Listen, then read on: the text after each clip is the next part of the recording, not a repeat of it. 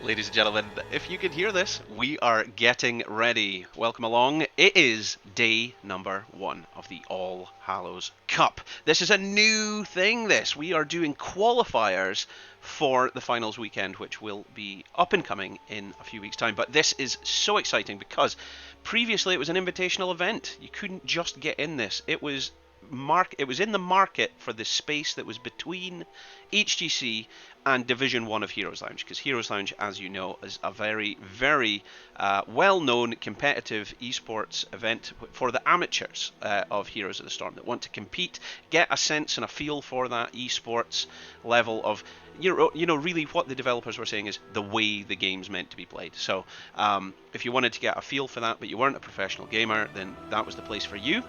And as you worked your way through the ladder of that and got to the upper echelons of what they refer to as Division 1, and you got to the top of that, there was nowhere else for you to go other than HGC. So last year, before the demise of HGC, there was the All Hallows Cup, which was a place to make money in between that place. And so we would have frequently have players from the HGC Open division playing with us, and it was fantastic. We had a great time. But of course, you couldn't get into the HGC, and then the HGC disappeared, and it left a big void for people. So the All Hallows Cup number 3 that happened actually had quite a lot of HGC players in it, and it was a very exciting event indeed. If you'd like to see some of the highlights of that, if you go to my Twitter, it's the top pinned tweet. There's a highlights video there, and you can check it out, see what action you missed out on. There was some good stuff. But anyway, here we are. We are open qualifiers. Anybody and everybody can join in. You want a shot at the prize money, you want a shot at some of the hardware that our sponsors given, then you are in the right place. And if you're wanting to see support and cheer on some of your favourite players and or teams, then you are also in the right place. But this is meant to be me getting ready. There's a timer at the bottom right. You're watching that. I'm meant to be doing my vocal warm-ups. Unique New York. Unique New York. That's it. There you go. And Zagara was denied a bank loan. Zagara was denied a bank loan. And if I just unmute for a second here, I should have a colleague who might want to do a vocal warm-up. You want to say something there? I'm a colleague, I'm a colleague, I'm a colleague, I'm Karis. There you go. That is There colleague Karis coming through for your audio-visual pleasure. Right, okay, so we'll just get ready there, and we'll speak to you guys shortly. Stay tuned.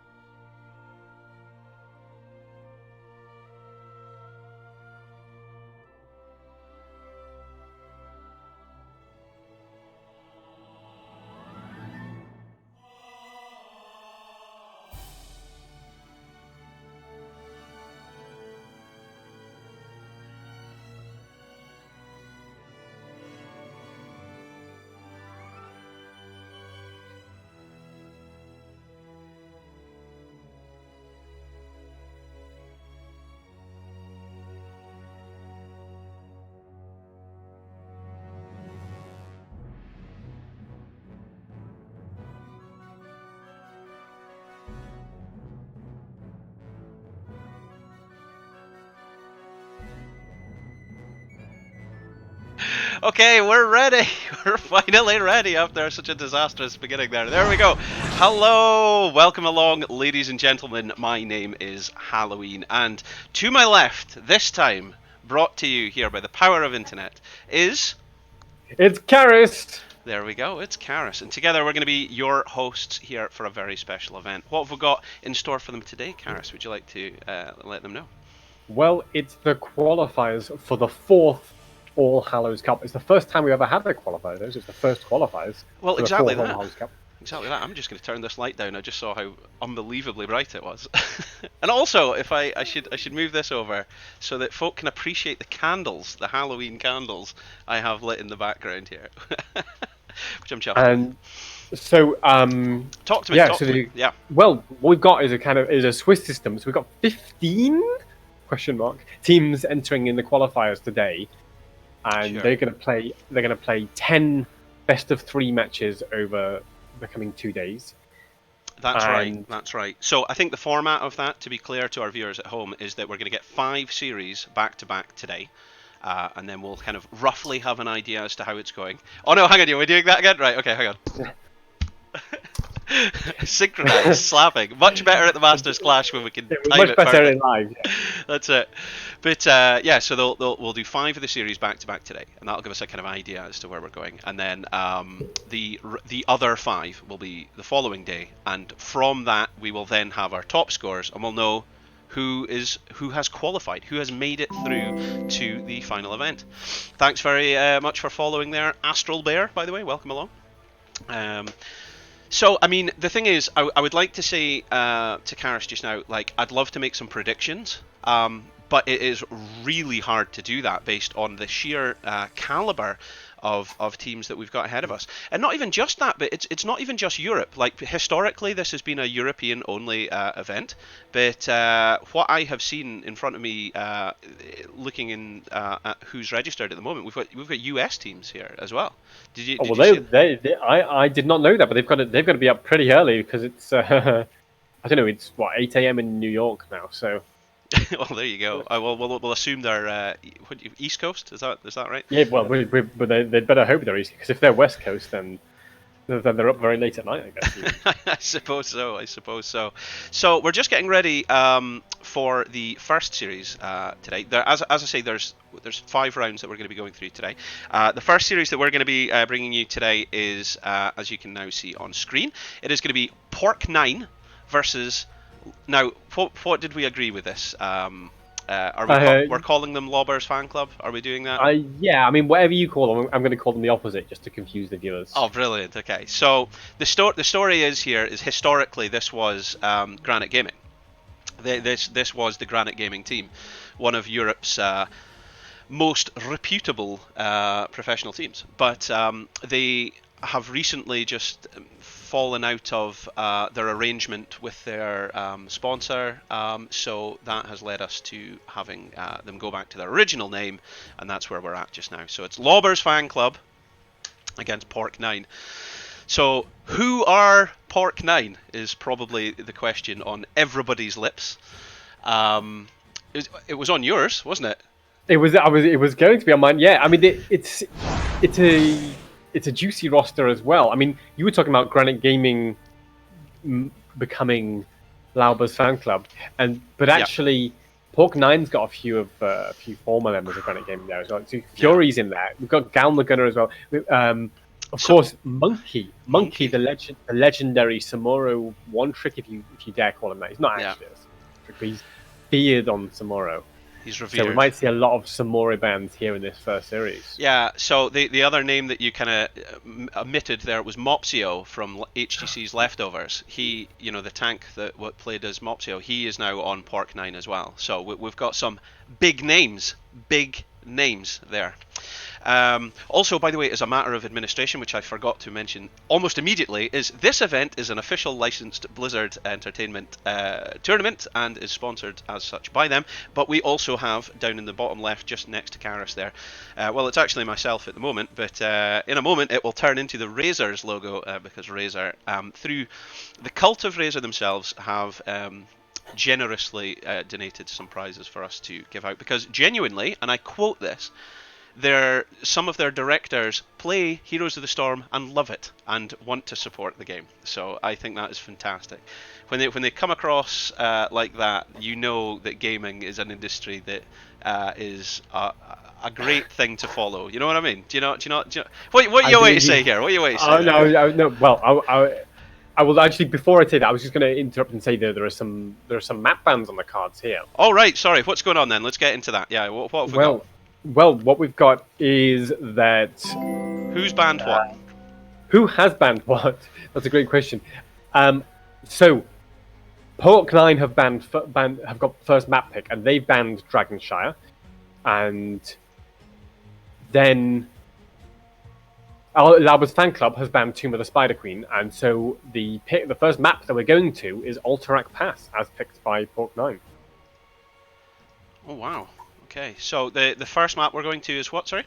Alterac Pass. Now that I am very surprised by. And that was picked by who? Pork 9. Did you say? Yes, by Pork 9. Yeah. Wow, that now I am genuinely surprised to see that, because you wouldn't expect to come out of the gate with Alterac Pass, but that's great news. Yeah, chuffed to see that. Absolutely, legitimately chuffed to see that. So let me just get our show on the road here. Getting you up and running, but yeah. So I mean, Alterac Pass is a really juicy map. It's quite kind of macro focused, you'd say. Like what you often see is kind of focus on globals or Abathur, that kind of stuff. Who can, what I call poke and soak. So you poke the objective. Oh gosh, the old poke and soak, eh? The old poke and soak. Hang on. And just getting ready. There we go. Carry on. Don't let me interrupt you. Carry on. Bearing in mind, viewers at home, I can't see Halloween directly, so when I hear noises coming from him, I have no idea what's going on. So it is a macro-focused map, so we might see more of a prioritization of those kind of macro heroes. So that's how I think Pork 9 are planning to play this. Obviously, though, with Pork 9 having picked a map, Albius Fnac Club get the first hero pick, and so that will affect draft as well. So what I think is hilarious here is, although I told the admins to encourage across our languages, we're obviously broadcasting in 3 different languages here. We're broadcasting in German and in French as well. So if you flick back and see me going "Je parle beaucoup français parce que je pense français est très très belle," then it's not a mistake. But we do have 2 other channels in other languages, so I told the administrators to try and encourage us to spread the amount of games across all the languages, so that we aren't just doing all 3 channels on one series, because as Karis has pointed out, there are 15 teams here, so there are at least 6-7 other series going on at the same time featuring other teams. Unfortunately for round 1, it would appear everyone is broadcasting this series. I just noticed that. Yeah. Well, we'll probably diverge as the day goes on. Don't forget there are 10, as you say, over the course of this weekend. There's 10 series to play, so it's going to be juicy. And I expect the 3 different casters will cover a range. But I suppose if you don't speak French or German, this is the place to be. This is the place to be. This is definitely the place to be. First of all, if you don't know what it is you're watching, or who this is you're watching, my name's Halloween, of Halloween Heroes here, and I've been broadcasting this game for quite some time, traditionally with a co-caster to my left called Jabroni, but over the years we have from time to time worked together with Karis, and Karis and myself were lucky enough to also present the Masters Clash through not 1, 2, was it 3 tournaments, and then in that 3rd tournament was the live event in Paris, where we were also with a kind of a European colleague that we've been working with called Joy K as well. So you might actually see her during this event as well. I think we've booked her to participate in the finals weekend on Saturday the 20th. So if you're looking, the legendary Joy K, aka Joyous Knowledge. Joyous Knowledge. Yeah, her name is in full. She'll be there. So, Aviator's asking in the chat, what is the format? So this is a Swiss round-robin qualifier where we're going to have 10 series in best of 3. The first series, which we can take you over to here, is Pork 9, featuring many HGC players, and the ex-Granite Gaming team, which are now Lauber's fan club, featuring Copenhagen, Papega, Henning, and... he's getting called Shawsy, but it's the gentle giant himself, Tom, that everybody knows and loves.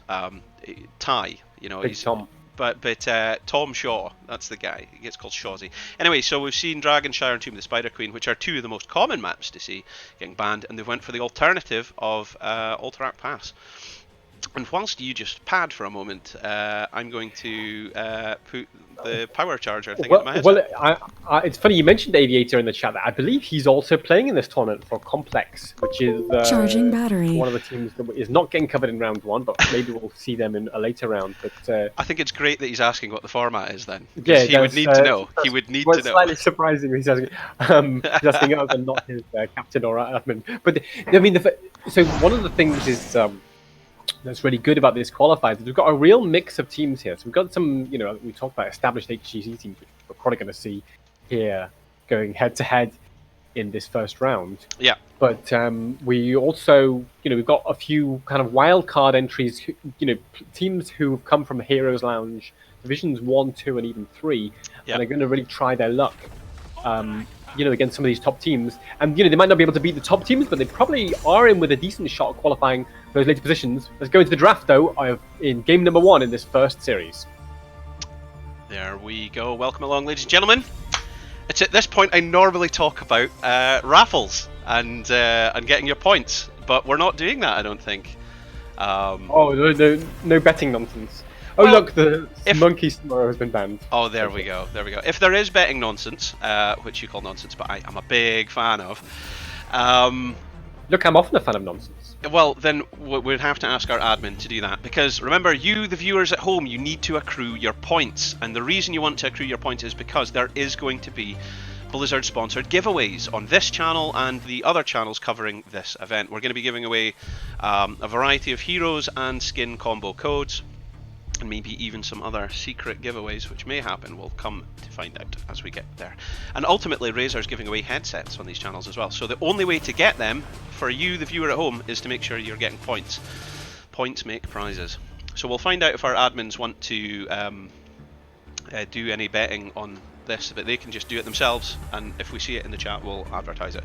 Okay, so what have we seen banned, Karis? What's happening? Well, the Abathur ban, so the Samuro ban obviously targeted at Monkey. Monkey's not playing Samuro today. The Zerator ban is, I think, makes sense, kind of commonly targeted ban at high levels.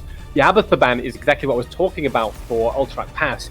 You want to be dealing with that poke and soak strategy. Either you're going for it with a macro hero like Abathur, who's just going to soak while the others control that objective, or you just ban it and say, we're not, nobody's doing that. If I'm not doing it, nobody's doing it. That's why we've seen that Abathur ban early on. They might still go for a global hero D. You've got ETC open, you've got the hacker, you've got Falstad, but Rhaegar's coming out first there for Albio's Fan Club. Right, okay, so Rhaegar comes in, played by Henning. Now, can I point out, Henning is so good at Rhaegar, and he loves that Wolfie Druid so much that he actually has a Rhaegar tattoo on his leg. And I was so looking forward to seeing it at the Masters Clash in Paris. Like, I honestly, I mean, you know what it was like, Karis. We got to hang out with a lot of the players. There was a lot of good parties and stuff. It was fantastic. But that, if I have any regret, it's that I didn't get to meet Henning so I could see his tattoo. I really wanted to, legit. Anyway, what's happened there? Joanna is what I would call one of the strongest tanks in the game at the moment. So I would say the top 2 tanks you're looking at are Joanna and ETC. Joanna tends to punish ETC a little bit. So I think those are the tanks that are going to get prioritized, and picking up Joanna first here by Mopsio makes a lot of sense. Chen, such a horrendous solo laner to deal with, picked up by Fury here. He's so strong, but more importantly, when the push comes to the shove and the team fights, he's got that Boogie Wonderland ultimate that can just ruin the backline of an enemy team. That's the big thing. Got to have a way to deal with him. You're absolutely right, Karis. The Oogie Boogie Wonderland, for those of you that don't get the reference, is a reference to a terrible song sung by Earth, Wind and Fire. And Earth, Wind and Fire, of course, being the heroic ultimate ability that Chen can use. And we saw it used to great effect in the Masters Clash. Literally, if I recall, they used it against a Sergeant Hammer and were able to literally pin the hammer in against the terrain until the team had executed her. It was horrendous. We were seeing escapes, engages, everything in between being pulled off by a Chen player that using that heroic ability. So, great value there. But if we go over to the other side for a moment, we've got Tai getting to play Vala. Now he's able to execute maneuvers with the nuances and minutiae of a savant, really. So I think allowing him to get Vala, I mean, I don't know. This is a game of a clash of the Titans, a game for the ages. These two teams. I mean, having Tai on the Vala it's got to be scary for the enemy team. They do have the Joanna already, so the idea is Balak will be blinded a bit, but still, that's not going to solve everything. Do you know, there's so much going on here in this draft. Galna Gunner, right? Galna Gunner played. He's played in every single one of the All Hallows Cup events so far, but he played on the winning team in All Hallows Cup number 2, I think it was, and he pretty much single-handedly won because he got to play Ana. Because people were able to, the age-old thing of everybody focuses a DPS, but they can't kill the DPS because Morales is healing her. You get that magnified with Galna Gunner on Ana. Okay, so what was seeing?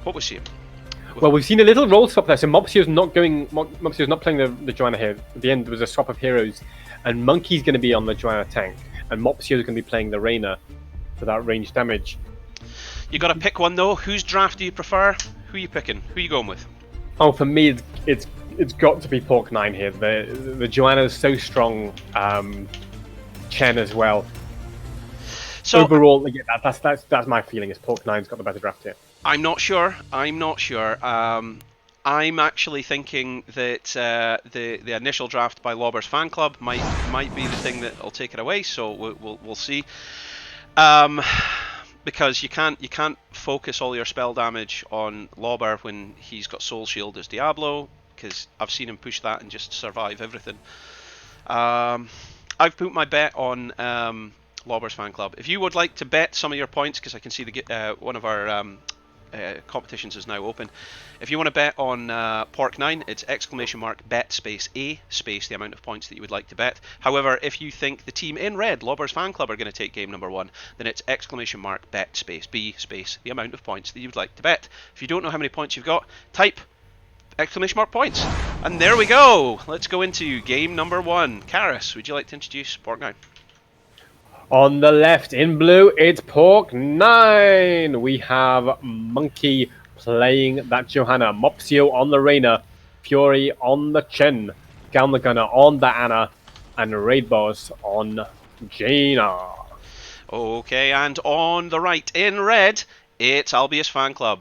Lobber's fan club, sorry, I've just read it out, totally incorrect. But it is Copenhagen, no longer looking for a team as Malthael. We've got Tai on Vala, we've got Henning playing Rhaegar, we've got Lobber playing the Lord of Terror, Johnny Wallbanger himself, Diablo, and Pepega as Chromie. There we go, let's get a look at those level 1 talents.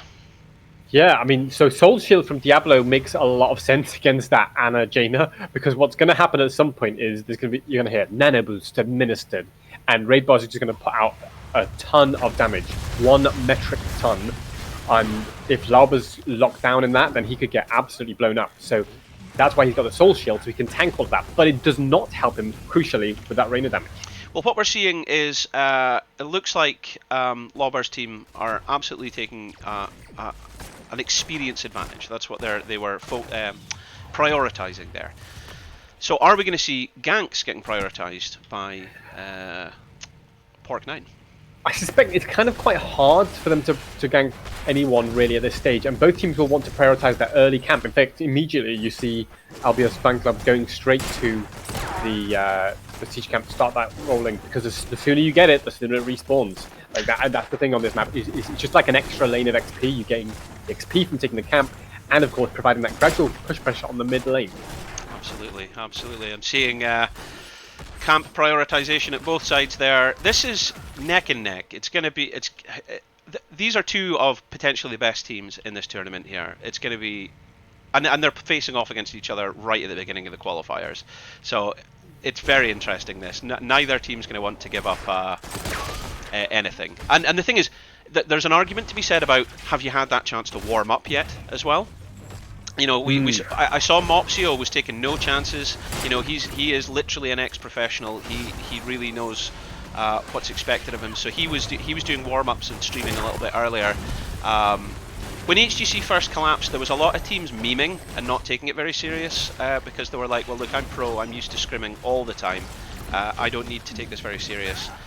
But I think that kind of mentality for many of them is gone now, and they really enjoy the competition. But this is game number 1 against two very, very strong teams, and I'd be very interested to see what mentality is happening in their comms right now. Well, and just to remind viewers who maybe just tuned in, this is not a knockout. These qualifiers are not knockout, so the teams are not going to get knocked out if they lose this first series. It is a Swiss system qualifier, so they're just trying to accrue points that will enable them to qualify at the end of the weekend. That's right, that's right. So at the end of 10 series, you will have the scores accrued, and the top 8 teams will be allowed to progress to the Invitational at the finals weekend, and it's going to be played sequentially, so that will prioritise the viewer at home so that you can catch every game, get to see them all.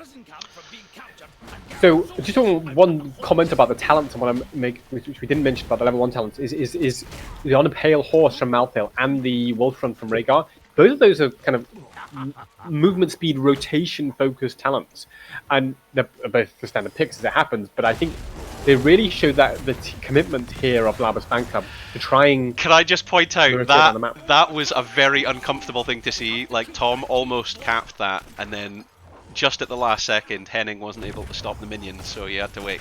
I mean, look, they've caught it now, but still, that was an unfortunate thing to watch. So, are they going to let them have this?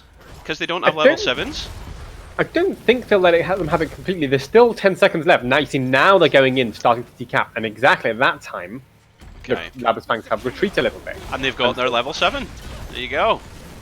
Exactly. Full shotgun Jaina as well, by the way. Full shotgun. She's going to start. I think that's the standard with Jaina these days. Is you just take that Frostbolt level 4 and 7. You do sometimes see more of a top with the Blizzard talent, but that's more rare. And I think that's going to, probably almost certainly, in fact. Fury standing in between the firestomp of lava there and manages to cap it. Oh, I love it. See, that's a lot more satisfying to watch than getting interrupted there. That's going to be one of those oddly satisfying videos on YouTube. That's what I mean. That's what I mean. But Kremi's decapping now, so they've decapped on 16 seconds left and 7.4 seconds left on the other side. So really close objectives so far. So basically, whoever wins the next fight and manages to cap the thing the next time, sure, they will secure the first objective. For sure. And you've just reminded me I need to be getting ready for replays. So Joanna going for Sins Exposed at level 4 and Subdue at level 7. And probably what we'll see Monkey going for at level 13 is the bonus damage on the Q. So what that is a common build that we're seeing now with Joanna, which is kind of burst focused, if you can believe such a thing with Joanna, is you get the Sins Exposed and you kind of throw the blind out for the bonus damage and then use the Q on multiple targets. And it gives you a good chunk of damage on an enemy from a tank who you don't normally expect to be doing a lot of damage. So it's a nice way to play Joanna. So, no, but the Iron Skin talent at 1 is something that you always advocate, isn't it? It is. Oh, by the way, there's a recall here going on to Fury. Can Temporal Loop do any more damage? No, that's a Chen. Pretty safe for Houses for now. And sits back and gets away. Yes, that is something I advocate. But I think the philosophy there for Monkey is that Chromie and Val are going to do so much poke damage that you need some way to heal that. But it's been capped at the back door, the objective, and that should mean the first objective goes over to Labas Fan Club. And it does. There you go. It's neck and neck. No kills, no deaths, no takedowns. Do not pass go. Do not collect 200. It is 0-0 apiece. So I think that is surely going to change now as we hit level 10s just round the corner here. I'd like to try and anticipate heroic abilities, but with Lobber playing Diablo, I've no idea. Well, because I'm a time traveler, I can anticipate Chromie's heroic ability, which will be Temporal Loop. Wow! That was good stuff. That was good stuff. So Chris is off. There you go. Papega. Oh, he's back. There we go. Now, I'm hoping we don't see a lot of this. I really am. I don't want to be seeing too much of this. We're back in the game. 3, 2, 1, we're back in the room. Exactly. Some 90s British popular culture. I don't know if that is 90s. That's noughties. Early noughties. Okay. Well, so what they're going to do is they're going to push the mid lane. Once he has the Iron Skin up, takes the chunking, and now doesn't have an Iron Skin. Didn't do that with his Iron Skin. Here we go. Oh! Doesn't quite connect. Oh! Henning's taking a beating there though, but I think he's going to make it out by the skin of his teeth. Lobber starting to take some damage. Fury rotating down to try and cut him off at the pass. He manages to get away. Is he going to fall? Is he going to die? And there we saw the huge value of the spell shield, because Lobber just pressed the spell shield and just walked away. And basically Jaina could do nothing except keep poking him. And, sure, they took 2/3 of his health off with their entire team, but still alive and still standing. And that's 100 souls on Diablo now, so that's going to be 75 armor when he needs it. So that's the top fort gone. There is now catapult pressure periodically appearing in that lane. Look at the timing for these camps, by the way. I mean, like, instantaneously. This is teams that have rehearsed. They are ready. They've practiced. They have dusted this map. Yeah, so both teams really know how to play the map, know how to prioritize the camps, keep it pressured. And yes, that fort is a minor thorn in the side of Pork 9, because they're going to kind of gradually lose a little bit of XP. Alaba thinking about going in there, try to catch Joanna, but Joanna's not having any none of it. Having none of it is what she's having. By the way, we've not really taken time to... Oh, we don't have time to talk about it! Then they go. The Ring of Frost on top. Henning's can't Ancestral. Oh, he does manage to get the Ancestral out onto Copen before he dies, but he's gone down anyway. Lauber will fall, and that's 100 souls on the deck as well. A lovely little engage here from Pork 9. Can they catch a third? Is it Copen going to die? What? 30, 28, and he's down. Wow, that was an incredible manage, an incredible counter attack there by them as they managed to confirm 2 kills. Big plays. Well, it was 3 kills. It was 3 kills that they confirmed, because Diablo died as well and lost 100 souls. So that is going to be very unpleasant for Lava, who now has to sort of grind those souls back up to 100, and it's going to feel pretty flimsy until he does. And his get out of jail free card is that soul shield, and it is also magnified by the amount of souls you have. So if you've lost them all, you no longer have that. That's absolutely right. I mean, on the flip side to that is that so many heroics were committed by Pork 9 for that fight. I've been trying to find time to discuss this, by the way, because there's just so much action going on here. Yeah, like, so we've got the Banshees, we've got the Blessed Shield, we've got the Nano Boost, we've got the Ring of Frost, and we've got Oogie Boogie Wonderland. So that is, I would say, the go-to talent choices for all of those heroes. But there is some variation in that we've got Strafe and we've got Lightning Breath on Diablo. But whoa! Have we got a gank here? It looks like Copenhagen. It looks like they're going for Fury, but he walks away safely enough for now. Well, what's the reason for that then? Are they just trying to make space so they can get in here on the objective? Monkey taking a bit of damage? Yeah, they were just trying to distract a little bit. And bear in mind their camp was rolling in the mid and putting pressure on that tower, which they've nearly taken down. But now the camp's been cleared by Pork 9, and they've got their own camp rolling in the mid. So it's really swinging both ways this game already, and it's only early days yet. It's level 13 a piece here, so we have the level 13 talent tiers that the audience at home are just asking for. Apologies about not bringing it up early, but is Mopsio in trouble? In the wall, Lava wants to follow it up, has the Lightning Breath available, but I don't think that's going to finish Mopsio in time. Meanwhile, Fury chasing on the back line, trying to catch Ty. Ty's got to dance a little bit. He's got a Joanna and a Chen chasing him. Boogie Wonderland, and that's the end of Valor. What an excellent escape by Fury there. Perfectly timed to perfection. Otherwise, he was going to be as dead as the dodo. So, lovely stuff from Pork 9 there. Again, they just playing around that channel and not really engaging until all the conditions are in place. And when they do get it, they get the kills and they back up. This time though, it's only 1 kill, and Valor will be back up in time to contest this objective if needed. Yeah, I mean, we did see that at the last objective. There was like 6 seconds on one side and maybe about 10 on the other, so it was fairly even in that regards. So it really is still anybody's objective, I would say. Yeah, and of course, the camp is prioritized again. Both teams immediately to the camp as soon as it respawns. And you can see, yeah, so Labo's fan club got theirs, and now as soon as it respawns, Pork9 are going straight to theirs. They'll pick that up soon enough. But in that time, while they're picking it up, can Labos do an invade here on this objective? Looking for it, Henning. Find Whoa, it. sorry. I momentarily lost my control of the camera there. Sorry about that. Well, I did that at Masters Clash because I got so excited I threw the mouse, if you remember. Now Fury jumping in. Hang on, he doesn't have Boogie Wonderland available. This could be the time to turn around. Chromie's gone down though. Fury, is he going to die to the Lightning Breath? The Lightning Breath being used to zone more, but it does eventually take down Chen. But Lauber, is he going to fall too? 300 HP and goes down. That's 3 members for that Chen. I did not see that coming at all. That was amazing. What a turnaround.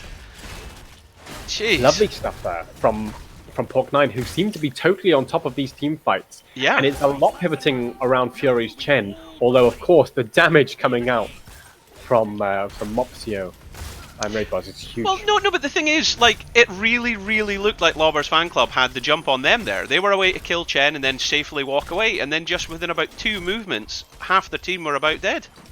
It was incredible. What a turnaround there. And that, with that, objective number 2 falling in favour of Pork9. But so this is going to be interesting because of course the first objective Pork9 lost, and they lost a fort for it. This is a much later objective. Pork9 have it, and it's going to mark. Sorry, I don't mean to laugh just straight over the top of your analysis, which is great by the way. But it was just Oreo McFury pulling out the big comments there in the Twitch chat saying they do make a pill for camera incontinence. Oh well. He's right. He's absolutely right. I gotta get me some of them. Okay, the defense is in mid lane just now. Mopsio being recalled. Diablo waits for the wall slam, gets it, got onto Mopsio, but he's pretty fine. A Boogie Wonderland's gone in, and again completely ruined the backliners. That's why Chen's such a nuisance. Ty's going to go down as well. This is lovely stuff here from the Chen. And again, Pork9 looking dominant in these fights. Yeah, I mean, the thing is, they are really, Lauber's fan club are really struggling to pull off their kind of execution here. And I'm not really sure what advice, if at all, or any, we could give for them to correct that. In comes a fantastic lightning breath though. Mopsio just standing, taking it. He's got Robocop's chin there as he is able to take any and all damage straight to the face. He is indeed able to take any and all damage straight to the face. But the problem is they can't really get any counter kills with one of their main damage dealers dead. And so but my comment about them being unable to execute was more in reference to, like, we have seen in general, yeah. Well, no, Chromie's timed temporal loop has been on point, and Lauber has been following it up immediately with a shadow charge and an overpower. Like, he's doing everything right, but it's not getting the results they're looking for. I'll tell you what they have to do, and that's engage now while Boogie Wonderland is on cooldown. Because what Pork9 are doing is, anytime they see the temporal loop or an attempted engage from Lava's fan club, they just say, well, we're going to, storm Earth and Fire and just jump in and be all over the backline. Chromie can't do anything if she's getting destroyed by 3 little pandas. And so, in that circumstance, they can't make use of the temporal loop. But now with the channel on cooldown, maybe they can. Sorry to cut you off there. It looks like Monkey has spied that the boss is being taken by Lauber's fan club here. Lauber's fan club are retreating. They've decided bail out, abort, bug out. Level 20 just round the corner there for Pork. Well, it's already in for Chromie, I'll tell you that. She's 2 steps ahead of everyone else, and she's gone for the piercing sands, which does so much damage. That's huge. Hey, listen, game-changing stuff, that piercing sands. So one of the reasons it's game-changing that we might not have thought of is it will go through those Chens. Like, it will cut through those and go through so if Chen's all over Chromie, one of the difficulties is she can't get the spell through. Well, now with that level 20 upgrade, level 18 I should say, she can. Okay, here we go. This is going to be the last chance corral here for our Lauber's fan club. They're going to need to pull something out here. Yeah, Pork9 know it, and they're just sitting back waiting for that 20. Yeah.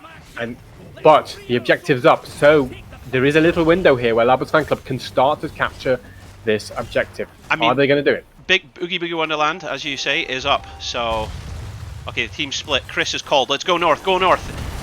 Here we go. In they go. Lava flips over Fury. They want to try to control Chen, stop him from doing the split. If they can stop him doing it, no, they can't. Boogie Wonderland, can he turn this around? Roots the Diablo. Cleanse comes out from Rhaegar. Lava's trying to get away. Chris is trying to deal as much damage as he can with that Piercing Sands. Big damage, big dodge. In comes the stasis. Lightning Breath coming out. Fury falling very low. Oh, there we go. And they get the takedown. It's now turning around. Monkey's going to be the next to fall. Last Strike's coming out. He survives? No, he doesn't. Nazebo? Not even Joanna with Indestructible can survive that level of firepower. So this is exactly what Lovers Fan Club needed, is to force that fight just before 20, secure themselves a couple of kills, as they have done, and that's got them completely back into this game. Off the back foot, they've done a complete ball change straight onto the front foot, and now they can secure objective. Ballet dancing analysis here at All Hallows Cup by Karis. There you go, there you go. In comes the time trap, buying them a couple of seconds. In comes Dragon's Breath. Galnagunnar not wanting to step up into that because, of course, Piercing Sands goes straight through his tank and will hit him. And he doesn't want to take that kind of damage. In comes Copenhagen. He's rotated down to try and join his team. It is now a 5v3. They cannot step up into this. In comes it. Mopsio, can you survive? He does. Miraculously, yes. Wow. How, I feel like anytime I get temporal looped in Storm League, I'm immediately dead. Your entire team. Playing Arena is like, he's like, what? I don't give a rat's fart about this. I'm just gonna stand here and take it. That's it. I'm Raynor. I have no escapes. Obviously, I'm going to survive this. Yeah, exactly. Raynor known for 10 kills. Well, I mean, brilliant stuff from Mopsio, and of course, let's not forget Galnagunnar, who is keeping him alive with this onslaught. Do you know? I'm so glad we're gonna get to see that in the replays because nobody at this level of gameplay gets to walk away for a temporal loop against, like, essentially Granite Gaming. What? You're playing against Chris and Lobber and Ty, Copenhagen here, yo. You don't get to walk away after a temporal loop. Oh, here we go. In comes the push. This is the time for them to push back. It's level 20 to level 20. It is 9 takedowns to 4. Karis, what are we about to see? We're about to see them ramming this mid lane with the cavalry. I don't think they'll do anything in the mid because the cavalry is finally dying. So now they'll swap over to the top lane and put pressure on the key there in the hope that the bot lane will sort itself out. But there could be a fight here, and if there is, basically the winner decides the game. I can't see the win. Oh, goes in, looks for Joanna, but has to Hellgate out under a bit of pressure. The minus healing comes out from Anna. The Boogie Wonderland pop, looking to chase Copenhagen, who's been ancestral. Mopsio, first to fall. In comes an ice block, which manages to protect Jaina there. Lobbers isolated the Jaina. Fury's far too low to be keeping up with this, but I think, is he going to fall? I'm not sure. Jaina's getting away? There must be another octave for this danger? I mean, they got a kill, but they didn't get anything more, which means they can't end the game just yet. No. With that killer, they will almost certainly go boss and use that to secure the keep. I don't think this boss can end on its own. The bosses on this map are not particularly strong, so it should be okay for now. Okay, here we go. But it will be the first keep of the game, I should point out. So, I mean, yeah, it looks like Diablo had made a mistake there, slightly overstepping. The spell shield and the Hellgate allowed him to just get away from all the trouble while the Anna minus healing grenade was on. Gets away and lives to die another day. Live to die another day. It's been a fairly back and forth game. This. There's the Granite Gaming logo that we know and love. But yeah, this game's been it's been back and forth. You know. Many times where I thought Fury's team were taking the lead here, and then others, such as now, where it's came back. They whipped the game back and forth. They whipped their hair, but no game back and forth. They whipped the game back and forth. So interestingly, by the way, Time Walker's Pursuit for Chromie at 1, rather than taking the 40% additional damage with three Chromies firing a Sandblast, which can also add to the effect of Piercing Sands. So just noting that this professional gamer seems to think that's the way to go, and I think it's been proven effective here for him. Well, I think it's partly to do with the vision. They want to have map awareness on this huge map and just know where the enemy team is at all times. And remember we talked about the Pale Horse for the Malthael and the Wolf Run for the Rhaegar, wanting to be able to just cover the map as much as possible because it's fairly macro focused and quite large. For sure. Thanks very much for following there, Canary. Okay, so let's see what we get here.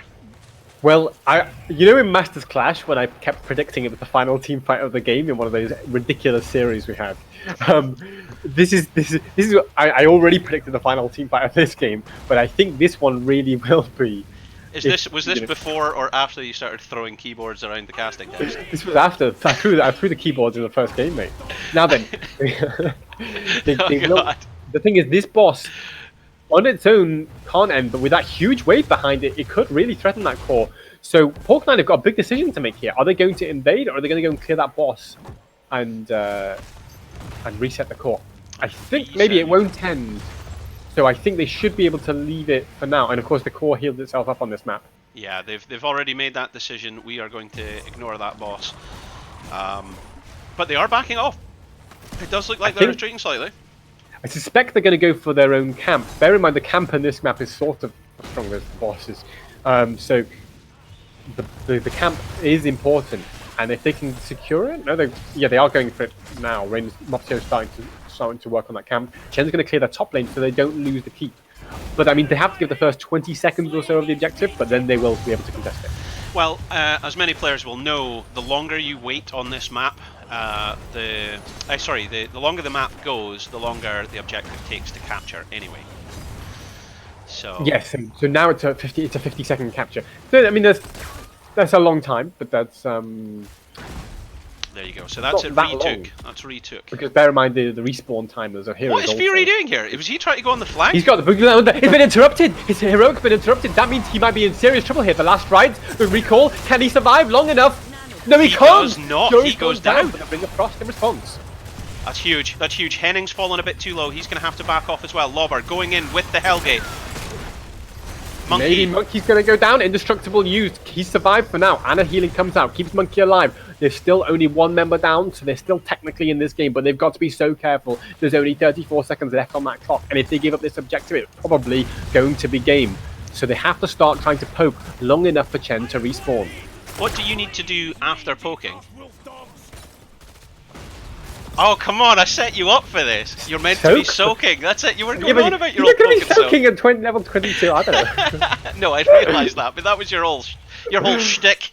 The poke and soak around the objective. I changed shtick throughout the game, mate. Oh. Now then, Reyna's going to try and provide some decent poke here.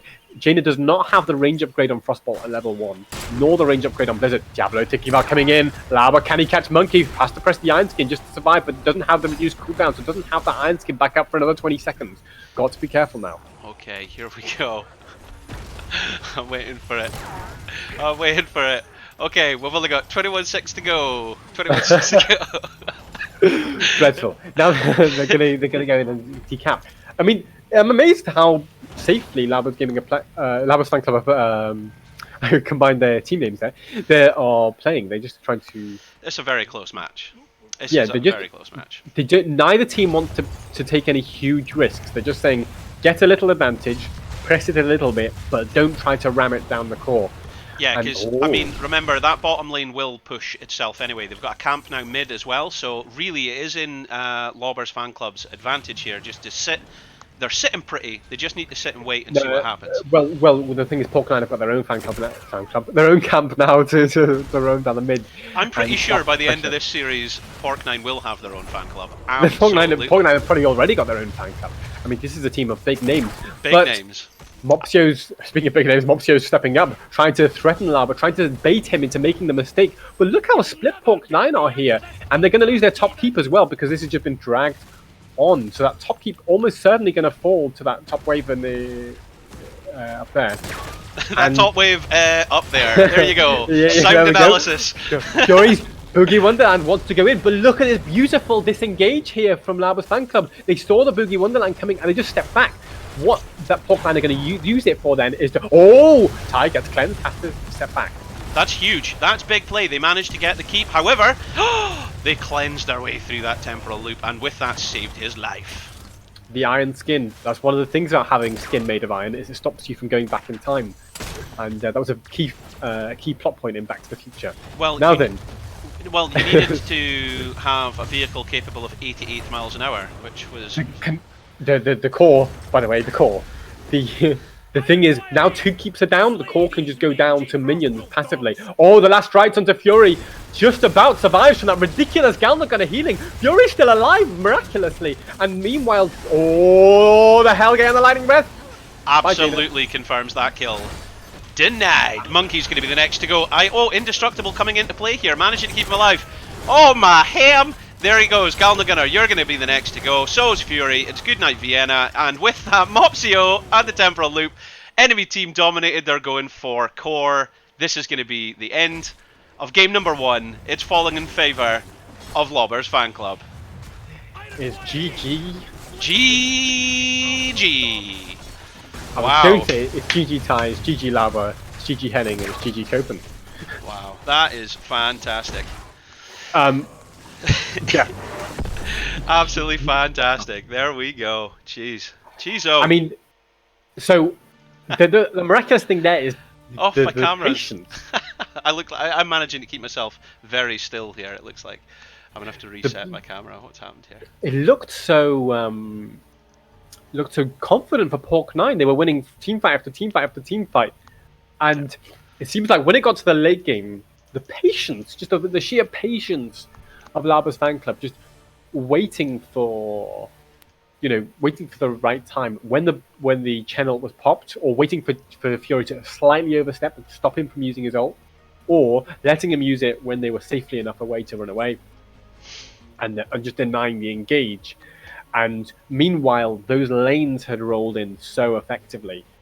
The keep advantage eventually ground down the core to the point that Pork9 said, well, we've got to go in kind of recklessly now. And then they were punished. So can you tell us, the teams, there's an advantage now moves over to Pork9, and they now need to select our next map, or pick first pick in the draft. Do you know what they're going with, Karis? I do not, because they do not. They are still deliberating. So, yeah, I mean, we'll see what they choose to go with. But I think the thing is, Pork and I don't really need to change much from my perspective. Like, I would say they did everything right in that game up until the 20th minute or something. Like, it was they won team fight after team fight after team fight. It looked like they were in control of that game, and it just looked like Laba's fan club took a little step back and said, "Hang on, we need to deal with this engage style of Pork9, and we need to do something a little bit different." Also, the Chromie 20 upgrade at level 18 was crucial, and that that time that they forced just before. Sorry, I was just firing some messages into the old Twitch chat ether there. The Twitch chat ether. That's it. It's exactly what it is. Basically, what's happening is for you, the viewer at home, there is opportunities to get giveaways. Some of our excellent admin and moderator staff that are in the chat are sorting this out for you. But basically, we're going to be doing competitions where you can bet on which team you think is going to be winning, and you will be given. You enter it for free. You get your points off the results of that. And then from that, you can then use the points to enter our giveaways. We're going to be giving away heroes, skin codes, courtesy of Blizzard, who are sponsoring this officially licensed Blizzard tournament. And then we also have a cash prize for the players that are entering this. So if you'd like to contribute towards the cash prize, we currently have the pot sitting at £700. But if you would like to contribute to that, type ! All Hallows Cup into the chat and press enter. You'll get given a link. You can then use that link to enter, contribute or donate towards the cause. Any donations that go through the donation bit of this site as well will also be put into the pot by me later. But Razer, one of our sponsors, are giving away headsets to the winning team. Tournament edition Razer headsets, but we are also going to be giving you, the viewer at home, some of these. So that is very exciting indeed as well. Karis, right. I need to bring you into I've got news from down at the stadium. All right, what's the news down at the stadium? The news is that Pork9 chose first pick for for this game number 2. Okay. Which means that Labos Fan Club have chosen map, and they've chosen Infernal Shrines. Oh, well, of course, you cannot have a single series without Infernal Shrines. You have to do it. It's the law. It's official. It's true. It is, in fact, in the rules of the tournament. That is, in fact, I think, the rules, yeah. So, hey, listen, I've just noticed Val Beat Box. Val Beat Box is in the thing. Now, Val Beat Box is, if you remember, Karis, the chap that was commentating with us at the Masters Clash on the French team. Yeah, the French casting team. He was the guy with Malganier. I've just noticed he's pitched up. He's arrived. Yeah, he's co-casting with Malganier today. Yeah. No, he was cool. I remember, you won't know this because the Twitch chat, I said to them after we finished the main event and we had our finals and everything, I said to the Twitch chat, stick around because I think there's still some stuff going on stage. And you were all like, okay. And I think a lot of the viewers did stick around, but they didn't get to see there was like an awards ceremony at the end where the big check came out and was handed over, and Karis and myself and Joy K were given little awards, which I was very surprised by. I was delighted to see that. That was really cool. But the Valbeat Box guy came out, and the audience booed him, and I was like, that's horrendous. Imagine being booed. And I thought, why is he being booed? And it was because Karis especially, you were wearing a very jazzy suit. Like your white jacket was something else, mate. I was chuffed with that. It was a jazzy event. It was. I mean, we were wearing our ties and everything. So we in traditional kind of attire were dressed up for the event, but this guy honestly, and I mean no disrespect, I thought it was hilarious, showed up in flip-flops and shorts. So when he came out, the audience were like, boo, and I thought, that's really nasty, you shouldn't do that. But they were like, no, when you come back, wear a suit, don't wear shorts. I was like, okay. But we don't have time to talk about that because we are going into game number 2. Welcome along, ladies and gentlemen. My name is Halloween, and as always now, to my left is...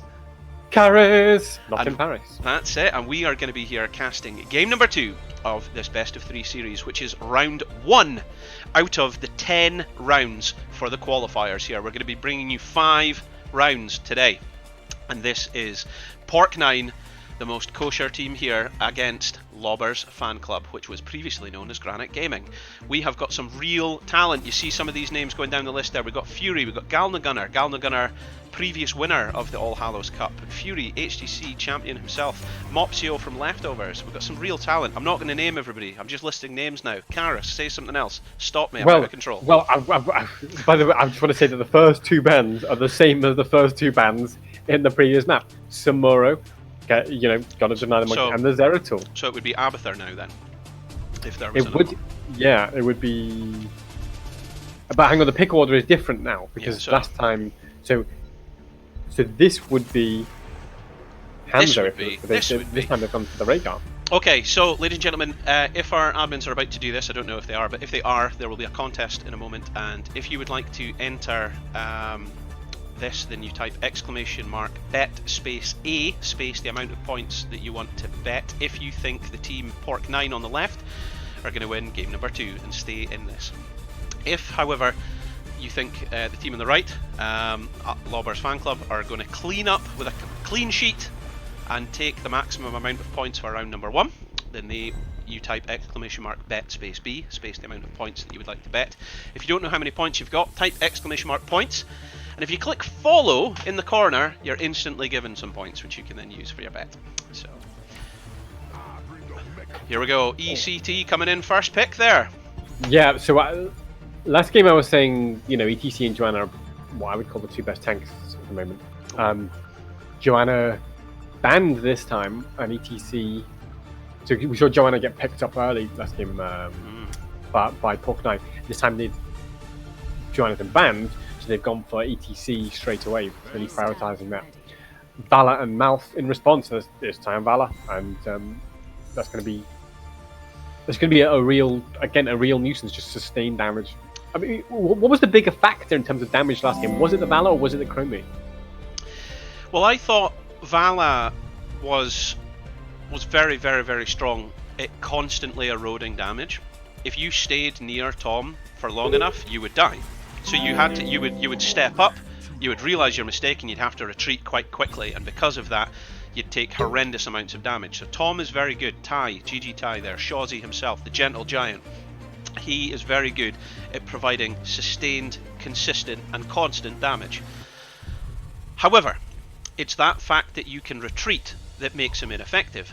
But Malfurion coming in means that the roots will stop you getting away, which will make Vala a real threat. Because you can't, although Hanzo's came in here and he's got a jump, if he's stopped from jumping because of the root, Vala will kill him. Execution mode. There you go. Yeah, I think the Hanzo though is so good at clearing the shrine as well. Don't forget this is Infernal Shrine. You've got to think about clearing the shrine. You've got to think about clearing the Punisher. So I suspect, yeah, so we might see not a Chromie from Lava's fan club, but a mage with more kind of shrine clear, like a Kael'thas or a Gul'dan or something like that. Garrosh being banned there, stopping big throw into the mix, because it looked like they might have had like a big CC chain there, you see, because it could have been all sorts. They've got a plan up their sleeve. It looks like they're sort of begging to get the Diablo picked again. I mean, so I don't regard Diablo as a great tank. Oh, they're going for the Blaze instead. Wow, main tank Blaze with Leoric. Well, I tell you what, when we talk about Shrine Clear, Blaze and Leoric have got very juicy Shrine Clear. I don't know if you remember, but Copenhagen is like one of the best solo laners, and him playing Leoric, that's big news. That's big money. That is. They've got their work cut out for them. Monkey's going to struggle with this, I think, unless we see. I mean, could Mopsio be doing? No, he's not. He's not. In comes Chromie. By the way, that skin that Chromie's wearing there is absolutely fantastic, and we will be giving that away to a few viewers across this event. So stay tuned for that. Keep an eye out.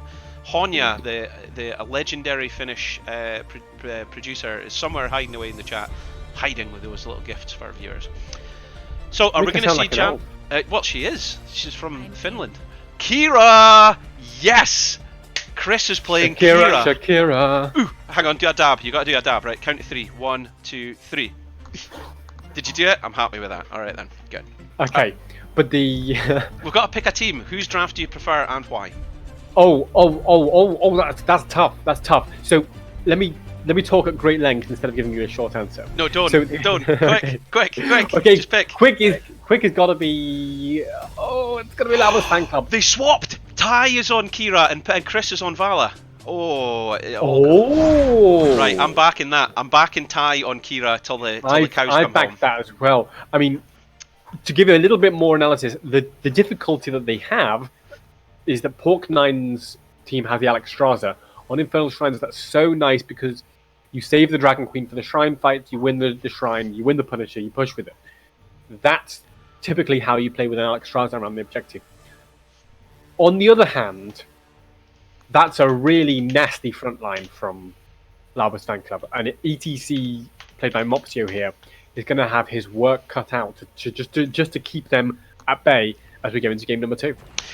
Okay, welcome along, ladies and gentlemen. My name is Halloween, and with me is Karis. This is game number 2 of a best of 3 series here in round number 1 of the qualifiers here in Europe for the All Hallows Cup. We've got Copenhagen cleaning up the Nexus as Janitor Leoric. We've got Papega, otherwise known as Chris, the Pro G, playing Vala. We've got Ty, the gentle giant Tom himself, playing Shakira.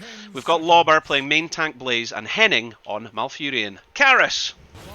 And in the blue corner we have Pork9 with Fury on the Hanzo, Galna Gunner on Alexstrasza, Monkey on Thrall, Raidboss on Chromie, and Mopsio on ETC.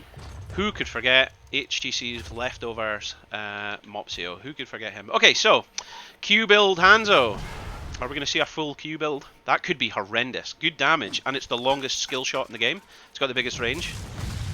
Yep, I think that's fairly standard. Hang on, Lava tries to charge in and Mopsio presses the face melt with the knife. So that's one advantage they have, is ETC can shut down those blaze engages decently if he can time the face melt to respond to the blaze charge. You just hear the blaze charge noise and you go, boop, you're not coming in. That could potentially stop those engages. There's a potential rotation gank here in the top lane.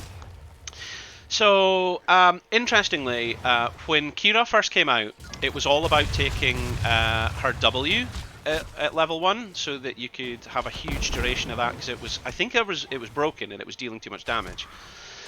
But what we're seeing now from some of the high level gameplay is that people are favouring Q. You go all in on your Q, and then you get this additional slow and additional damage. And I think the slow is just worth everything else. So it would appear that on paper, the draft that Lobbers Fan Club has taken is favouring a crazy CC chain. It's easy for me to say. They've got a lot of. They do have a lot of CC, and if everyone bunches for an Alex Straza circle or something like that, it could even be more horrendous for Porkman to just get slowed and CC'd by everything that comes out of Labbers Fan Club. Yeah, because Henning just gets that root, then Ty can do an additional stun, Lobber's got a stun, you know, there's a lot of opportunity there, and can you imagine a level 20 buried alive over the top of it? Oh, from Leoric, like Leoric just slams the toilet around him, they'd be like, what? Slam the toilet, exactly. As Labbers. That's a real thing! Okay, I could just see from the chat there that the bets are now over.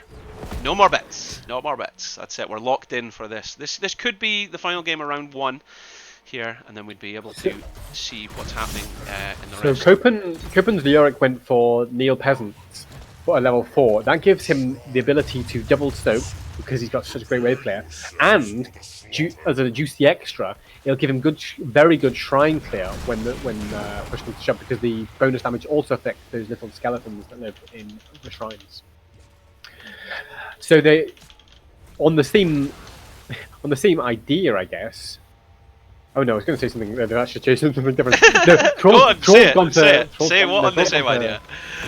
Troll's gone for Frostball pack actually, level 4. So that's going to give him the stacks on the dog, and it means he's actually going to be a bit cautious about using his dog for anything other than hero routes until it's fully stacked. After it's fully stacked, yeah, he's going to be throwing it out like crazy. Okay, so Lobber has... I really rate this because they're all staying in the same sort of area.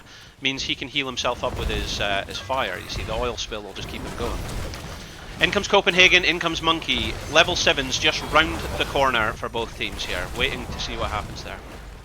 By the way, did you see the precision timing on Mopsio's face melt? Watch out for this, because ETC's control of these fights can be crucial as the Dragon Queen's up. Oh, but look at the control onto Mopsio. He's got to slide out, dodges the Labber charge for now. He is still alive, but barely breathing, to quote a popular song. And what song is that? Oh my gosh, there you go. Objective number 1 falling in favour of Lobbers Fan Club. And in fact, Monkey might go down here with the Kira swings around, slaps him in the face, and goodbye, Thrall. There you go. Level 7 coming in as well. The worst part about that for Thrall is when you die, you lose your dog stacks if they're not already finished. Who let the dogs out? Who? Kira did. Kira did, yeah. But it is an arcane punisher, so it doesn't do that much here to the fort. Although there's a lot of CC going on to Mopsio. It's that horrible CC chain that you talked about, this time combined with a minus 40% healing to the Malfurion roots. But his ETC with a block party does get away for now, but you know, that did give enough space to secure the fort. And with that, they're going to be able to steal the camp from their opponents. So looking very nice so far for Labbers Fan Club. It's hard to say who has the later game comp, because on the one hand, you know, Thrall and Chromie do become pretty fierce in the late game. But on the other hand, when Leoric gets to level 20, that's going to be very nasty, as you talked about, slamming the toilet around people. And and also the Valor's just continually ramping up that damage. So I think it's tough to say who's got the late game advantage here. Well, my gut feeling is... Well, I was going to say, I think it's going to get out of hand before that stage, because look at Copenhagen. I said right at the beginning of this, he is one of Europe's best solo laners right now, and look at that. He's well over 1,000 experience ahead of his opponent. And Hanzo goes down. Hello. Oh, a lovely little rotation there from Tom to catch the Hanzo when Leoric was on the rotation as well. So just coordinating those rotations together onto Hanzo, who thought he would only be against one or the other. He got both to the face, and that's the end of him. To the face. that's the worst place to get a Leoric and a Kira, I've heard. Well, it depends where he catches you. If it's in the bathroom, it definitely is the worst place. So Echo Pedal for ATC at level 7 is going more for that shrine clear. Oof. And just really... Oh, hang on. Here, Kira's got to be a bit careful. Monkey's rotated down. Wants to try to catch somebody, gets away safely for now. Yeah, so... The level 10s are in. I was just about to point that out. So we have got the Entomb, we've got the Bunker Drop, we've got the Final Strike, we've got the... wow, hang on! That's the Entomb right there. There and you that's go. The end of ETT. There we ETC, go. as he's known in some circles. I was about to say Reign of Vengeance and then Tranquility, but I couldn't get it out because there was so much action. But Lobber's decided he's not finished. There goes Jaina. And by Jaina, I meant Chromie. There we go. There is far too much action here for my face. Level 10's still not even here for their opponents. Yeah, I mean, well, that's the thing, is as soon as the moment the level 10 advantage came in for Lambos Fan Club, they just went in. They went in and they got killed. The Entomb is so good at that sort of stuff. ETC does not have an escape unless he takes Crowd Surfer at level 4. And of course... Jabroni used to quantify that Crowd Surfer was the best talent in the entire game because of that. I mean, I would say Crowd Surfer is the best talent in the game, but just on a point of technical accuracy, it is in fact the worst. So yeah, in the point of actual statistics versus value, it is clearly the worst. But it is the most cool talent. Yeah. Well, it's the same with before they even nerfed it. Reign of Vengeance was the best. Reign of Destruction for Gul'dan, I mean, sorry. There we go. In comes Cleansing Flame. We've got the Stage Dive ETC, Dragon's Arrow, the Sundering, and the Time Trap. But Copenhagen taking a lot of damage here. Monkey taking even more damage though, throws out the Sunder just to keep himself alive. The minus healing did keep him out of trouble, but now in comes Moptio with the Stage Dive, slides on. Can he catch time? Yes, he can before he can even get in the bunker. There we go. There is 2 victims still waiting to be had here. Can they get the damage out? Fury trying to command his team into a convincing victory here. Copenhagen going to be the next to fall. Is he going to go? He manages to heal himself. Fury's now in a place that he doesn't want to be, like the back of a Volkswagen. No, Fury wanted to be exactly there. He invited himself into the back of the Volkswagen, killed all the other passengers, and now Moptio is going in, trying to put a bit of pressure onto Lauber. Lauber's probably unstoppable though. Maybe throws the threat to Moptio, but he gets away for now. So, lovely turnaround there from Pork 9, who lose the shrine but win the fight using the help of that Dragon Queen. Oh my ham. Lobber's not finished yet. He's managed to engage on Monkey. Monkey's now clearly going to die. They still never got Henning. I think Fury is raging about not killing Henning because he's just been darting about there with 10% HP this whole time. Wow, yeah, I mean, what a fight! Well, that's the difficulty, and it's the balance. If you're on 10% HP, it means you've tanked enough damage, but not too much. Here's one way of looking at it, and he's just sat just far enough forward to heal his comrades with the Tranquility, and far enough back not to die, and Mopsio gets caught in the top. Wow, this is, do you know, I'm very impressed with Lobber's Fan Club here. They are looking very strong. Granite Gaming always has been a very powerful team within Europe, and they've been playing very well in other events such as the Heroes Hype Premier Series, but I didn't think they would be this convincing against Fury's team here. Yeah, I mean, it's looking good so far. I mean, the thing is, like we say, we've seen glimmers of hope, and the Dragon Queen is going to be absolutely critical to this game for Pork now. When they've got the Dragon Execution right, as we saw in the last fight, they've won the fight. Of course, it was a little bit too late until they'd already lost the shrine by that point, but they did win the fight, and it was only later that Monkey and Moxio got caught out. So we're still can win these fights. We're still a talent tier behind, though. I mean, it's going to be difficult for them. I like that they just did something aggressive there, though. That's very good. Yeah, absolutely great map awareness there from Pork 9, sniffing out where Lauber's Fan Club were on the map, and taking that chance, taking their opportunity. Yeah. That's the thing, is when you're behind, you need to make a little bit risky plays just to get yourself a window back into the game. That's what they've done. They've got themselves some juicy extra XP. Have they got a window now, would you say? They have got a window. That window is opening now. That's the even talent window, and it's open, and there's a breath of fresh air coming in through it. So, and with that, they might be able to engage. I would say that it's even creating a draft for them. Monkey, he's got to be careful. There's a trap for him in that bush. Is he going to scout it? No, he's not. He's walked into it. Bye, Monkey. What? He's still alive? Is he? Oh! Snipe! Beautiful stuff there. Beautiful stuff from Tom to secure that kill. There's still a fight going on though. Mopsio wants to catch people under this fort. There's no minions there to help Labus Funk. That was horrendous. I like that because you can almost just imagine the people on Lauber's team are like, we didn't get him, and Tom went, I got this. Oosh! Oh, that was horrendous. Final strike straight through the terrain. Yeah, I mean, the thing is, I thought, his monkey got away, and then I heard that horrible noise that Kira does. The wind up. Yeah. That was our hips not lying. That was her hips not lying. Shakira. Oh my gosh, that was great. That's good. I like to see entertainment like that. Mopsio denying the charge from Lauber there. That was good. Yeah, he's saying no fighting, Shakira. But for now, I don't know if they can even get this camp because they're 13 versus 16. We're getting excellent puns from the Twitch chat there. You gotta stop monkeying around in those bushes. Oh! He did face check it, to be fair, and he knew that they were going around. He could have maybe thrown the wolf out. But it was a very, very good rain of vengeance from Chris there that delayed him just long enough to take all that damage. Now here's a question, are they going to contest this? Hanzo arrow is absolutely huge! Is it going to be a stage dive on top? Yes it is, straight on to Chris, goes in with the slide. Can they start taking down the Valet? Hides in the bunker for now. Monkey's got to be careful as well, the blaze, the entomb is absolutely brutal from Copenhagen. In comes a big heal, it's going to be just enough no it's not, there goes the death.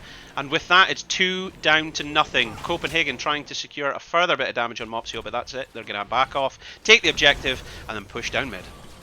It looked like such a sexy engage there from Pork9. The Hanzo arrow was absolutely spot on. The stage dive on the back. Chris had to dance around and it was only the bunker that saved him. But then, once everyone was safe, that's when they turned around. They said, now you're going to get entombed. Now you're going to get a hard spanking from Chris's Valor, and that was a juicy amount of damage that came out in a very short space of time. And it's a Mortar Punisher that has been taken up here, and statistically that deals the most amount of damage, but is potentially the easiest to avoid. That's the fact, dem dare for that Punisher. But it is, a Mortar Punisher, I would say, is pretty nasty to deal with. The only thing that's worse these days is a Frozen Punisher. And he goes, the thing is, he can tear down this keep so fast, this Mortar Punisher, if he wants to, which he seems to want to. Yeah, he does. I think he's decided that that's what he wants to do. There's still a talent advantage here. This is it. Hang on, Raid Boss has got to be careful. The Alex tries to heal, might just about save him for now. Not for long enough. Chromie's down. ETC stage dives in, tries to lick the Henning. The Punisher's still going, by the way. Core down to 85%. Monkey's got to hide in the fountain. This is looking pretty rough here. This is going to be a 2-0. It looks like it. 9-4-0, and it's GG. Brilliant stuff here again from Labus Fan Club. This time they looked in control from start to finish in this game number 2. That was a very different 2-0 victory. Very, very different play there. I mean, I think one of the things that I think factored in there is maybe there was just a warm-up required for this team. Give us a bit of a warm-up, and then we'll really show you what we can do, because that was a convincing victory, as you say. I mean, they didn't even get their 16 talents here. Well, Chromie did, but nobody else did. That was wow. That was something else. If we take a look at the post-game stats, I'll just tell you one interesting little factoid. Basically, both the teams did the same amount of damage, and yet the kills were overwhelmingly in favor of Labus Fan Club. So, in terms of, if you look at the damage stats, it's basically, Vala, Hanzo, Thrall are up there on the same level, and there's no, the only difference really is maybe the Chromie didn't put out as much because there was Akira in her face, but but I think really it's just the execution of the fights and who's focusing who and when they get locked down, when they get entombed. That's how the fights are won, and it's really a masterclass there from Labus Fan Club on how to secure. So what I'm going to do there is I'm going to briefly take us. Let's see if this works. I'm going to take us to the brackets to see if. Yeah, there we go. Okay, so this I can't even see that correctly. Says that Washed Up won a 2-0 victory there against Get Off My Spawn in round number 1. We're now just seeing that.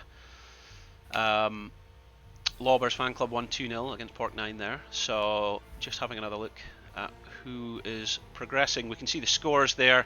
Looks like washed up at the moment, probably just because they reported in first, have that victory. So what I'm going to do is we're going to take a very quick short break, just for a few minutes. I'll put the timer on whilst we get ready for the next round, and then we'll let you know where we are going to be going to. So please bear with us.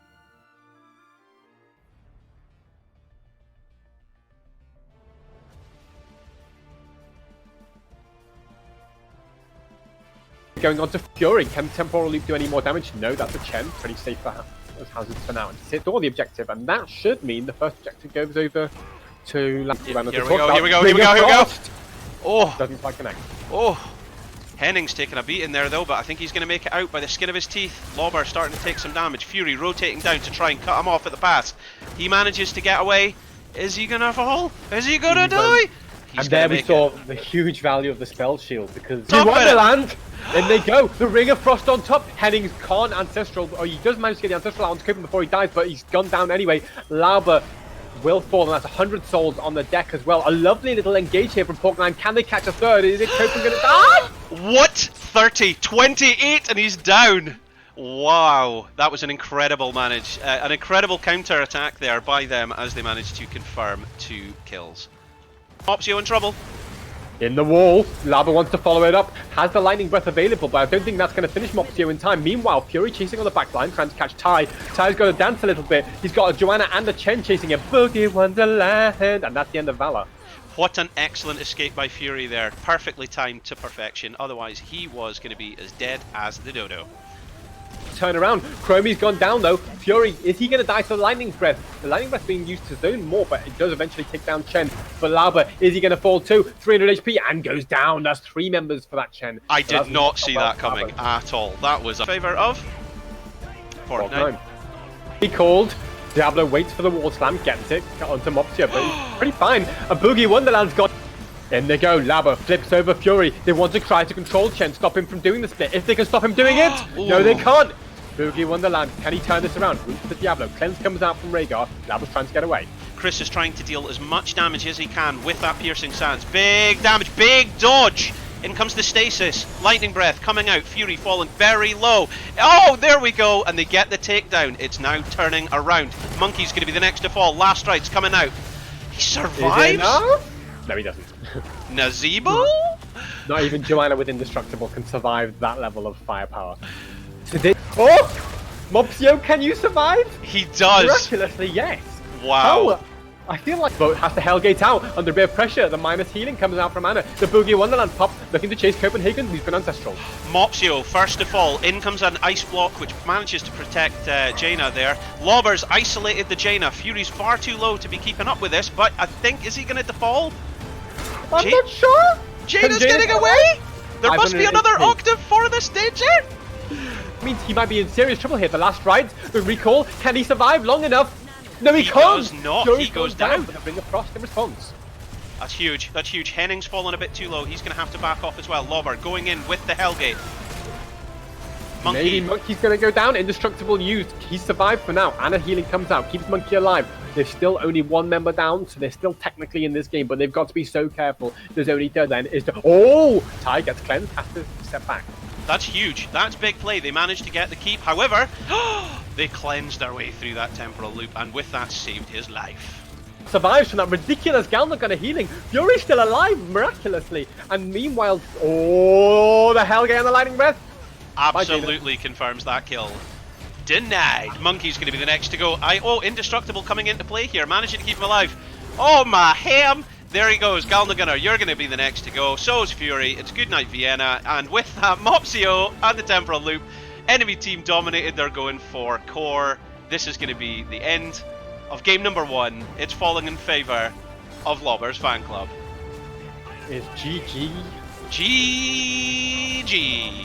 And what song is that?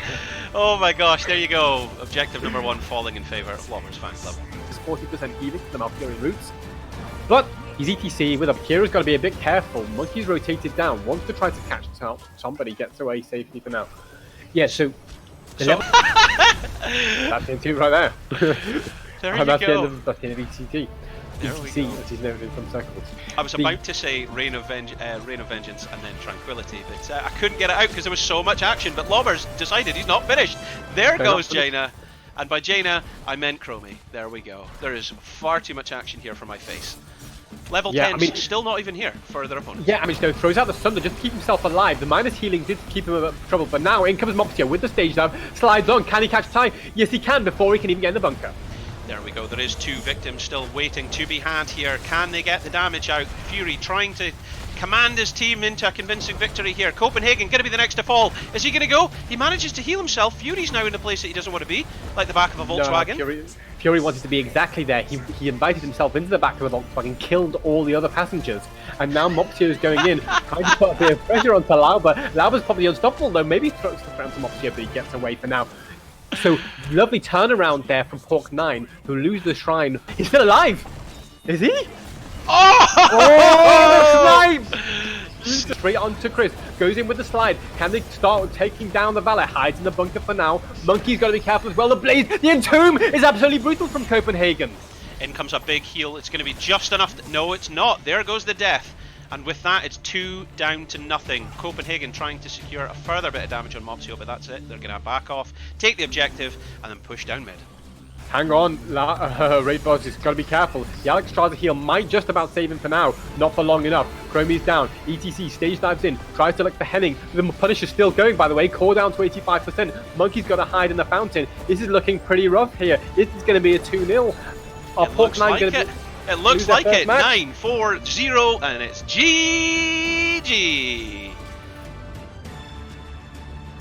Okay, ladies and gentlemen. Okay, so we will just be back in 2 minutes, and then we will be taking you straight to the next round.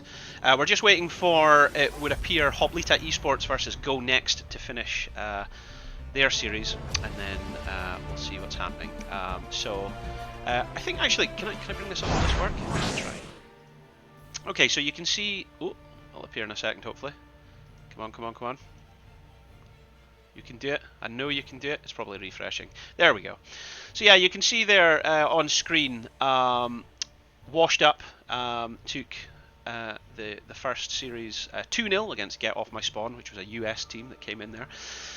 We can see that Albius fan club, Lawbear's fan club, that we were just watching there against Pork9, which is a fantastic team. Pork9, by the way, they lost 2-0 clean sheet.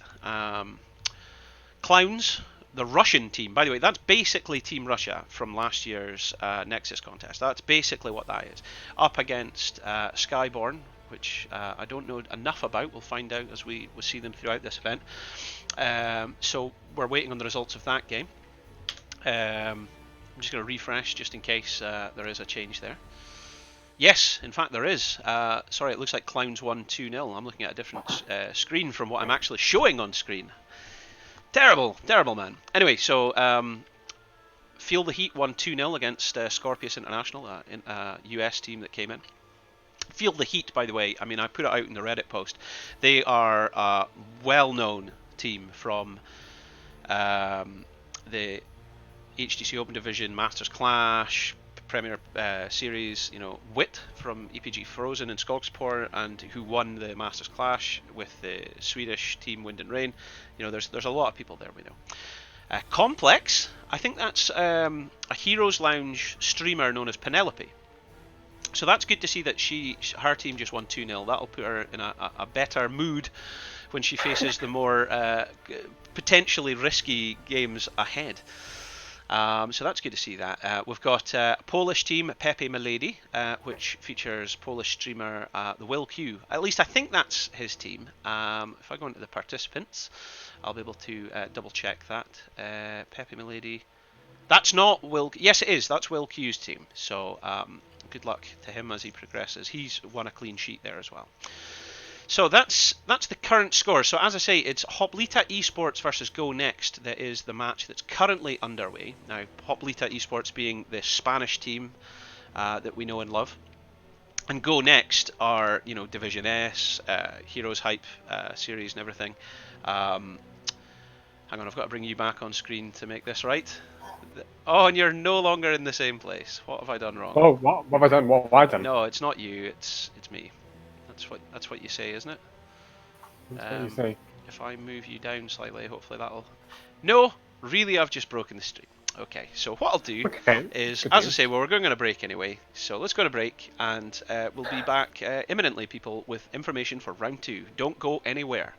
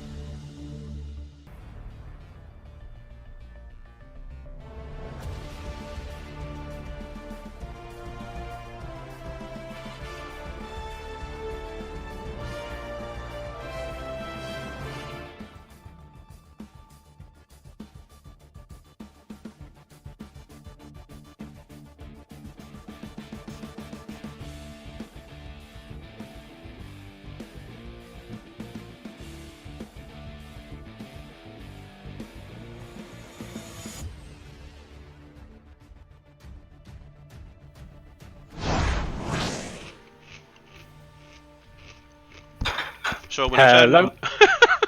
so when I said you talk because I'm eating, I didn't actually say because I'm eating. So But I didn't hear welcome, that part. welcome along, everybody. Welcome everybody. Okay, I'm going to talk because Halloween's eating. okay. We've got to Welcome get our lunches in. You see. temporarily back. Yeah, we've got to eat on the job here. We're like miners, um, down pit. The We are still waiting for the final results of round one of the All Hallows Cup fourth qualifiers. The last result that we're waiting for is Oplita Esports versus Go Next, which is two huge name teams that are still going on. Duking it They're out. still duking it out, Hmm. and they're still battling away. And when they do that, when they've finished, we will be able to seed round two in this Swiss system because, of course, the matchups for round two depend on the results of round one because it's a Swiss style competition. There's not knockout, and everything will be rolling forwards shortly. So, I'll just talk you through some of the results that Halloween brought up. We've had Washed Up winning 2-0 against Get Off My Spawn. Now, I think that was by default. We think that was because Get Off My Spawn didn't actually show up. But Washed Up are probably expected to do very well in this tournament anyway, so that's not a big surprise. Clowns won 2-0 versus the Skyborn. That's the latest result we've had in. Now, I believe you were saying, Halloween, that Clowns has a lot of the Team Russia members Yes. from back in the day. There is another Nexus contest going on this soon as well, so we may see the return of Team Russia for that. So there's a lot still to play for. Like we said, this is a 10-round Swiss system to decide who will make it into the knockout top 8 tournament. It's happening later on in the month. When's it happening, Halloween? So after, hang on, let me come back on screen here. So basically, what we're saying is you were seeing the standings and stuff there, right? Once the standings are finished at the end of our 10 series, what we're going to have is we are going to have the opportunity for 8 of these teams to progress for a chance to win real prizes, cash money prizes, yo. And if you want to contribute to that prizes, by the way, type ! All Hallows Cup into the chat, press enter, you'll be given a link which will take you to the official cash pool, where we are collecting things for the prizes. We're currently at, let me just refresh that to double check, but I think last time I checked it was £700. We're at 708. Thank you very much, Christian Hamel, who's just put a top up to support us, and we really do appreciate that. Thank you very much, Christian. That's very good. £8 top up. Yeah, no, absolutely, and it makes the difference. I mean, you put these little increments in, it'll make a huge difference overall, and more than anything else, it shows the loyalty and commitment and support that comes from our community here, not just European but worldwide. Heroes of the Storm getting the love it deserves. And on that topic, by the way, I have seen some of our Blizzard representatives have been in touch and have been very nice, speaking to us in preparation for this tournament. One of the things they said was keep an eye out, and they worded this so weirdly, and I didn't question it enough at the time. And Karis and I have spoken about this privately since, so it's interesting that I bring it up now. But they basically said something like, during the Scarlet Heist event after the latest patch, keep an eye out and tell me if you see anything weird. So obviously, I walked away thinking, oh, you mean like a bug or something? Okay. But then they kind of said it again later on, going, at the start of a match, you might just see something strange. Let me know when you see it. And I was like, what? Right, okay, so I did misunderstand that. It is something. What are they talking about? So I noticed it on Reddit this morning. JHow put the video up where the ground was shaking. And you've seen the ground shake as well, haven't you, Karis? Yes. I think I've only seen it on Hanamura so far, but I don't know if that's just You've my seen it on imagination. Hanamura. Right, that's perfect, because when we've been seeing it, it's been on Cursed Hollow. Oh, That's brilliant. Okay, so that confirms my theory. So it's not map dependent, it's something coming into the Nexus. Now, our Blizzard rep unofficially said, don't say anything official, so this isn't anything official, but in private or in colloquial conversation, or in general they were saying that there is going to be more information about Heroes of the Storm It means something, basically. It means something is going to happen. Yes. In regards to BlizzCon, what that is, we'll find out. It doesn't just mean that the secret person who lives in your hot engine needs that pill for camera incontinence. No, but my point is, in the echo chamber of the internet, and that was exactly how the Blizzard guy shot me down with. But he said in the echo chamber of the internet, there's a lot of loud voices that say HOTS is dead, things are winding down. Not the case. Not the case. Activity, excitement, things are afoot. Absolutely. That's the message I'm trying to get through there. Things are afoot, but we don't know what things, and we don't know which foot.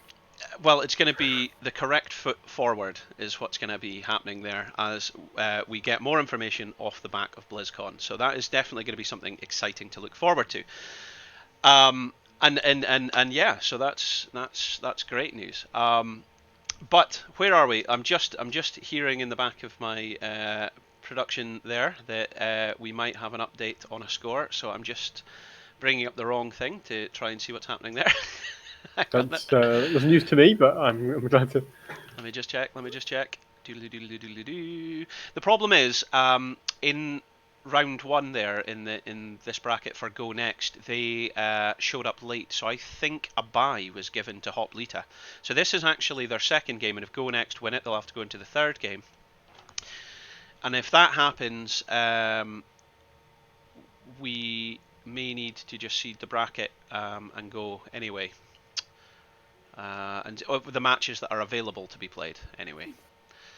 So there's the chat's already speculating about the ground shaking thing. Someone there saying Thrall confirmed, but yeah, it could mean the ground shaking could just mean like Earthquake will now do 5% more damage or something like that. Well, the speculation that's been coming from other people was actually no, it could be Deathwing. I think that might be a more serious speculation, perhaps. Yeah. That's more serious speculation. Do you know what I'm going to do? I'm going to change this. I prefer the idea that Earthquake's going to get a 5% buff. You prefer that, do you? Okay, well, ladies and gentlemen, whilst we just get ready, as I say, for round number 2, rather than let us ramble for a bit, we'll put you on a quick break. So we will BRB imminently. And as I say, this was the... Oh no, it's gone now. So I'll just take you to the replay showing you Lobber's fan club in the last series. Going on to Fury. Can Temporal Loop do any more damage? No, that's a Chen. Pretty safe for Hazard for now. It's hit all the objective, and that should mean the first objective goes over to Lamb. Here we go. Oh! Doesn't quite connect. Oh! Henning's taking a beating there though, but I think he's going to make it out by the skin of his teeth. Lobber starting to take some damage. Fury rotating down to try and cut him off at the pass. He manages to get away. Is he going to fall? Is he going to die? And there we saw the huge value of the spell shield, because he Wonderland! In they go! The Ring of Frost on top! Henning can't Ancestral, or he does manage to get the Ancestral out onto Copen before he dies, but he's gone down anyway. Lauber will fall, and that's 100 souls on the deck as well. A lovely little engage here from Pork9. Can they catch a third? Is it Copen going to die? What? 30, 28, and he's down! Wow, that was an incredible manage, an incredible counter attack there by them as they managed to confirm 2 kills. Opsio in trouble. In the wall, Lava wants to follow it up, has the Lightning Breath available, but I don't think that's going to finish Mopsio in time. Meanwhile, Fury chasing on the back line, trying to catch Ty. Ty's got to dance a little bit. He's got a Joanna and a Chen chasing him. Boogie Wonderland, and that's the end of Valor. What an excellent escape by Fury there. Perfectly timed to perfection. Otherwise, he was going to be as dead as the dodo. Turn around. Chromie's gone down though. Fury, is he going to die to the Lightning Breath? The Lightning Breath being used to zone more, but it does eventually take down Chen. But Lauber, is he going to fall too? 300 HP and goes down. That's 3 members for that Chen. I did not see that coming at all. That was in favour of Fortnite. He called. Diablo waits for the wall slam, gets it, got onto Mopsia, but he's pretty fine. A Boogie Wonderland's gone. In they go. Lava flips over Fury. They want to try to control Chen, stop him from doing the split. If they can stop him doing it, no, they can't. Boogie Wonderland, can he turn this around? Roots for Diablo. Cleanse comes out from Rhaegar. Lava's trying to get away. Chris is trying to deal as much damage as he can with that Piercing Sands. Big damage, big dodge. In comes the Stasis. Lightning Breath coming out. Fury falling very low. Oh, there we go. And they get the takedown. It's now turning around. Monkey's going to be the next to fall. Last Rites coming out. He survives. No, he doesn't. Nazebo? Not even Joanna with Indestructible can survive that level of firepower. So oh! Mopsio, can you survive? He does. Miraculously, yes. Wow. How? I feel Boat has to Hellgate out under a bit of pressure. The minus healing comes out from Anna. The Boogie Wonderland pop, looking to chase Copenhagen, who's been ancestral. Mopsio, first of all, in comes an ice block which manages to protect Jaina there. Lobbers isolated the Jaina. Fury's far too low to be keeping up with this, but I think, is he going to default? I'm not sure. Jaina's getting away? There must be another octave for this danger. Means he might be in serious trouble here. The last rides, the recall, can he survive long enough? No, he can't. Does not. Jory's he goes down. But Ring of Frost in response. That's huge. That's huge. Henning's fallen a bit too low. He's going to have to back off as well. Lobber going in with the Hellgate. Monkey. Maybe Monkey's going to go down. Indestructible used. He's survived for now. Anna healing comes out. Keeps Monkey alive. There's still only one member down, so they're still technically in this game, but they've got to be so careful. There's only third then is to... Oh! Ty gets cleansed. Has to step back. That's huge. That's big play. They managed to get the keep. However, they cleansed their way through that temporal loop, and with that saved his life. Survives from that ridiculous Galnagunner healing. Fury's still alive, miraculously. And meanwhile, oh, the Hellgate and the Lightning Breath. Absolutely confirms that kill. Denied. Monkey's going to be the next to go. Oh, Indestructible coming into play here, managing to keep him alive. Oh my ham! There he goes, Galnagunner, you're going to be the next to go. So is Fury. It's Goodnight Vienna, and with that, Mopsio and the temporal loop. Enemy team dominated. They're going for core. This is going to be the end of game number 1. It's falling in favour of Lobber's fan club. Is GG. GG. And what song is that? Oh my gosh, there you go. Objective number 1 falling in favour of Lobber's fan club. 40% healing for the Malfurion roots. But he's ETC with a Kira's got to be a bit careful. Monkey's rotated down, wants to try to catch somebody, gets away safely for now. Yeah, so that's the two right there. There you that's go. That's the end of ETC. ETC, as he's known in some circles. I was about to say Reign of Vengeance and then Tranquility, but I couldn't get it out because there was so much action. But Lobber's decided he's not finished. There goes Jaina. And by Jaina, I meant Chromie. There we go. There is far too much action here for my face. Level 10 still not even here for their opponent. Yeah, throws out the Thunder just to keep himself alive. The minus healing did keep him out of trouble, but now in comes Mopsio with the stage dive. Slides on. Can he catch Ty? Yes, he can before he can even get in the bunker. There we go. There is 2 victims still waiting to be had here. Can they get the damage out? Fury trying to command his team into a convincing victory here. Copenhagen going to be the next to fall. Is he going to go? He manages to heal himself. Fury's now in a place that he doesn't want to be, like the back of a Volkswagen. No, Fury wanted to be exactly there. He invited himself into the back of the Volkswagen, killed all the other passengers, and now Mopsio is going in, trying to put a bit of pressure onto Lauber. Lauber's probably unstoppable though. Maybe he throws the front to Mopsio, but he gets away for now. So lovely turnaround there from Pork 9, who loses the shrine. He's still alive. Is he? Oh! Snipe! Straight onto Chris. Goes in with the slide. Can they start taking down the valet? Hides in the bunker for now. Monkey's got to be careful as well. The blaze, the entomb is absolutely brutal from Copenhagen. In comes a big heal. It's going to be just enough. No, it's not. There goes the death. And with that, it's 2 down to nothing. Copenhagen trying to secure a further bit of damage on Mopsio, but that's it. They're going to back off, take the objective, and then push down mid. Hang on, Raid Boss has got to be careful. The Alex tries to heal, might just about save him for now. Not for long enough. Chromie's down. ETC stage dives in, tries to look for Henning. The Punisher's still going, by the way. Core down to 85%. Monkey's got to hide in the fountain. This is looking pretty rough here. This is going to be a 2-0. It looks like it. 9-4-0, and it's GG.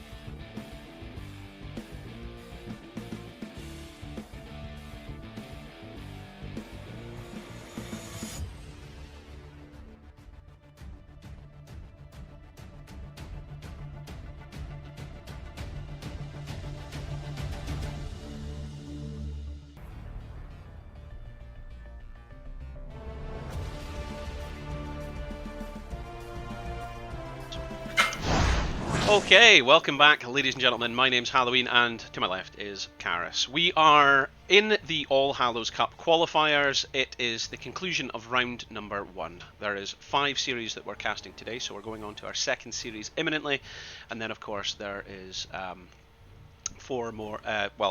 There's 10 in total, and then at the conclusion of that, we'll be ready to then go into the finals weekend on the 18th, 19th, and 20th of October this year, which is very exciting. However, we should be showing you game number 3 between Go Next and Hoplita Esports, but because of technical errors, which I'm not very pleased with, my admins have allowed the game to progress without me. So that's fair enough. But we can't show you that. It's about halfway through the series, and then it's about halfway through that match, and then we will be finished round number 1.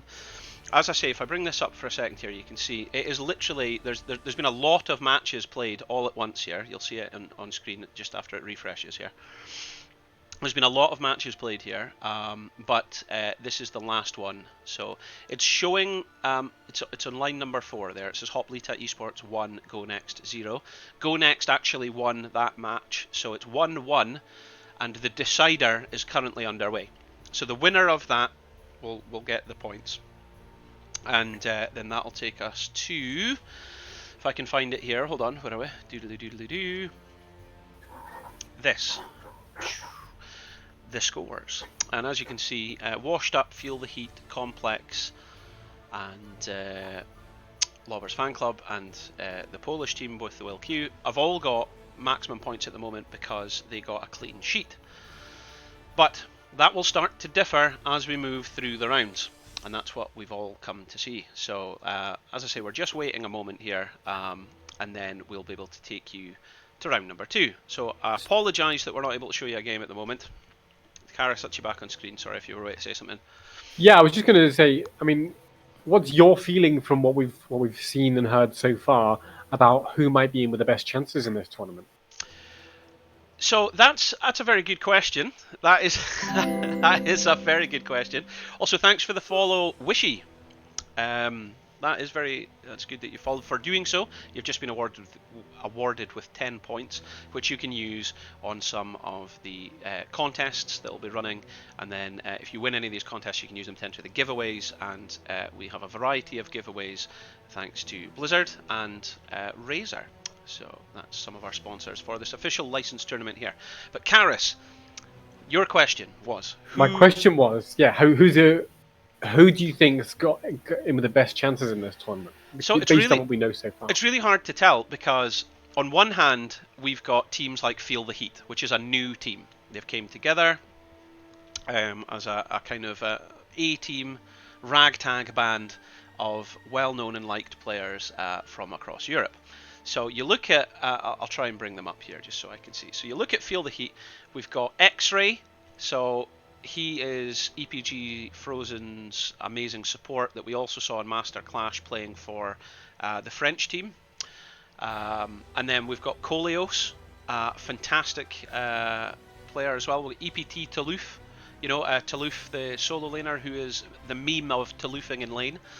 So these are all known players, like good names. We've got Curva, who used to play in Granite Gaming like a million years ago and was in HGC, but then has dotted around other teams as well. A competitive esports high-level player, to say the least.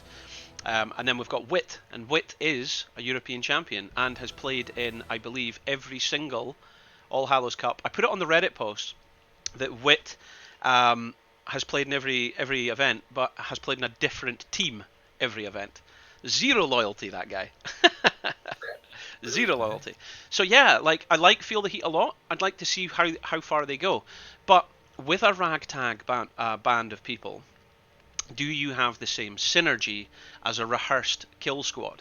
And that's what you kind of see when you come to Lobbers Fan Club, because Granite Gaming have been playing competitive with Div-S, Heroes Hype, Premier Series, Masters Clash. Well, they weren't in Masters Clash, sorry, but I think they did some of the community events.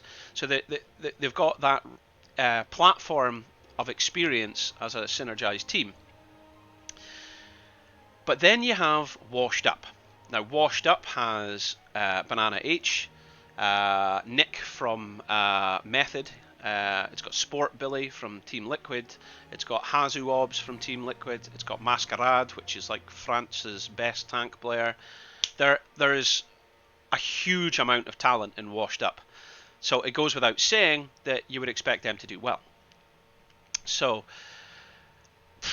they're and Pork 9, they are a very, very good competitive team, and for half of every game of the last 2 games that we just saw, they were holding their own. So it's unfortunate, Well, I thought that. I mean, so last match was obviously a particularly interesting match, the one that we covered, because Yeah, is probably the highest, the highest rated match, if you might, of the ones in round one, in the sense of those were 2 big name teams going head to head, except of course Aplita Esports and Go Next are going head to head. Yep. Right now, and they're still ongoing, and that game is still going on, and it's still very close. But Yep. so given how how that series went, that was a 2-0 victory for Lava's fan club. That for me gives me a tone that maybe Lava's fan club are going to look very strong in this competition, Yeah, and then yeah. we're likely to see them in the top 3 spots I think at so. the I end of think so. tomorrow. We've got essentially there are 4 top spots for the round 1 of the finals weekend. So that's what the teams are playing for here. You're trying to get the maximum amount of points you can to give yourself a good seeding position for round 1 of the All Hallows Cup finals. Because you get past round 1 and you're basically in line for a shot with a prize. You know what I mean? Because then you go into the semi-finals, and if you lose at that point, you're safe. You're eliminated if you lose round 1. It's as simple as that. Uh, when you get to Friday the 18th and we start the finals weekend, the round 1 bracket, after if you don't progress from round 1, you're out. But if you do progress to the semi-finals on day 2, if you lose, you're still invited back for the third place finals on day 3. So you still have a chance for a prize.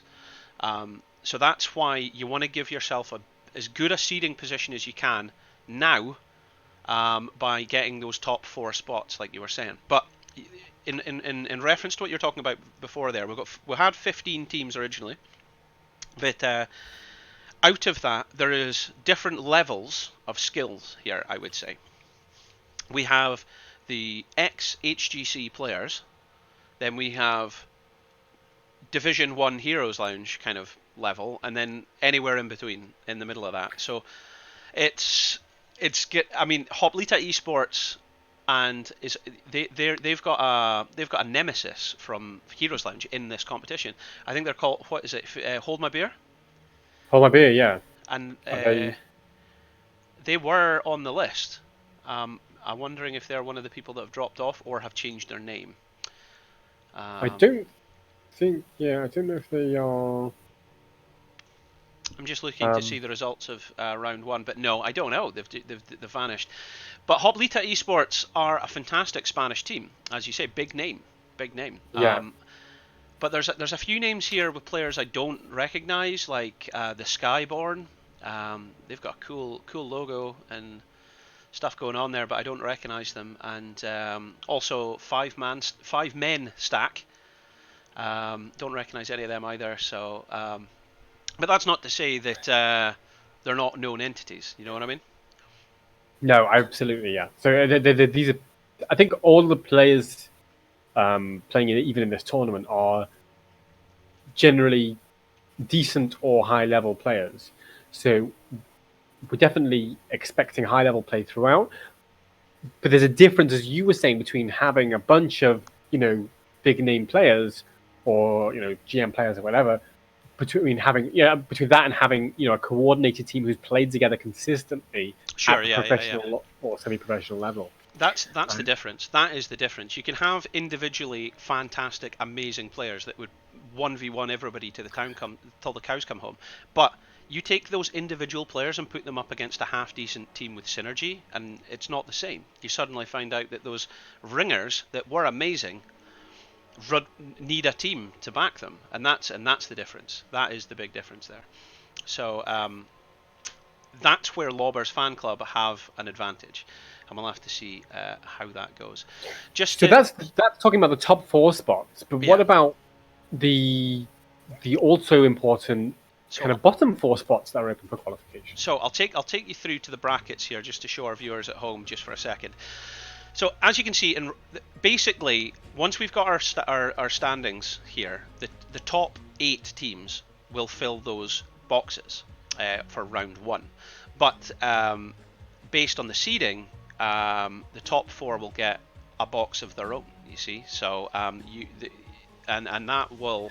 Sorry to interrupt you here, Yeah. Halloween, but we've just got news in just this second in from the Go Next versus Uplita Esports series. Okay. That's just finished 2-1 to Go Next. So Go Next have won that against Uplita Esports. Oh, wow, okay. So with that in mind... With that in mind, we are going to see the bracket seeded any moment. Okay, well, in that case, we need to take a very quick break while we get ready. Stick with us, ladies and gentlemen. We will be bringing you the next series in just, a couple of minutes. Thank you. And then we'll have 3 more. Okay. There we go.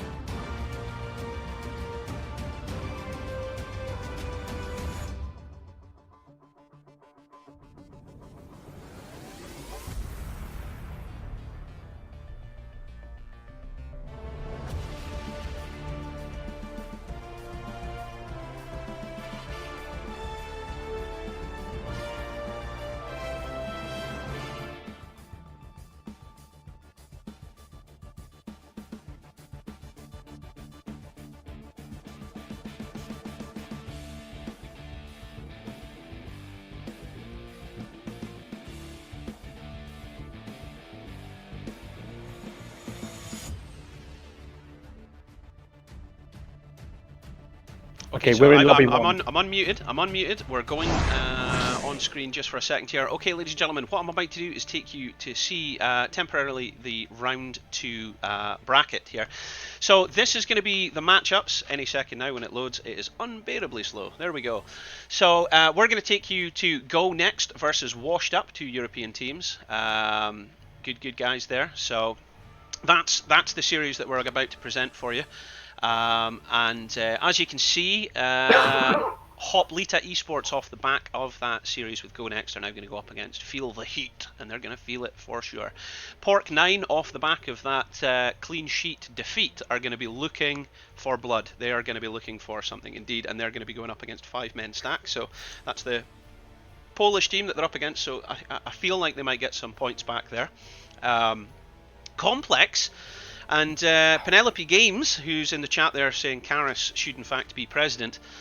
Of what, by the way? An esports league or a nation? You decide. It's hard to say because Penelope lives in Denmark, which doesn't have a president as far as I know. It has a queen. A king and queen. It's got royalty. Sovereign. Yeah. Sovereign. So anyway, they are her team. They did quite well. They're up against Lobbers fan club, so it's going to be a challenging series for her. We'll see how that goes. Will Q, I think, is that the last one there? No, it's the Riz Porte up against the Skyborn. So French team versus, and I think SE must be Sweden. Is that what we're saying there? Yes. You get a tremendous amount of Swedish players in this game. Like, it's just unbelievable. Okay, so Karis, have you got any lobby information about the overview? Can you get into that for us? We are going to be going to Tomb of the Spider Queen. I will get you some information on map bans. Yeah, I need all that. I need all that. Soon. Who picked Tomb of the Spider Queen? Also, make sure that we're in the thing. I will tell you shortly, but I'm investigating that as we speak. Yeah, I mean we've got, I believe. I will find that information out soon. We don't have it yet. Okay. So, He's looking for it. Sorry, ignore. Sorry. Carry on. Okay, so we're gonna have there's one ban each for each team, and we also then have first pick in the draft versus the map pick as well. So that is the controversial bit of coin flipping, and that goes off at this stage. That's why it is actually important here. It was really cool to experience that in person live at the Masters Clash, where I was watching Schwimpy, ex-Fnatic, standing with many, also kind of ex-Fnatic actually, discussing this, going, oh, you want to go to Garden of Terror? And he was like, no, oh, okay then. So they were trying to avoid it, and I thought, oh, this was really funny, seeing it live in person. Right, I've got news on the maps. Sorry. Okay, go for it. So, Washed Up have banned Sky Temple. Go Next have banned Cursed Hollow. And then Washed Up have picked Tomb of the Spider Queen, which means that... what was the other ban? So Go Next banned what after Sky Temple? Cursed Hollow. Cursed Hollow. Okay, and then who picked the Tomb of the Spider Queen? Washed Up picked Tomb of the Spider Queen. Wow, okay, so there we go. That is the layout for us, ladies and gentlemen. We're going to be bringing you that series imminently, so just get ready to go into that. This is, of course, round 2. It's another best of 3 series here between these two teams. We're looking forward to getting you into that imminently. I'm just working on that as we speak. Yeah.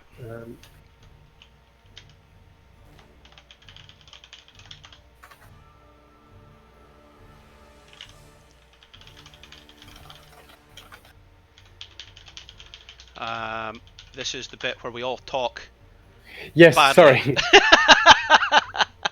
That's it. Sorry. I mean, Tomb of the Spider Queen is definitely a map that is going to favour more of a team fighting focus. Now, obviously, wave clear is important. The teams are going to prioritise, something like a Leoric you might see for going for the double soak.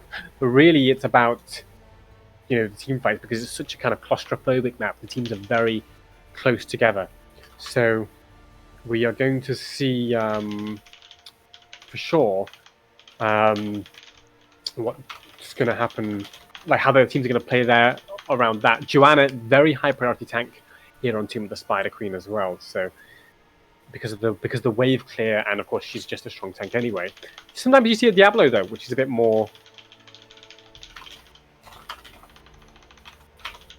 No, I can't. I see what you're messaging me there. I'm trying to message him as well.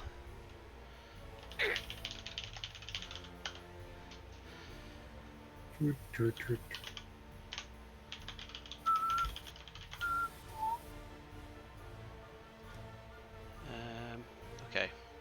Right. Yeah, we're just waiting for to get the. There we go. We got it. Okay, sorry about the delay, people. There was a bit of a technical issue there, and I basically just fell silent, completely inept, unable to do 2 things at once. But there you go. Who cares? We're all here, and it's all looking good. There we go. Fantastic stuff. All right. So, in a moment, we'll be taking us into this series. There's a distinctive difference between the amount of Grandmasters there. But, do you know what I'm really excited about? Go Next has got my main man, my main boy, Max Passion, there on the team. Now, Max Passion, famously on stage for Wind and Rain during the Masters Clash, sitting playing with not only dark shades, but fluorescent rainbow wig. He's some guy. Absolutely hilarious. Just hilarious guy. Okay, so I think the teams are on the wrong side, so I luckily can just push one button and swap that. So Bing. The magical swap. Yeah, so let's talk a little bit about the teams before because we haven't really introduced these teams. So okay, yeah, go for it. Obvious. So we'll start with Go Next because we know some of these players are, as you say, played in Masters Clash. Maximum Pash in the Masters Clash. Maximum Pash in the Masters Clash. It's our main boy, Max Passion. Swedish guy. And and winner in fact. So yeah, brilliant stuff there. So we know that they've got high level players. Kelvin there, of course. Which you say Kelvin, and so do a lot of people. So I'm gonna cause some controversy by saying Kelvin, aren't I? Yeah. so Kelvin is a very fashionable, good-looking guy as well. Just throwing that out there. Really cool guy as well. I sat and had a nice, enjoyable beverage with him after the tournament. There was a big shake-up with Go Next because, of course, after they were the first team out at the LAN event, they'd obviously won qualifiers to get through to earn a point at the event, so they shouldn't feel disheartened at all. But after they lost at Masters Clash, there was a lot of disruption. And Kelvin, as captain, decided to have a big mix-up. And the biggest change there is Spotlight, popular streamer these days, DNA Galaxy, was actually evicted from the team. So DNA Galaxy was taken out, and that was probably a big blow for him there. But you can see the chat's going crazy for Max Passion, by the way. Well, I'm glad. They should be. Yeah, make some noise. And if you're supporting any other player, do make some noise in the chat. Yeah. Skynox is there though. You can see that GN Sky. That's Skynox. He's still with the team. Earth. I think Earth is that. I'm sorry to say this, but I think he's got a reputation of being a bit toxic. And then there's Ultralist. There we go. But Chen is coming in. Yeah. Speaking of Earth, he's going to be joined by his brothers Wind and Fire as Chen pops his level 10 heroic. Mm-hmm. So Chen's absolutely, I would say one of the strongest solo laners in the game. You don't see him get prioritized that much, strangely enough, in Storm League. But here in the All Hallows Cup, he's definitely going to. I have to rattle through this very quickly. 4 billion on the garage. As an administrative measure, I see that our contest has just been opened there. If you would like to back and support Washed Up, and you think they're going to take game number 1 in this best of 3 series, type bet space A space the amount of points that you would like to bet. However, if you think our boys here on Chen with Vala and Tassadar are going to win, and you want to back the boys from Go Next, it's bet space B space the amount of points that you would like to bet. And if you don't know how many points you've got, type points. And if you want to get 10 points straight away, just click that follow button in the corner, you get some, and then we can use these points to enter our giveaways, which we will be doing throughout the day and throughout the entire event, from the courtesy of Blizzard Entertainment and Razer. Okay, talk to me. Terry Tips, what's happening? We've got a Tassadar pick. Which means we're probably going towards that Hypercarry Valor, played by Kelvin, aka Chelvin, and he's going to probably we'll get another support there in the form of. My gut feeling is a Rhaegar, but you could see anything. You could even see a Karazim or something magical like that, and. That's target. Yeah, I mean, you do not want to be playing against a Hammer with a Garrosh in front of it because you will. It's just unpleasant. So, absolutely. But the Valor here with the Hypercarrier aspect to it is going to be very spicy potentially, and that can provide such sustained damage to Garrosh, which is of course what Garrosh hates. But Medivh. Now that changes things completely. So this allows him. Medivh. But that allows him to portal the Garrosh in. So whereas the plan from Go Next was, of course, to keep their distance, keep poking away with the Valor, put some walls up with Tassadar. Now what we're going to see instead is Medivh say, "You're going to come in. We're going to come in through the back door, and we're going to make that back door." Here comes Skynox on is the Rhaegar as anticipated by Karis. So I'd like to point out here we've got Tassadar double support through Rhaegar giving a power carry on Kelvin's Vala. There's a lot of pressure on him there, but I think he might be able to carry this off. Okay, we don't have a lot of time here. We've got to pick the draft that we prefer.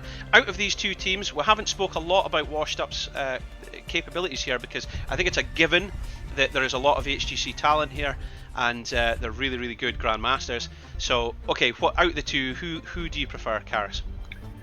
Washed Up. Washed Up? You're going Yes. with Washed Up? Yeah, so look at the Garrosh Medivh engage combo. You've got the Leyline Seal that's going to cause so much disruption, and is in a sense a response to Sanctification, although you sort of vice versa as well. Then you've got the Taunt and the Junkrat to stop the Sanctification even going off, and the Riptide to wait for the end of the Sanctification. For me, this looks like Washed Up's draft. I'm a little bit scared for Go Next, to be honest. Well, you would imagine Sanctification can deny a lot of damage there. But I see from the chat there are some people saying, well, yeah, but there's Judgment as well. There's opportunities there. Okay, welcome along, ladies and gentlemen. My name's Halloween. This is game number 1 here in round 2 of the All Hallows Cup qualifiers. On the left, in blue, you know them, you love them. It's Washed Up. We got Banana H on Malfurion. We got Sport Billy with the biggest biceps in the game. It's Garrosh. We got Nick playing Junkrat. We've got MVP Dequaza giving us his. There he is, giving us his Xeno Malfurion. And we've got, I'm going to have to do this, I hate having to do this, it's Hazuobs on Medivh. Alright, give us it. Karis, what are you saying? In the red corner, we have Go Next with the Maximum Pash on Chen. We have Kelvin on Valor, Earth on Tyrael, Skynox on Rhaegar, and Ultralisk on the Tassadar. There we go. Who could forget Ultralisk on Tassadar? There you go. Let's get a look at those level 1 talents, see what we got.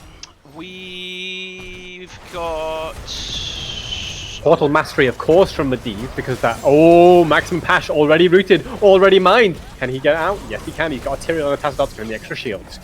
Yeah, I don't think there's going to be an early game death here yet. Like, yeah, both teams actually have very survivable comps. Like, you've got the Tyrael and the Tassadar to save on the one hand, and then the Medivh and the Garrosh throws to save on the other hand.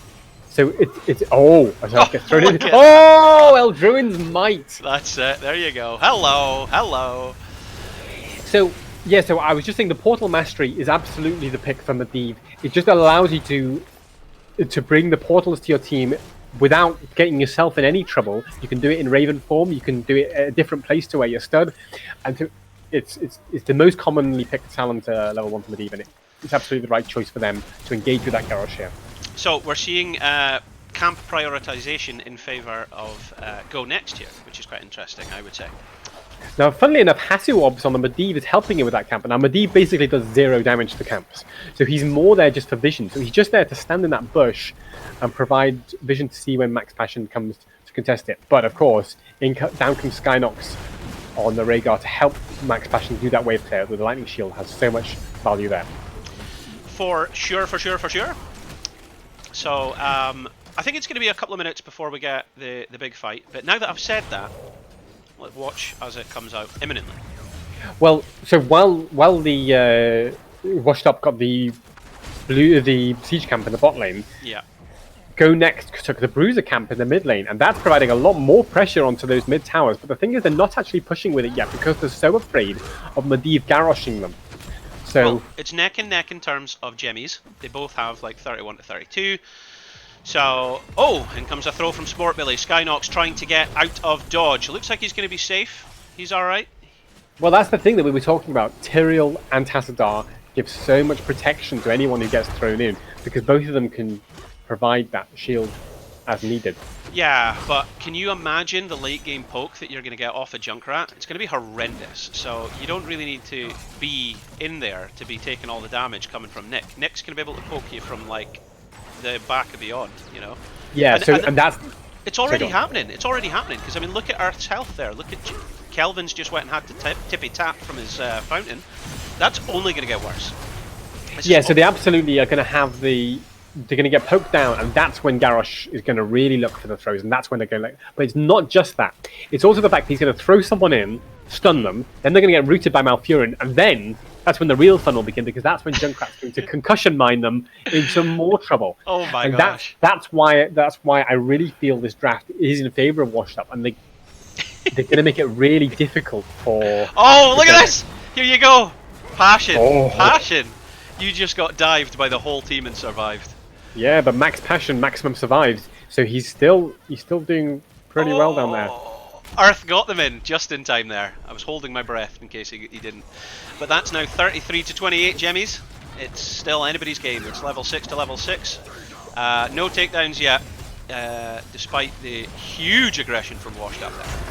Yeah, so for now, Sport Billy also don't forget he's getting poked a fair amount. They've got a hyper carry Valor, don't forget, who's going to put out some serious amounts of work in the form of continuous poke. But actually, so far, the hero damage numbers from both teams are pretty small because they're playing fairly cautiously.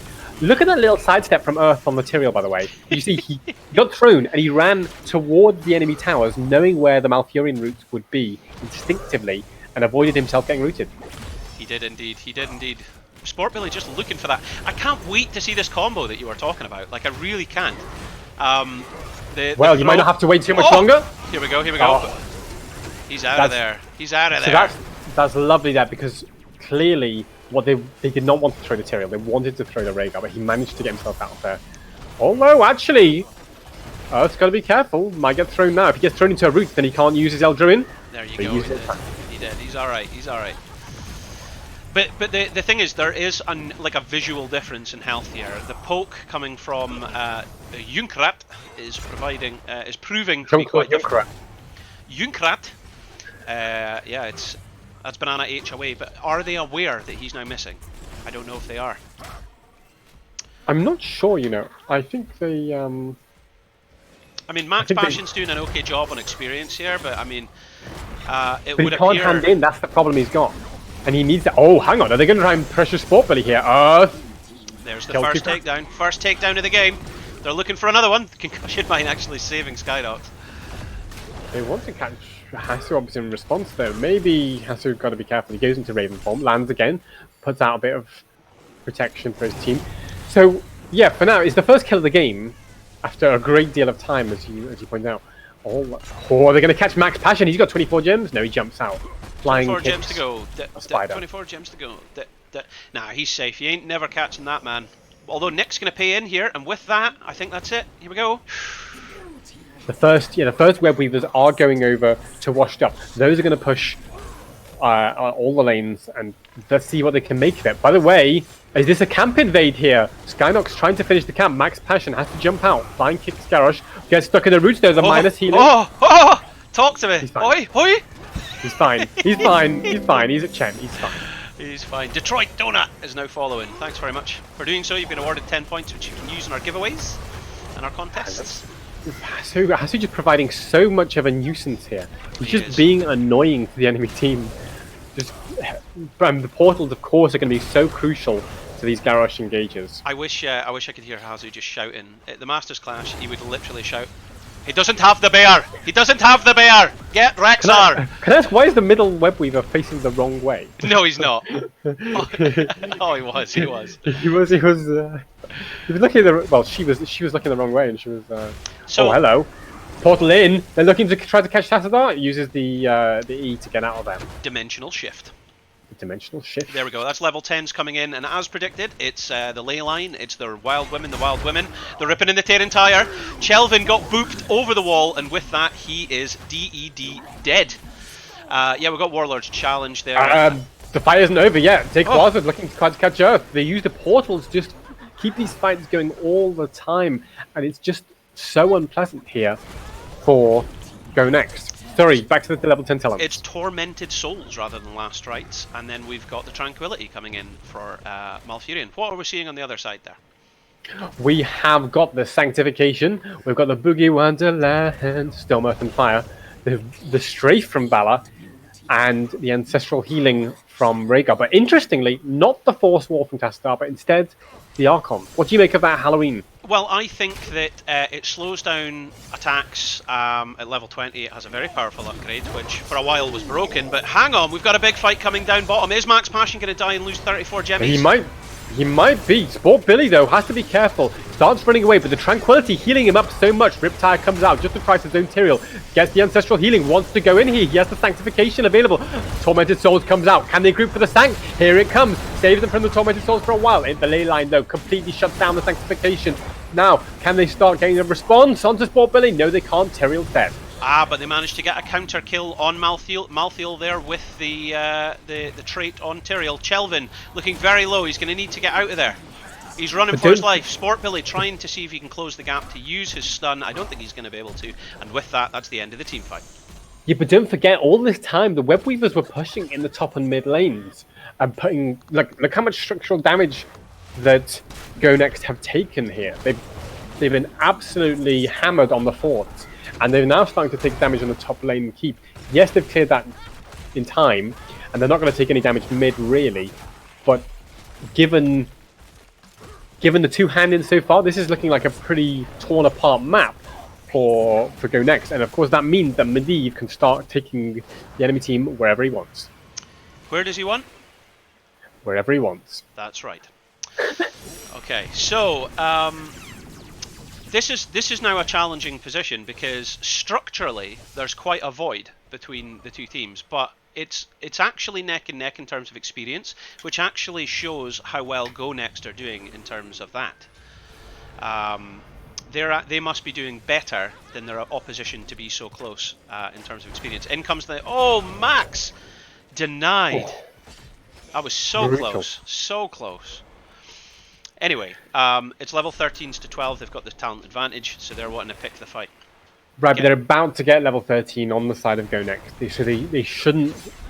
I was going to say they shouldn't worry too much, but look where he is! He's the bait and switch with the Eldruin! Bait and switch. We'll guide you this way, and then I'll go the other. Hiya! Level 13 talents are in now for Go Next. They've got enough to share on the Chen. There's even more shielding for the team of Go Next. They have the Gloom on Vala, which will give her the spell armor, which will protect her a bit from that Junkrat and Medivh poke. Well, they're going to need all the protection they can get as Washed Up decide to take this camp from under their nose. Earth trying to give them vision, see what's happening here. Sport Billy tanking up the front for his team. In comes the Warlord's challenge, holding Earth in position so he can't get away. In comes Ancestral, keeping him alive. Yeah, but the crucial thing about that Warlord challenge is they interrupted the sanctification, but now the Chen's going in, starts to chase. The portal's providing so much disengage here for Banana Age. Chen stuns come in, shut down 2 of the Chen illusions. Hang on, if that little Chen gets caught, the whole Chen dies. No, he's okay. But now the sanctification is in the turnaround. Chen jumps in, look for Dequaza into the fray to safety from Sport Billy. This is a back and forth, like a wave crashing against the tide of the coast. Neither team wants to commit. This is horrendous. Haswell's taking a lot of damage. The portal manages to give them the escape. This is the value of Medivh that we're seeing again and again. Not just can he be used to engage, but also when they don't want to fight, when the fight's gone badly for them, they just all get out there. They just open the magic door and walk away to safety. But nobody told Earth that. Has he overstayed a little bit? Eldruin just got away from the roots, but he's not safe yet. Minus healing. We'll get away for now. This one fight has just literally run like a conveyor belt through the bottom lane and then back through the mid lane. Well, I'll tell you how long the fight is. Remember that the fight started with the sanctification being denied. Yeah. The fight has lasted long enough for that to come off the short cooldown, be used, and then run through more than half of its remaining cooldown. As the fight isn't over yet. It's still not over. Here we go.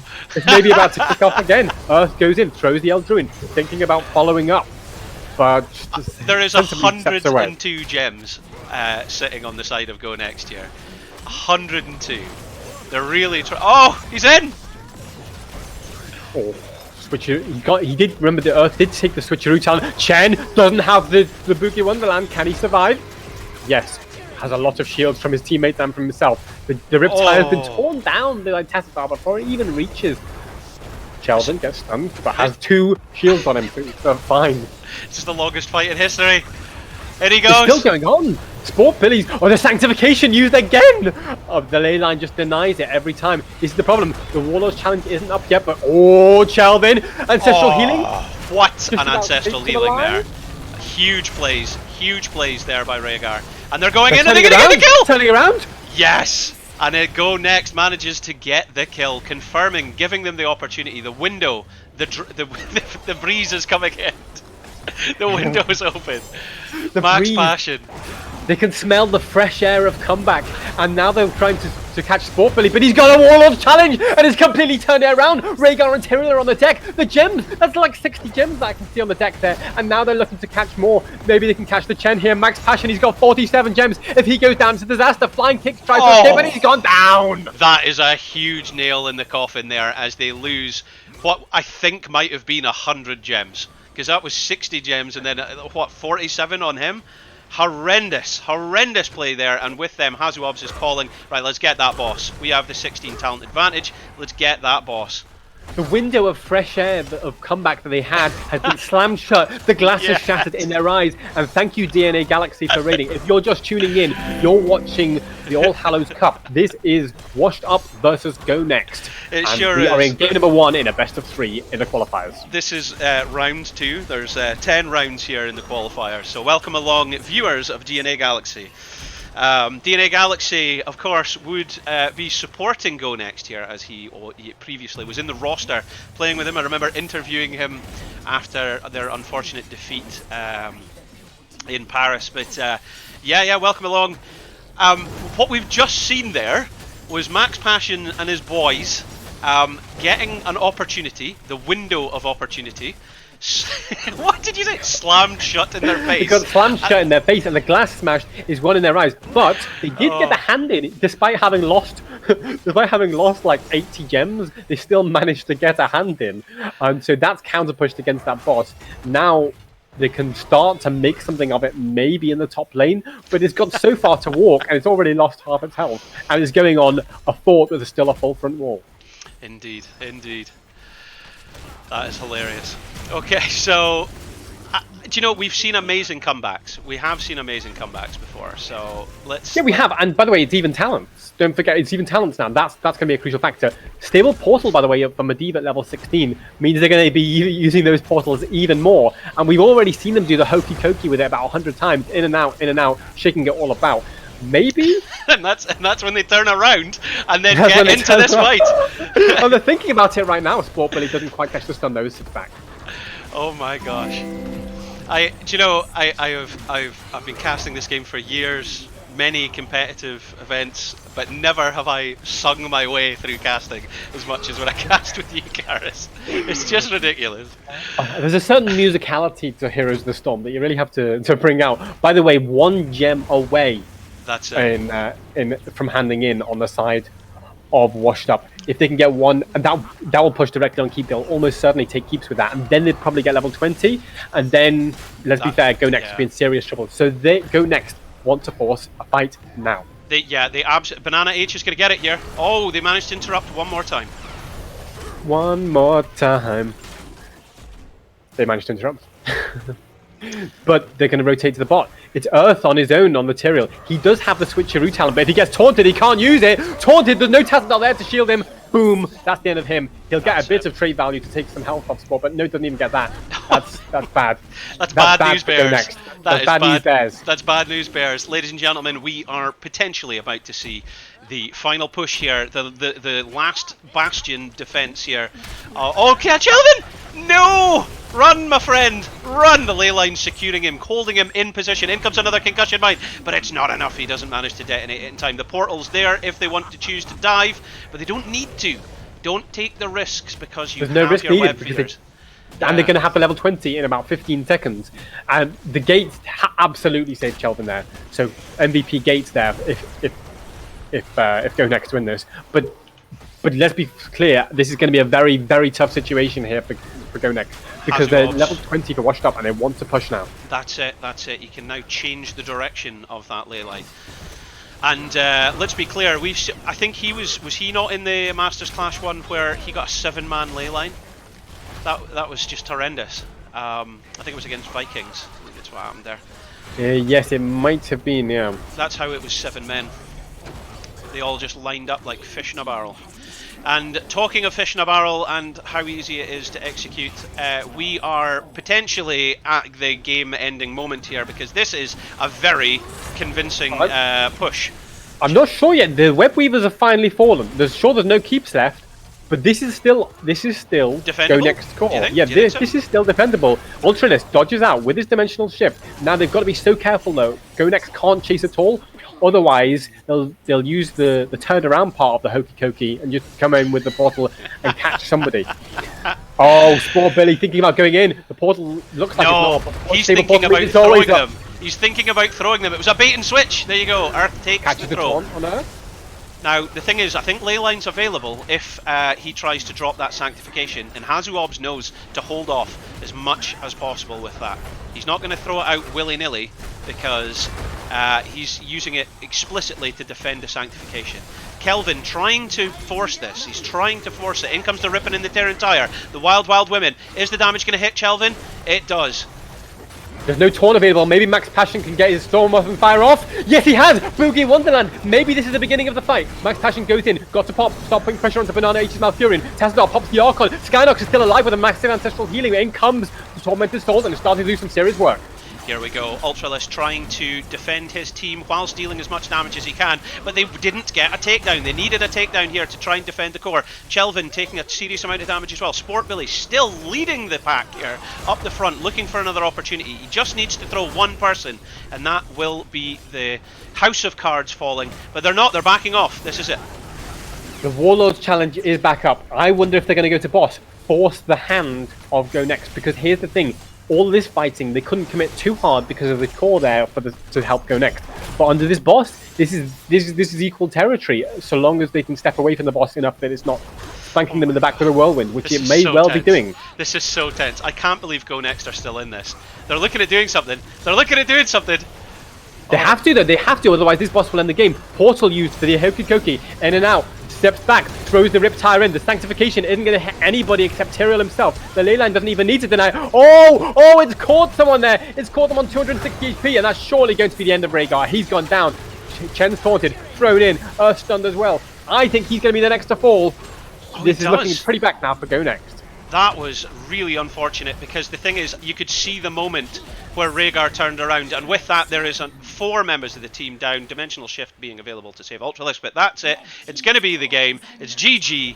It's first win out of this best of 3, falling in favour of Washed Up. What an incredible game here to get for game number 1 in this best of 3. Like, it looks if you look at the map, it looks like Washed Up have won this comfortably because they've still got 3 forts. But actually, it's not quite the full story, because actually there were some seriously close fights. In terms of scores, like, it's 11 kills to 2, but that's not really. Wow, that's what that was. That was. Do you know? Honestly, I think in that team fight there was a moment where Skynox was duking right and then just fell left, and just as he jumped just a fraction left, he got caught in that leyline seal, and that was it. It was all over from that point there. It's draft. To be honest, all of that comes down to draft. Like, do you think the Medivh leyline seal shuts down the Sanctification idea and allows the Garrosh to come in whenever he wants? And you just saw them just play around the portals. Anytime they thought they could get an initiative, they would go in with the portal, try and catch someone with a throw. Maybe they don't. Maybe it works. Maybe it doesn't. If it doesn't work, you just get back out. And also on the on the occasions when they were struggling in the team fights, we saw the portal used to just say, right, we're just leaving. I don't care. What I really liked from the portal is the final fight on the boss. Bait everyone into the boss choke point for the fight. Then you just, the backliners just take the portal out, step back, and start throwing your Riptire in. Phenomenal use of the portals there. So, Karis, what we need you to look at there, sorry to interrupt, is we're going to the overview now, and first pick in draft, or the choice of map, goes over to Go Next. So if we just have a look-see here at what they're going to choose. Well, I'll tell you now that Go Next have already chosen first pick, but there's no map pick yet on the side of Washed Up. They're just waiting to I assume, discuss that amongst themselves, which map they're going to go to. So that's already interesting, because you were saying you think this comes entirely down to draft. So if Go Next are now opting for first pick in draft, that's the advantage they need. Yes. I think that might be the way they're thinking of playing it. Well, whilst we have a quick moment, whilst we wait for that, let's refresh here and see if we've got any information on the scores. I'll just add one detail about that first pick, is that bear in mind, Go Next had first pick in the first game. Okay. So it's not that the first pick will win them the draft somehow. It's just, and by the way, we're going to Infernal Shrines for game number 2 as picked by Washed Up. Okay, so game number 2 is going to be Infernal Shrines. And we're just waiting for that link.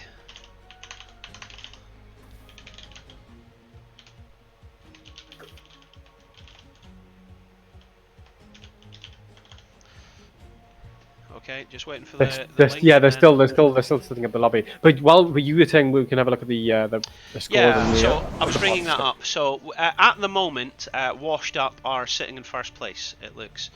Sorry, I'm kind of being distracted by messages that are coming in from all sides here.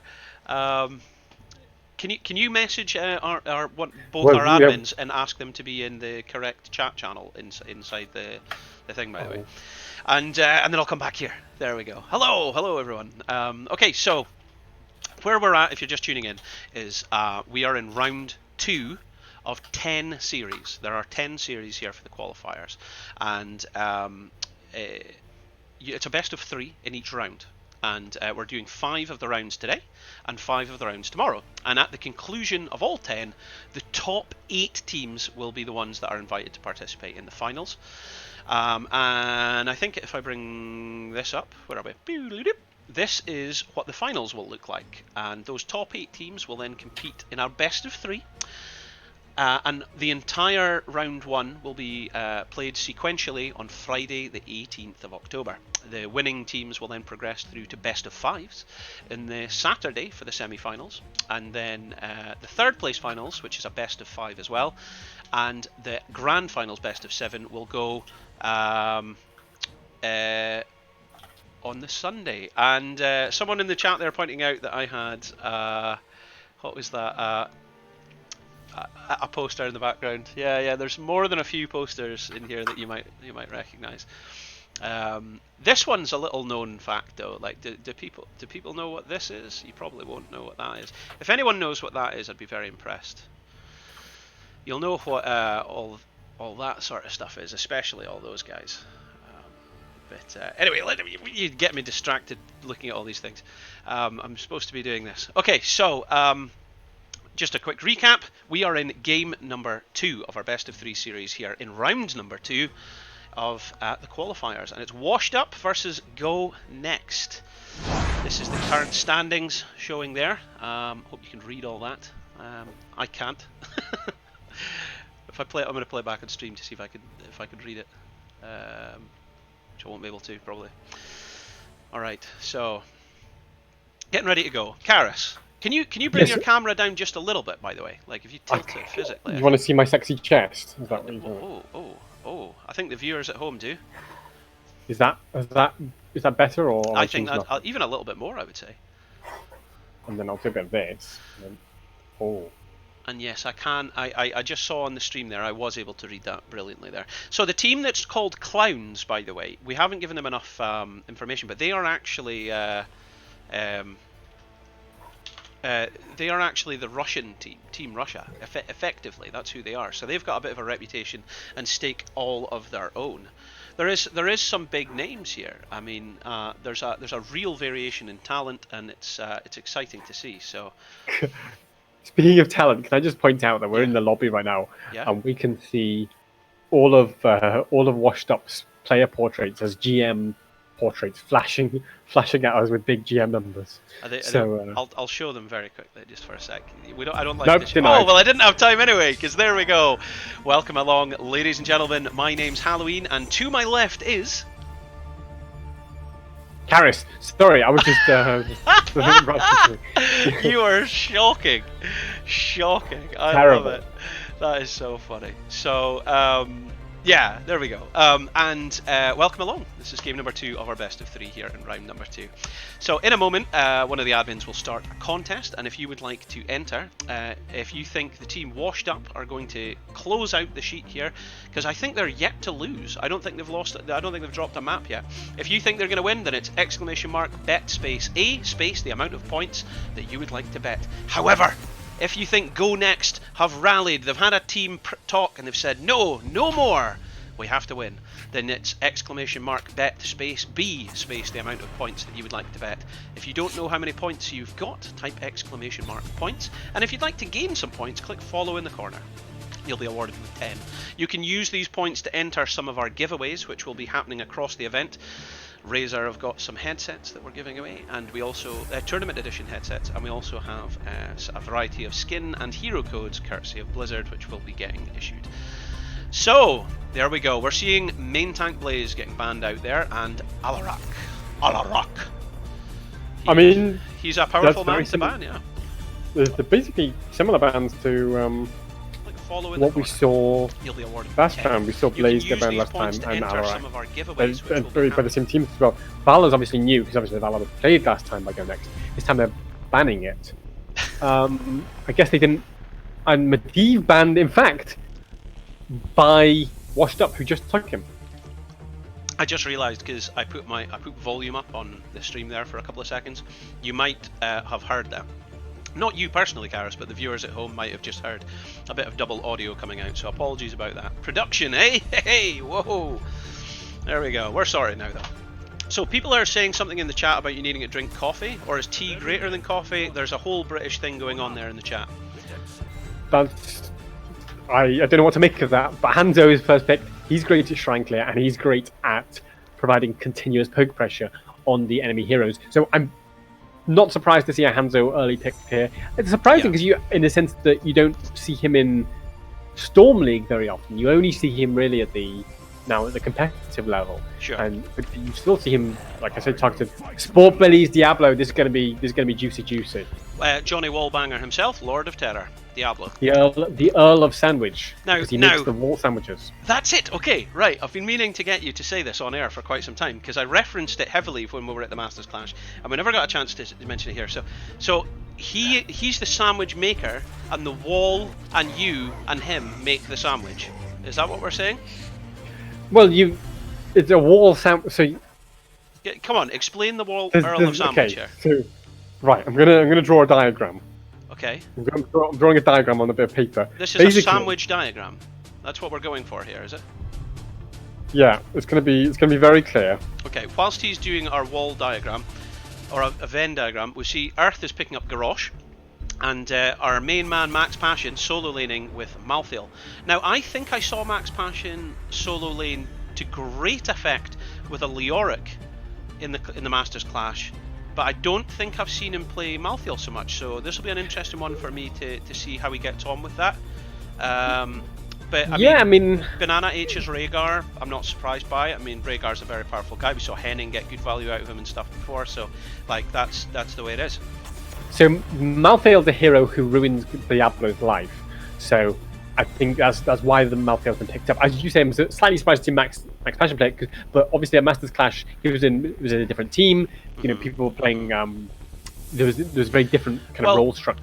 In Max was in the Masters Clash, we saw without fail 100% participation out of Chen, but we haven't seen Chen appear yet. So and because Chen lost the last game, I think they've decided to make a shake-up. They've changed it and they've said, right, okay, get off Chen, Max. Let's see what else you've got.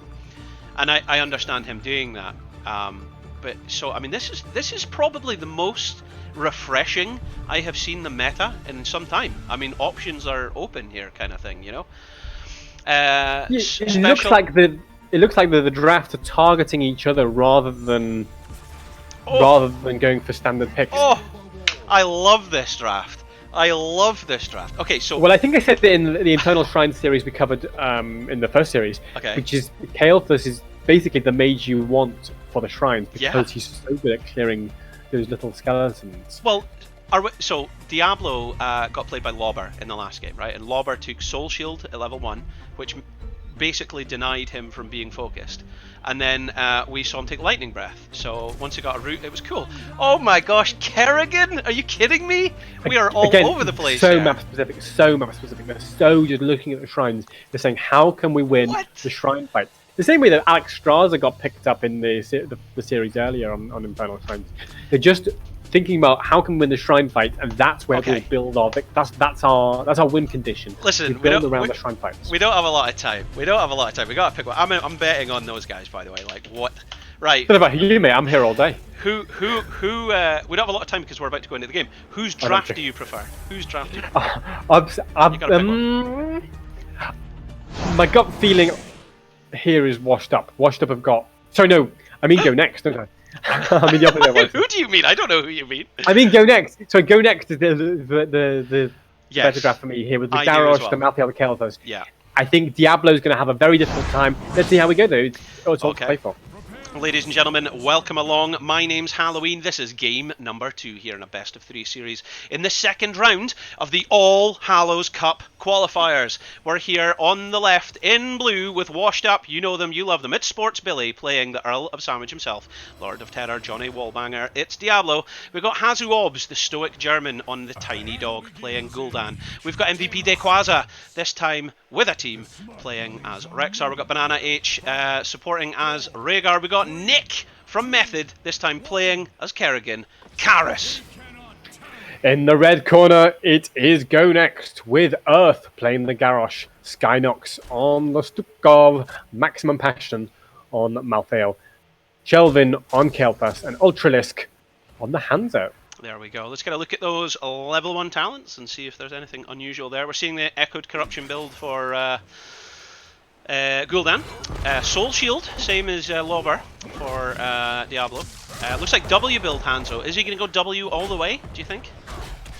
I mean, maybe. I think the idea here of the W is to get more Shrine Clear. That's why he's probably moving towards that, because it does do well on the Shrine Clear. Post 16, it's like amazing, because obviously you can get the piercing arrows and he can just go through everything. He deals damage as well as doing the objective. Earth, very aggressive. What is this about? What is going on here? Is it, just trying to catch a rotation. I love it. But he's on his own. He might catch Rhaegar, but who's with him? Apparently nobody. No, throws Kerrigan away instead, thinking he's in too much trouble. His teammates were not quite on the same page. Skynox is not going to be able to save him from that one. And Sportbelly puts him in the corner. Boom, that's in the Garrosh. And that's 10 souls for Sportsbilly. Nobody puts Sportsbilly in the corner. That's it. Oh my gosh. So, yeah, I mean, Mana Addict, I didn't even get a chance to talk about this just because there's too much drama here, too much action. Yeah, Mana Addict for Kael'thas. Not on a pale horse this time, it's Death's Reach. Is Sportbilly invading this? No. Sorry, he looked like he was thinking about invading that camp there. So, let's just talk a little bit about the Soul Shield idea from Diablo, because I think some viewers might be thinking, why is he taking Soul Shield when Malthael's damage isn't affected by that, and Hanzo's, a lot of Hanzo's auto attacks won't be affected by it, and stuff like that. The reason is, when you get thrown in by a Garrosh, what you need is to live for a few seconds. All he needs to get out with his life a few seconds later. And the Soul Shield is just giving him that little window, not fresh air, in which he can survive the onslaught that's going to come on him from Kael'thas, from Hanzo, and General Stukov. So the thing is, so Johnny Wallbanger is his commoner name, right? Then it's Earl of Sandwich when he's used by you. But allegedly, in other circles, he's been given more royal title. He's actually the Duke of Dynamite.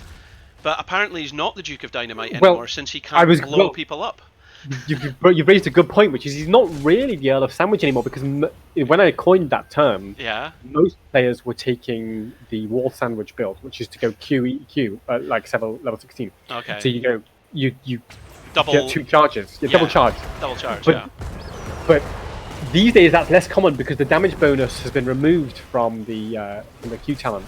So I don't know if we're going to see the Earl of Sandwich coming out today. It might just be the Lord of Terror, or the Duke of Dynamite, or Greg, or whatever his name is. Yeah, I mean, he's got a lot of titles there, it would appear. That's quite funny, though. That is quite funny. So, but the shrines.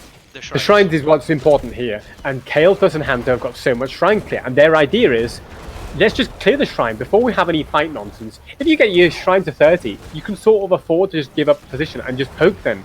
So if they're fast enough... Man's passion goes down. Max Passion goes down in mid lane, that's huge, and with that they also get the talent tier level 7 advantage. They've stepped up, Hazu's saying, right boys, let's get in there! And they have now taken position. And like you say, they can step back a little bit because, you know, they essentially had 10 Guardians up on them. But that time has ran out, and Max Passion is trying to run up as best as he can. Let's see what they can do with that. He's going to be here any moment. Oh, Misha trying to put pressure onto Ultralisk. One thing, the reason why both teams have built the Shrine Clear is so that if they get a hint of space, they can just ram that Shrine down. And look exactly what, immediately the blue team's finished the Shrine already, from basically 0 to 40 in a matter of seconds. Now Garrosh under pressure, Diablo turns over Max Passion, the Sport Belly got to be careful, thinking about going in to catch the Garrosh, but now the Punisher, if this catches anybody, this could be a disaster for Go Next. It's going to jump in a second, is it going to catch anyone? It doesn't matter, because they're all already dead. Wow. I mean, the thing is, it looked like for quite some time Go Next had that objective. Max, no! Disaster! Him falling there is crucial. They are almost guaranteed this fort now. Yes, absolutely, and they'll get soaked with it as well, down the bottom mid. And there's just a juicy chunk of XP from killing the whole of the enemy team. Sure enough. That's bad news, Bears. So they're are they not going to put? Well, I thought they were. I thought they were going to push up with it. They're a full level ahead. They're going to hit their heroic abilities earlier. I'm not sure. Honestly, I am honestly not sure what heroics they're going to take. There's a lot of options here. Do you know what I've actually seen once before? Is Kerrigan taking the Ultralisk and then it constantly respawning, and you're able to split push with it. Yeah. Oh, by the way, Garrosh. Yeah, he's gone down. He is down. I think Misha's going to fall there. Ultralisk getting lots of value out of taking out Misha out of the game, but it's a small compromise for constantly losing your players. Max Passion trying to tank for his team, putting lots of damage up against there, and they managed to get a counter kill. Are they going to get Sport Billy as well? Huge turn up for the books as Go Next managed to get their counters. Yeah, I mean this is tough. This is a tough situation for Go Next, but they've made the best of it there. I think maybe the washed up just felt a little bit confident having got the Garrosh kill and you know with the level 10 advantage just approaching for them. So they thought they could secure that camp so easily, but actually Go Next made it tough for them because of the position. Oh, by the way, Sport Belly just got thrown and taunted. If they get this Diablo kill, it's 100 souls on the deck. This is absolutely massive. The Stukov silence. Can they control it? The shove! And that's the 100 souls. That was amazing play there. Amazing play. In comes the arrow. It doesn't connect to Hazu. They were going for Hazu. They wanted him, but they didn't get him. But with level 10s on both sides of the fence, this is an equal fight. They've got the advantage. They want to take it, but I don't think they're going to. Sorry, I slightly misspoke in that the Diablo had already lost his 100 souls on deck, so he was weakened by that, and that's one reason he was blown up so easily. It's a nice turnaround from Go Next, who've started to sort of feel their way around this game and find the little bits of enemies out of position. And Earth, so is he the one out of position? Unstoppable, not going in the rake. Good cleanse, but it's not enough because he was next to a wall, so he's getting beaten down here. There is so much action in this. Oh, what a play by Skynox there. No, but he didn't actually connect. I think. Oh, Garrosh does eventually go down. Do you know, I think he had a misstep there with the terrain. He definitely pathed incorrectly there. I think he maybe could have made it out with his life, but it was unfortunate play, or very good play by his opponents, rather. Yeah, I mean, again, we just thought Washed Up would just been knocked for 6. They said no. We don't care. We've got the initiative because we've got a Kerrigan comp, we've got a Diablo. We've got that ability to dive in and catch someone. I don't care if it's Garrosh. We're going in. We're going to kill him anyway. And I don't care if it's Garrosh. We're going in for him. But brilliant stuff. And again, it's Lightning Breath, by the way, for Sport Billy. So I mean, that synergizes nicely with the Tormented Souls Shield as well. By the way, I'd like to point out that you often think, well, with Amalthael, you're going to finish off and confirm those kills with the last strike, but. So this is the third Malthael. Oh, what an arrow! It comes in from outer space. They had clearance to land, and there comes... For the Lightning Breath! It responds! The Kerrigan's done a massive combo to rake everybody into the fiery death, and that's an absolute catastrophe here for Go Next, who've been raked up by Kerrigan and burned to a crisp by Sport Billy. Beautiful stuff there. Do you know, that's how you react in a team fight. When an arrow comes in and you think they've got the drop, you're like, nope. That is how you react. That was textbook play there. I mean, they used all their heroics, but to great effect because they wiped 3 members of their team straight off the map and now have an open goal to march this Mortar Punisher down. And as we were saying in the last game, it was actually Fury that gave us this information originally, but the Mortar Punisher deals statistically the most amount of damage at this point. So you leave him unchecked and he's going to look for an inch and take a mile. Yeah, absolutely. I mean, whoa, they want to contest this cam maybe? No, they're not. They're not actually going to. They need to wait till double flame strike comes in. Then Kelvin's going to be able to do some things. By the way, this is indicative of the XP change to the game a few months back. Look how little Washed Up care about taking the fort. Oh, they've got a rake onto Earth. Slam him in the wall. Boom, that's the end of Garrosh. Oh, look at that route there. That was good. So they don't really. I mean, yeah, they're getting the fort with the Punisher anyway, but it's like they're more interested in securing all the soaks, securing extra kills, securing more control, rather than securing that structure, which gives them the trickle XP bonus. So during the first game, I think I said something similar to that effect, where I was like, well, I think they're looking for ganks. Oh my word, look at this.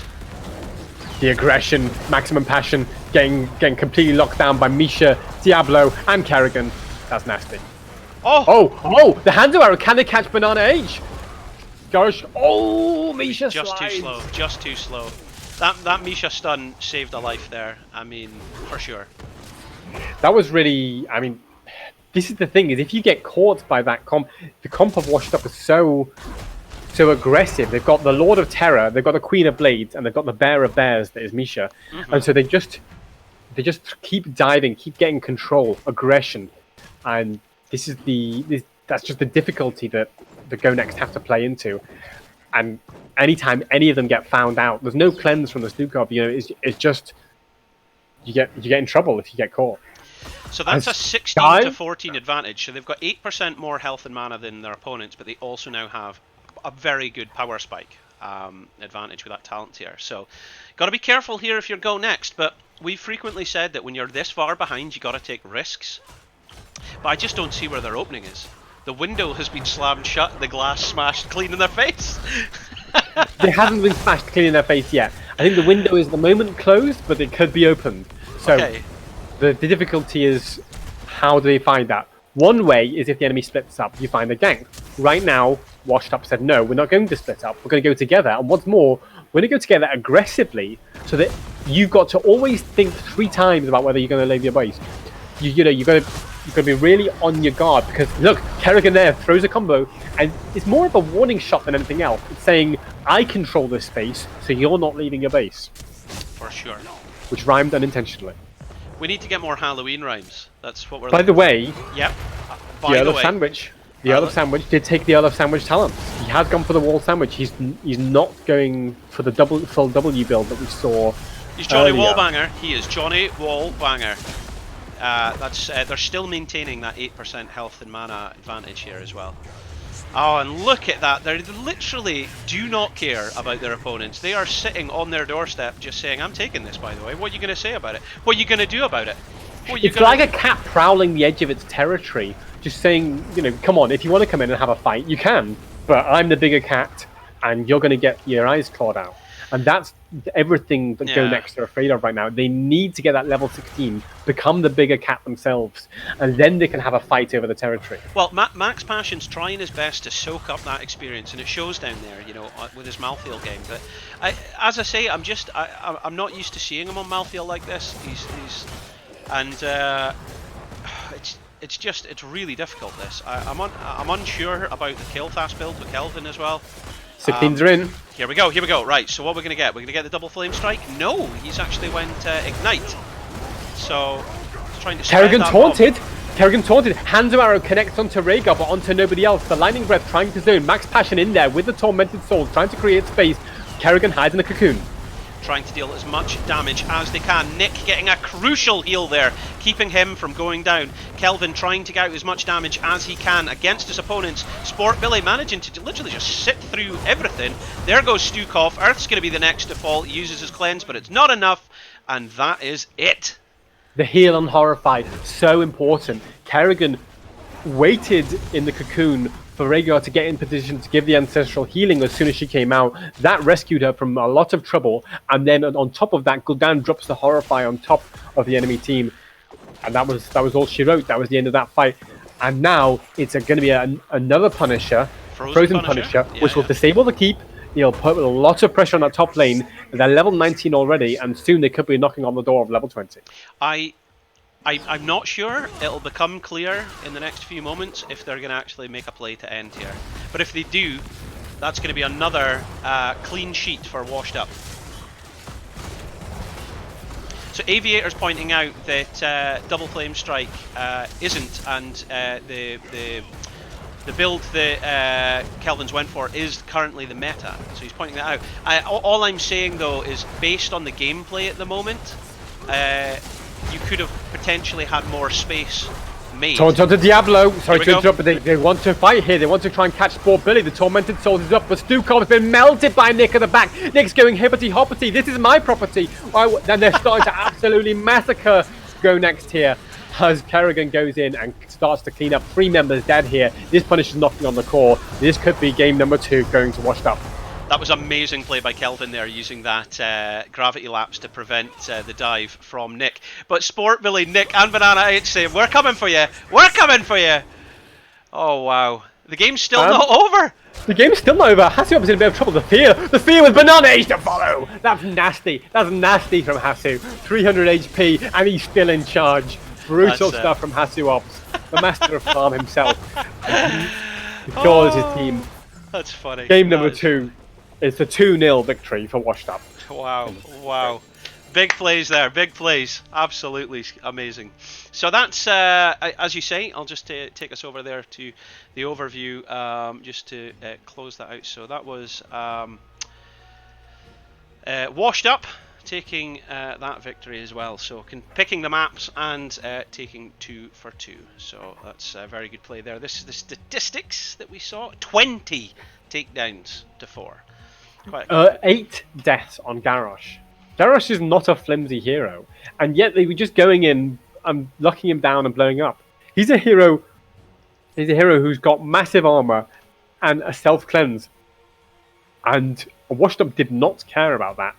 They said, "We're just going to kill you 8 times over," and they made it very difficult for him in this game. So, there we go. Okay.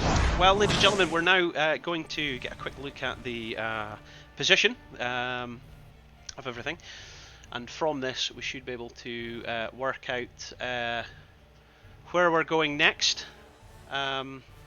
So, what we might do is just take a very quick break. So, please don't go anywhere. We'll be right back, okay? As we get ready for the next match.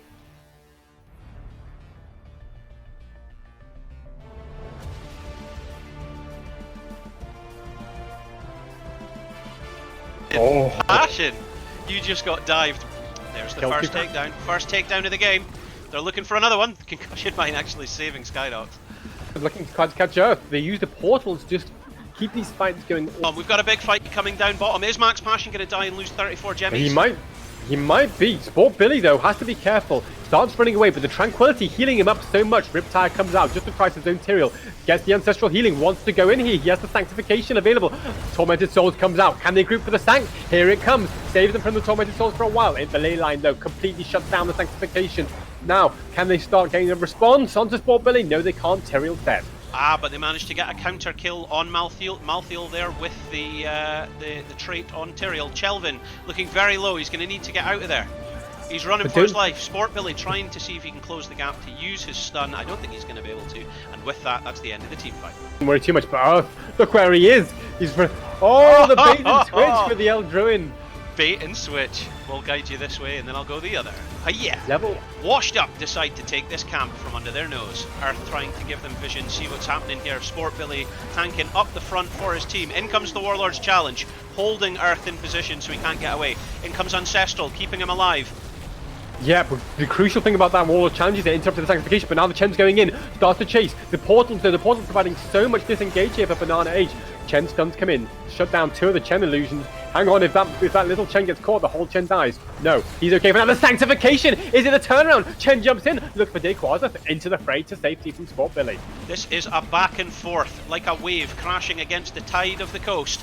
Neither team wants to commit. This is horrendous. Hazwob's taking a lot of damage. The portal manages to give them the escape. This is the value of Medivh that we're seeing.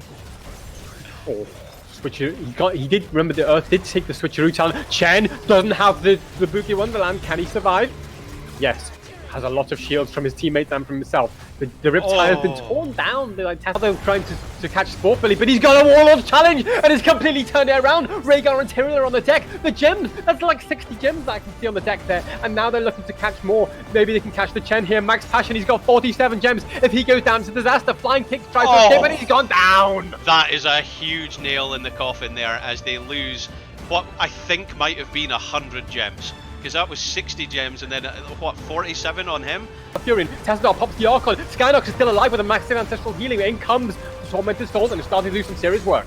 Here we go, Ultralisk trying to defend his team whilst dealing as much damage as he can, but they didn't get a takedown. They needed a takedown here to try and defend the core. Chelvin taking a serious amount of damage as well. Sport Billy still leading the pack here, up the front, looking for another opportunity. He just needs to throw one person, and that will be the House of Cards falling. But they're not, they're backing off. This is it.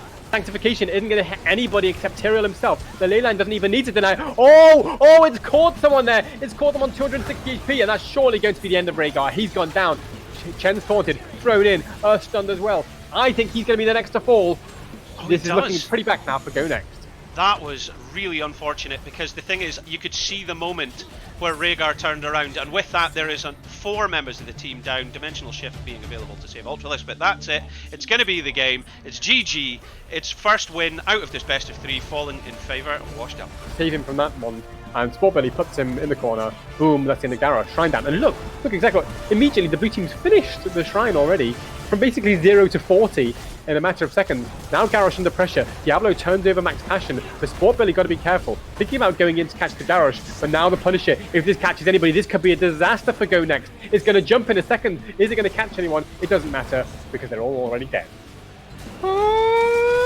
Yeah, he's gone now. He is down. I think Misha's going to fall there. Ultralisk getting lots of value out of taking out Misha out of the game, but it's a small compromise for constantly losing your players. Max Passion trying to tank for his team, putting lots of damage up against there, and they managed to get a counter kill. Are they going to get Sport Billy as well? Huge turn up for the books as Go Next managed to get their counters. That's the 100 souls. That was amazing play there. Amazing play. In comes the arrow. It doesn't connect to Hazu. They were going for Hazu. They wanted him, but they didn't get him. But with level 10s on both sides of the fence, this is an equal fight. They've got the advantage. They want to take it, but I don't think they're going to.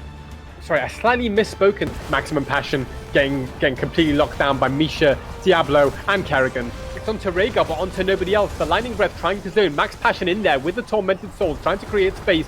Kerrigan hides in a cocoon.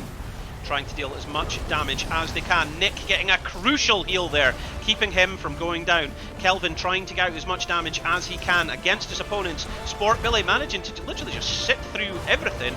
There goes Stukov. Earth's going to be the next to fall. He uses his cleanse, but it's not enough, and that is it. They can catch Sport Billy. The Tormented Souls is up, but Stukov's been melted by Nick at the back. Nick's going hippity-hoppity. This is my property. Then they're starting to absolutely massacre Go Next here as Kerrigan goes in and starts to clean up 3 members dead here. This Punisher's knocking on the core. This could be game number 2 going to Washed Up. That was amazing play by Kelvin there, using that gravity lapse to prevent the dive from Nick. But Sport Billy, Nick and Banana H say, we're coming for you. We're coming for you. Oh, wow. The game's still not over. The game's still not over.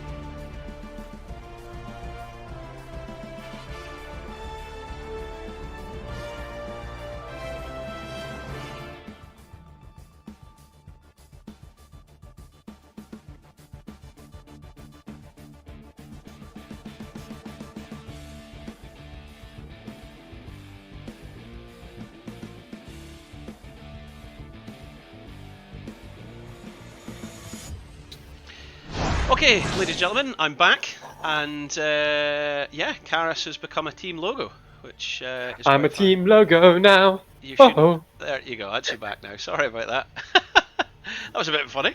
now they've seen my face. They're thinking, bring the logo back. Oh no! Oh no! Bring the logo back.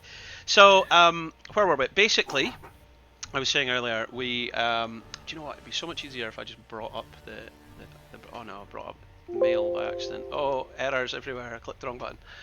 I think it might be better if I just brought up. Bring up the brackets. Yeah, like the actual browser. I noticed other people were doing that rather than. Well, do you know what? No, I've already got it loaded here, so I'll just load it here. Right, there we go. So this is, in a moment, when it refreshes, the current standings for the teams as they played off in round 2.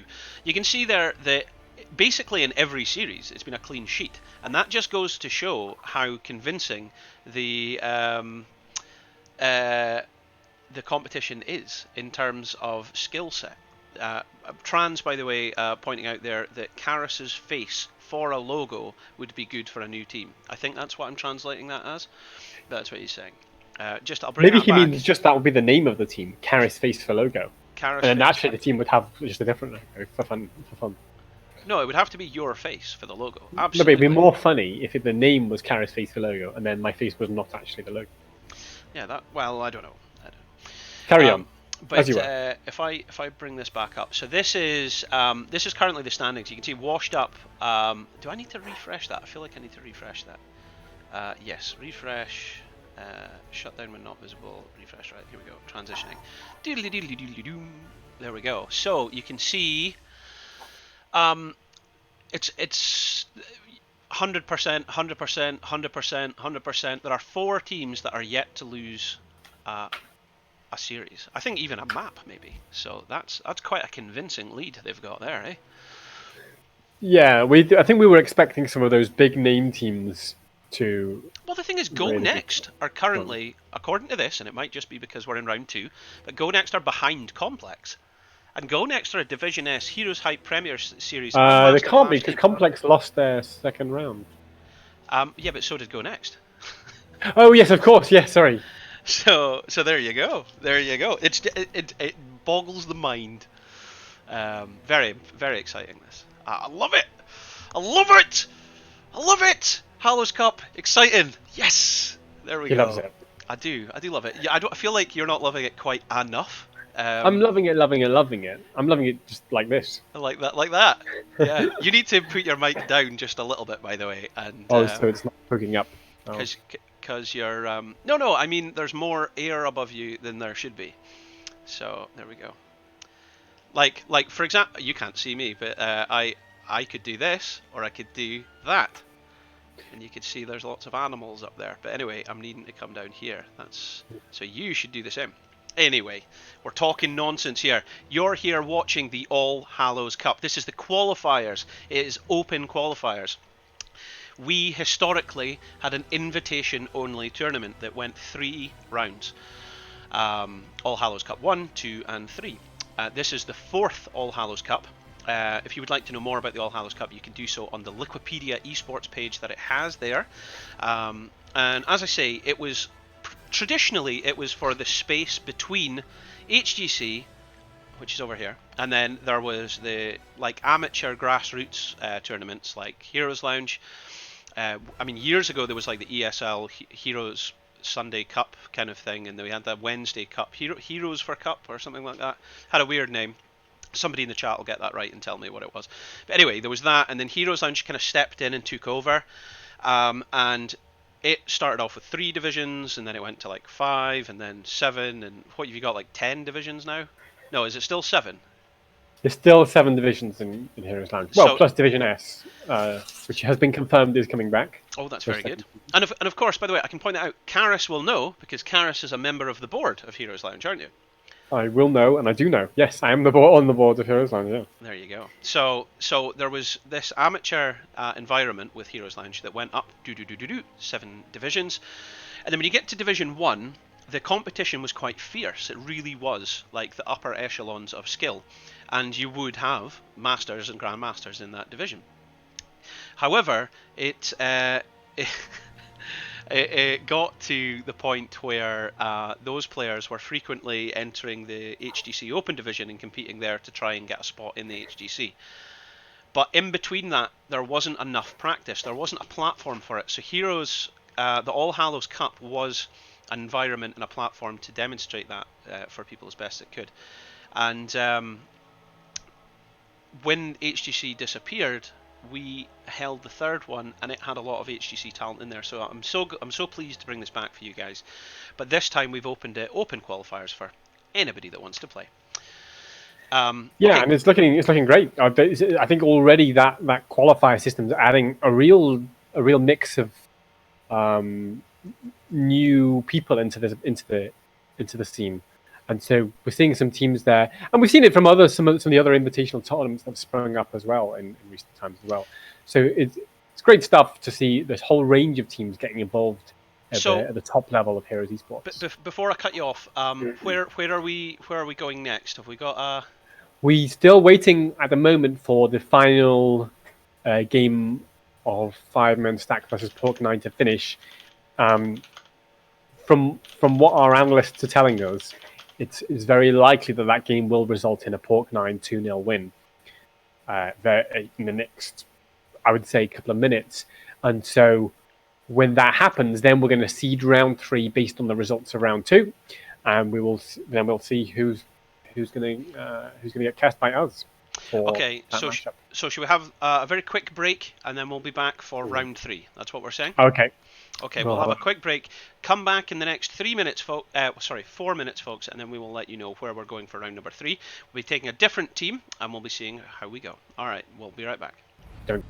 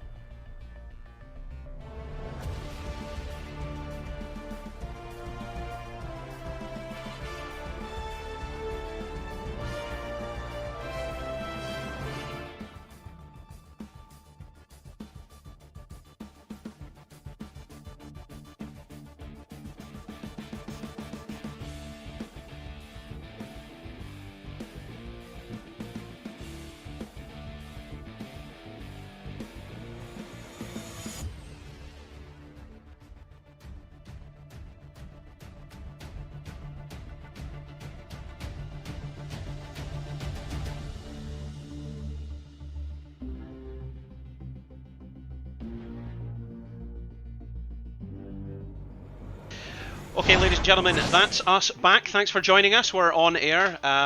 There's Karis. Hello. You've given us a thumbs up. Have you got your cup of tea ready? You all set? I have not got my cup of tea ready, but I'll survive without Well, it. whilst that's happening, what I can do is I can take us over to the overview.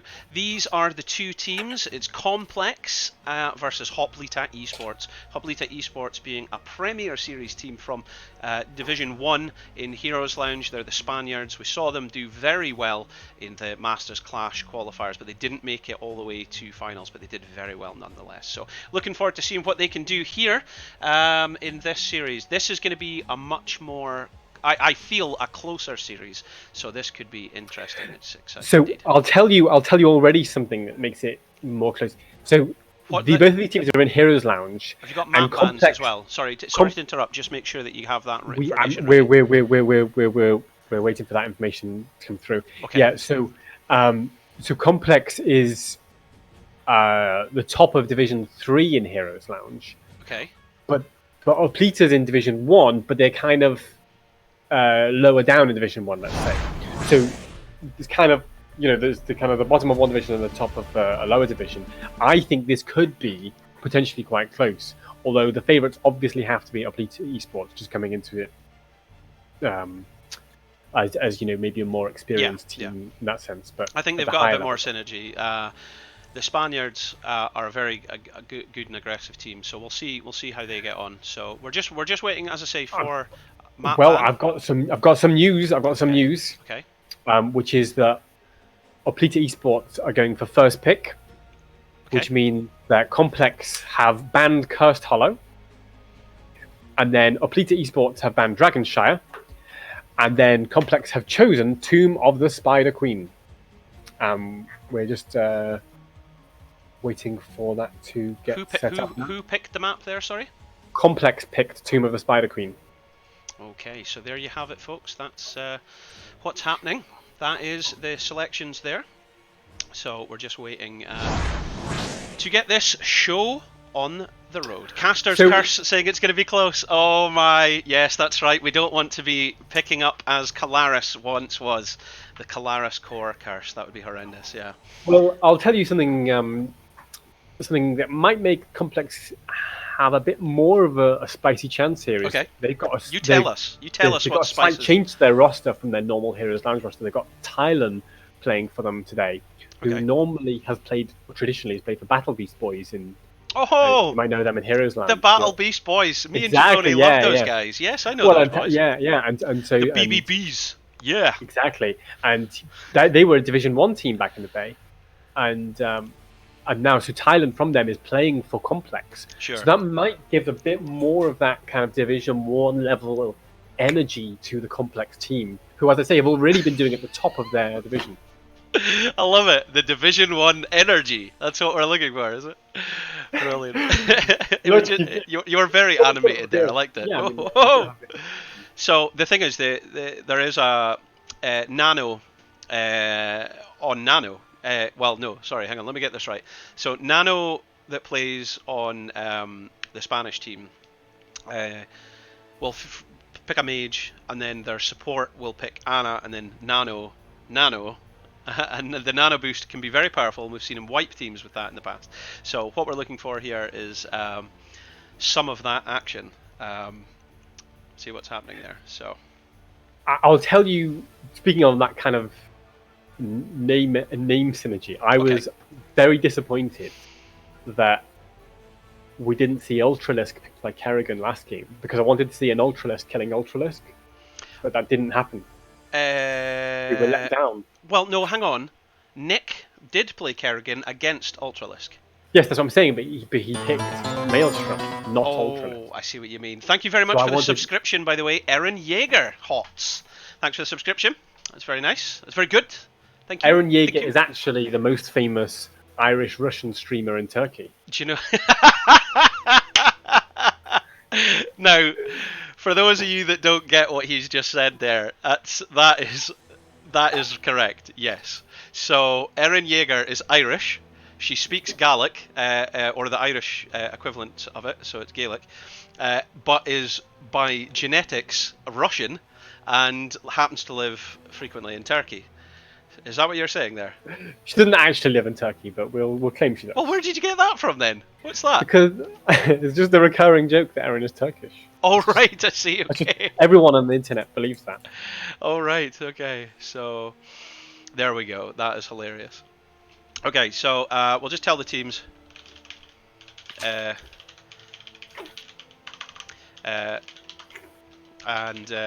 we go. Okay, so we're just about to go in. A reminder for the viewers at home, this is the situation. So what we've got here is Team Complex have selected the map. They're going to be taking us for game number 1 in this best of 3 series to Tomb of the Spider Queen. We're seeing that Hoplita have taken Dragonshire off the cards and also Cursed Hollow. Now that interestingly leaves Sky Temple open.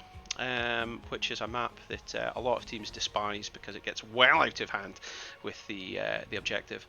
But there we go, we don't have time to go into that anymore as we go in. Welcome along, my name's Halloween, and to my left is... Karis! There we go, and we will be your casting duo today as we go into this. Now, in a moment, a contest should go live unless the admin's away on a break, which can happen, so don't bark at me if that's the case. But if the contest goes live, it is !bet space A space the amount of points that you would like to bet if you think our Team Complex are going to come for game number 1. However, if you think Hoplita Esports are going to take game number 1, it's !bet space B space the amount of points that you would like to bet. If you don't know how many points you've got, type !points. And you can use those points at a later stage for some of our giveaways. I think we have a giveaway going at the moment. There will be many giveaways across this whole event.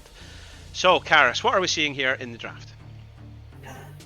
We've got an ETC first ban, which is sensible because ETC, as I'm always saying, is one of the stronger tanks in the game. And Chen ban because Chen is just a nightmare to deal with. And we've seen a lot of prioritization of Chen from other teams earlier today. But it's not actually been that successful today as far as I can tell in the statistics. But it's still a very annoying hero to deal with. Garrosh banned because I think the idea there is maybe they were expecting the ETC's been banned to allow Garrosh to play football a little bit, but it's not really. I'm not sure. Maybe that's why they were going with it, but I don't think so. I think they just wanted to ban the ETC, and there'll probably be a target on Joanna. But Alarak, darling of Storm League, gets slammed early on. Slammed. Right, I'm just trying to, because my admin's away at the moment, it would appear they're having a very quick break. I'm going to set the contest up. I will talk us through the draft then, because so we've got Nano and Alarak as discussed. Again, like we say, the darling of Storm League, so prioritized in high-level Storm League at the moment, Alarak, because he's just such a good hero for that kind of burst damage. Having said that, Joanna's, I would say, the strongest tank for this map, particularly with ETC banned. Maybe I don't think anyone's going to go towards a Diablo or a Stitches or anything like that. Having said that, there's a Malfurion. That's amazing. That's potential talk of a Stitches there on one of Stitches' better maps. So combining the Joanna with the Vala is a nice way to start that draft for Complex. Rexar for the solo lane, yeah. I mean, you normally see him on those maps where Misha has to do a job of just standing there, which is Brax's holdout and Dragonshire. But here, yeah, I mean, he still does a job, and we saw Misha give incredible value on Infernal Shrines. Misha was totally clutch. Misha was the most clutch thing that they had in the last game. We saw a huge amount of value in that, so I totally back the Rexar. Bear of Bears, as she's known. And Malfurion as well is nice for the roots. So a ban on Diablo there by Complex. I guess the idea is that they don't have an ETC or a Garrosh to shut down a Diablo engage. And on this map, with so many tight corridors, the Earl of Sandwich can really make some wall sandwiches. But I'm just not that convinced by Diablo as a hero, and I think maybe there are other tanks they could have banned. Unless they're particularly going to feel vulnerable to that. There's a Zarya though. That's actual juice right there. There's juice from Zarya. So the advantage of the Zarya is if somebody other than Zarya gets comboed by Alarak, she should be able to shield them, and give them that protection. I'm just going to interrupt you there just briefly for a moment, because I was keeping an eye on the Twitch chat there just because our admin's away. I'm seeing a couple of people, Violet in Red for example, that's just appeared in the Twitch chat asking if there's anyone familiar in this tournament or if they've missed anything. So yes, you are going to see a lot of familiar names in this tournament. You're going to see Hazuob, Sports Billy, Fury, Lauber. You're going to be seeing a tremendous amount of Mopsio, ex-HGC players participating in this tournament across the widespread variety of different teams playing. But we do have an obligation to make sure that we show as much of that variety as possible, and that's why we are happy to deliver this series here just now with Complex and Hoplita Esports. One team, Hoplita, coming from Spain, and Complex being, did you say Denmark? And well, we're talking about Russia, They're a mix of Turkey. countries. We know that Penelope's from Denmark, and so a huge variety of talent there. But listen, we don't have enough time to go over that at the moment, because I need to say that between these two drafts, Karis, who are you backing? Which draft do you prefer there? Oh, if it's just on draft, I would say for me the Complex draft looks better here. I really like this idea of the Zarya Valor to just keep the Aviator's Valor is going to keep going chop, and then you've got the Sonya for decent solo lane. Yes, Mishi's going to give Sonya a hard time, but I think when it comes to team fights later game, Tyler's Sonya is going to provide more value. Okay, I mean it is quite a. I mean, there's a lot of pressure on Aviator to get that damage out as Vala, and there is a tremendous risk of being caught up in Alarak's telekinesis and being killed. So we'll see how it goes. But if you've got a couple more minutes remaining, you can enter the tournament. It's the contest. It's !betspace. You can't enter the tournament anymore. You can't enter the tournament. We're wildly past that. But we don't even have time to talk about the contest because we are going into game number 1. Welcome along, ladies and gentlemen. This is the team in blue. You know them, you love them. It's Complex with Penelope, a bit of a spotlight streamer sometimes, riding up the front there as Zarya. We've got Time Bullet, Time Bullet as Joanna. We've got Tylon playing Sonya, the very distracting Aviator as Vala there, and Diffie M playing Anduin. Karis. And in the red corner, it's Spain's favourite, Hoplita Esports, with Extelom on the Sylvanas, Mehi on the Tyrael, Hanucha on Malfurion, Moi on Rexar, and Nano on the Alarak. I definitely gave you the more difficult team, but the Spaniards are a great team indeed, and they've been looking forward to this tournament. They've been speaking to me in advance of it, saying, they're really hyped to get this opportunity, and that's what it's about. For some of these teams, they're playing against some of the best players in the world, and you can't pay for that opportunity, but in here, you are being given the chance. We're seeing the fight kicking straight off, right at the beginning, with a lot of aggression there. Let's get a look at those level 1 talents. Anything unusual there? Again, Time Bullet doesn't really believe in the Iron Skin talent on Joanna, like we were talking about earlier. Seems to have gone for the Laws of Hope. But for me, against a Malfurion and Alarak, I'd be slamming the Iron Skin because I don't want to get comboed by Alarak, and I don't want to get rooted. And and the other thing is, I mean, do you need the health? Do you need that extra health from Law of Hope if you have like one pseudo support and an actual support?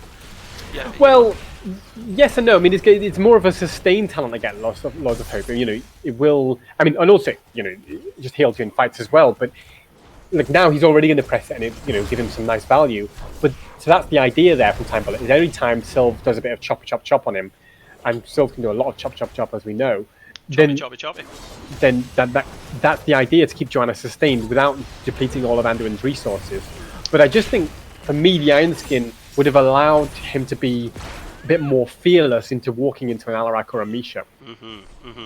Well, it's interesting seeing the difference between how this game is being played and previously when we've seen this map just earlier today with some of the other teams. By the way, I see someone in the chat asking, where could a Papega like me find a players list for who's in this tournament? The best place to do that is to check our Battlefy website, and I'm sure someone in the chat can supply that link to you. You can type !bracket, I believe, and it will link you. There you go, and then from there you can click participants, and it'll tell you who's all involved. Okay, so we're seeing Nano finally going for the siege camp in bottom. It's level 4 just round the corner, and we're also seeing Complex taking this camp here. So this is what we saw last time. One camp takes the Bruiser, and one team takes the siege camp, and then they all kind of meet and in the middle, and we see who gets the better advantage out of that. So back to talents for a second. Alarac's Sure. gone full E-build with the lightning talents on level 1 and 4 here.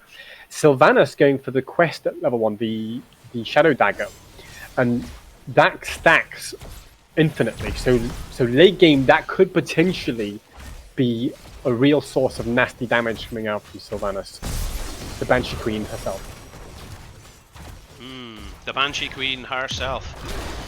Level 4s are up though for Complex as well, and they've gone for the Sind Exposed on Joanne. Oh, Penelope rooted in the top lane, but that's a nasty combination.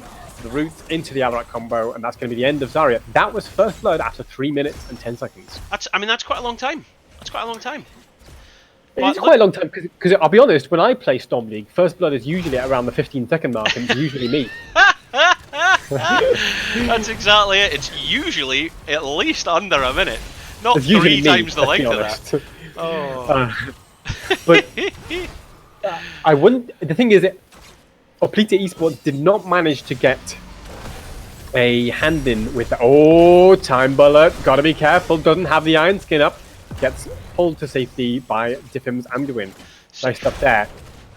But that's enough space for Alarak to hand in 7 gemmies. Yeah, they're in Scotland. So it's looking like Hoplita have them on a knife edge here. They're able to pay in. Oh, but Time Bullet's going to get in. It's 28 there. So there we go. It's neck and neck again with our back in. Level 7 advantage though for the Spaniards. Yes, but crucially, the soak needs to be caught here by. Oh, Moi Moi's going to get it in. Here we go. Is there a first hand in the game? It is going over to Oplita Esports. The Rebbed Webweavers are descending. That's it. So, that's it. What we're expecting here, Halloween, for these teams in terms of prioritizing, which lanes are they going to go to with these Webweavers? So what I'm trying to work out here is there a CC chain on the side of Complex here, right? When we get our heroics in, we've got Curse Shields, maybe Light Bomb.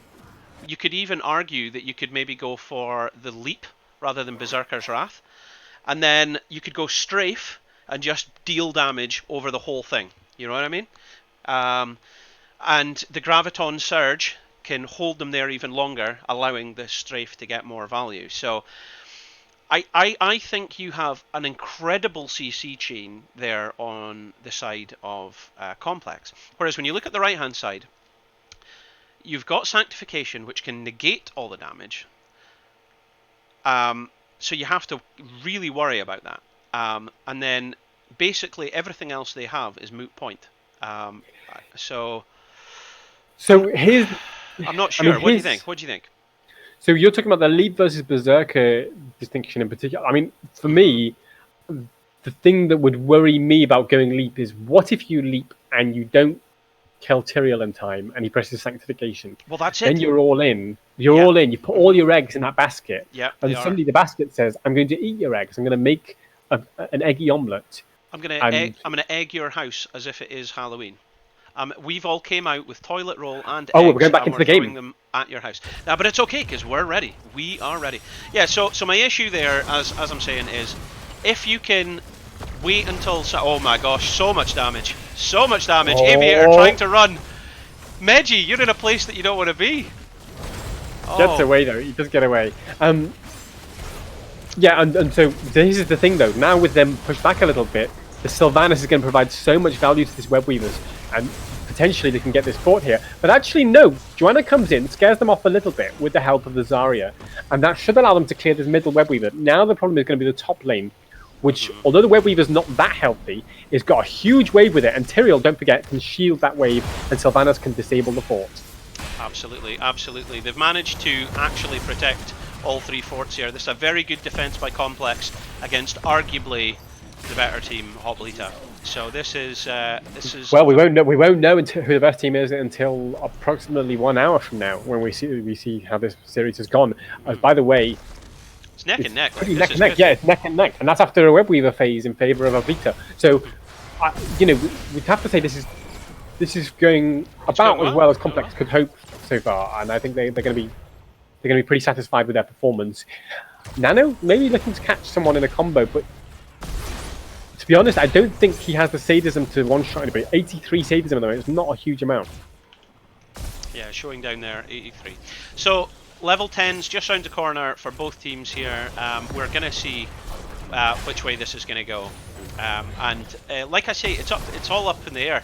See if oh, big damage. In comes the Roots. They're trying to commit. In comes and Type M is out. Aviator trying to pick up the gems. He then falls.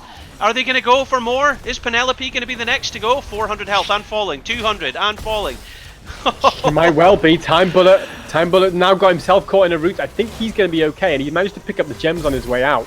But that's a rough situation for Complex. They were neck and neck, and suddenly they just get caught out a little bit out of position. Different on the Anduin gets punished. That's the threat here from this Malfurion and Alarak combination. So they can really lock someone down and blow them up. That is the power of hitting 10 first and getting an amazing route on Malfurion. But Time Bullet's telling his team, look, we're not finished yet. Get in there. But I don't know if they know they're in there. Nano's not going to have enough time. They know. They've been pushed away. But the Iron Skin will allow him to walk onto the point. They're holding the point. They don't have the level 10. The silence onto Joanna. She's got 24 gems. If she dies, they're all going to be on the deck.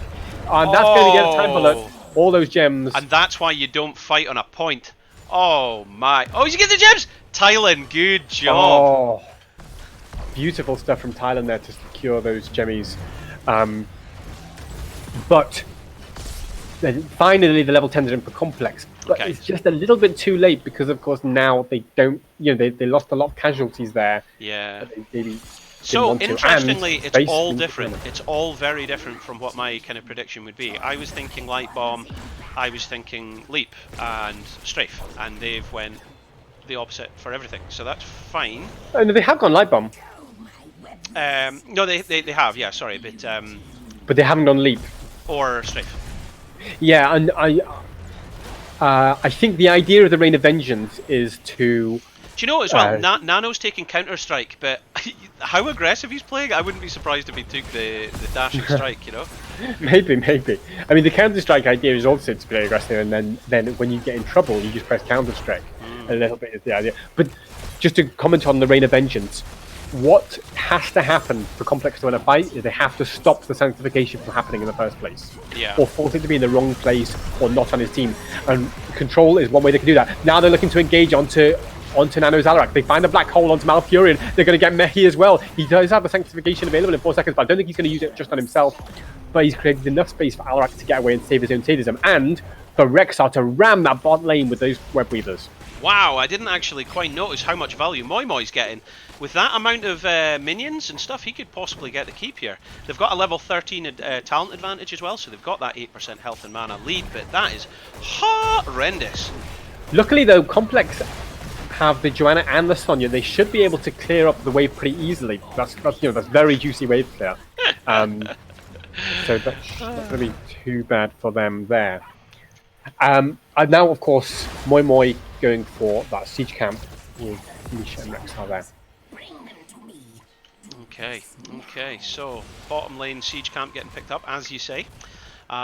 They do have 61 gemmies, Complex, so they could look to get them in, but the issue is you're going to need to win a fight to do that.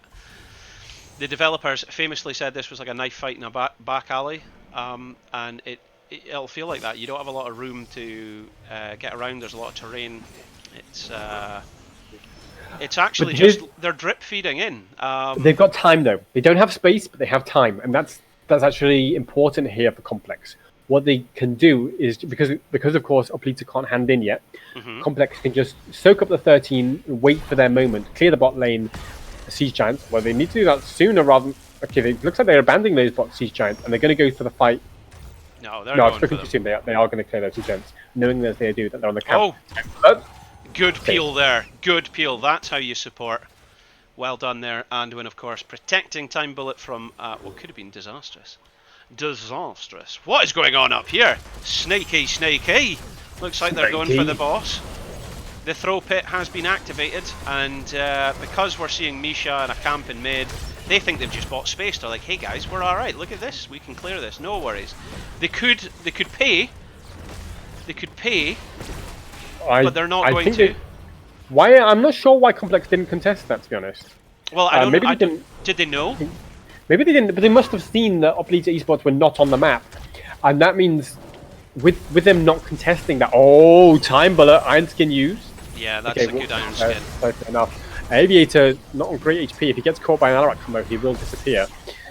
They need to clear top first as the priority.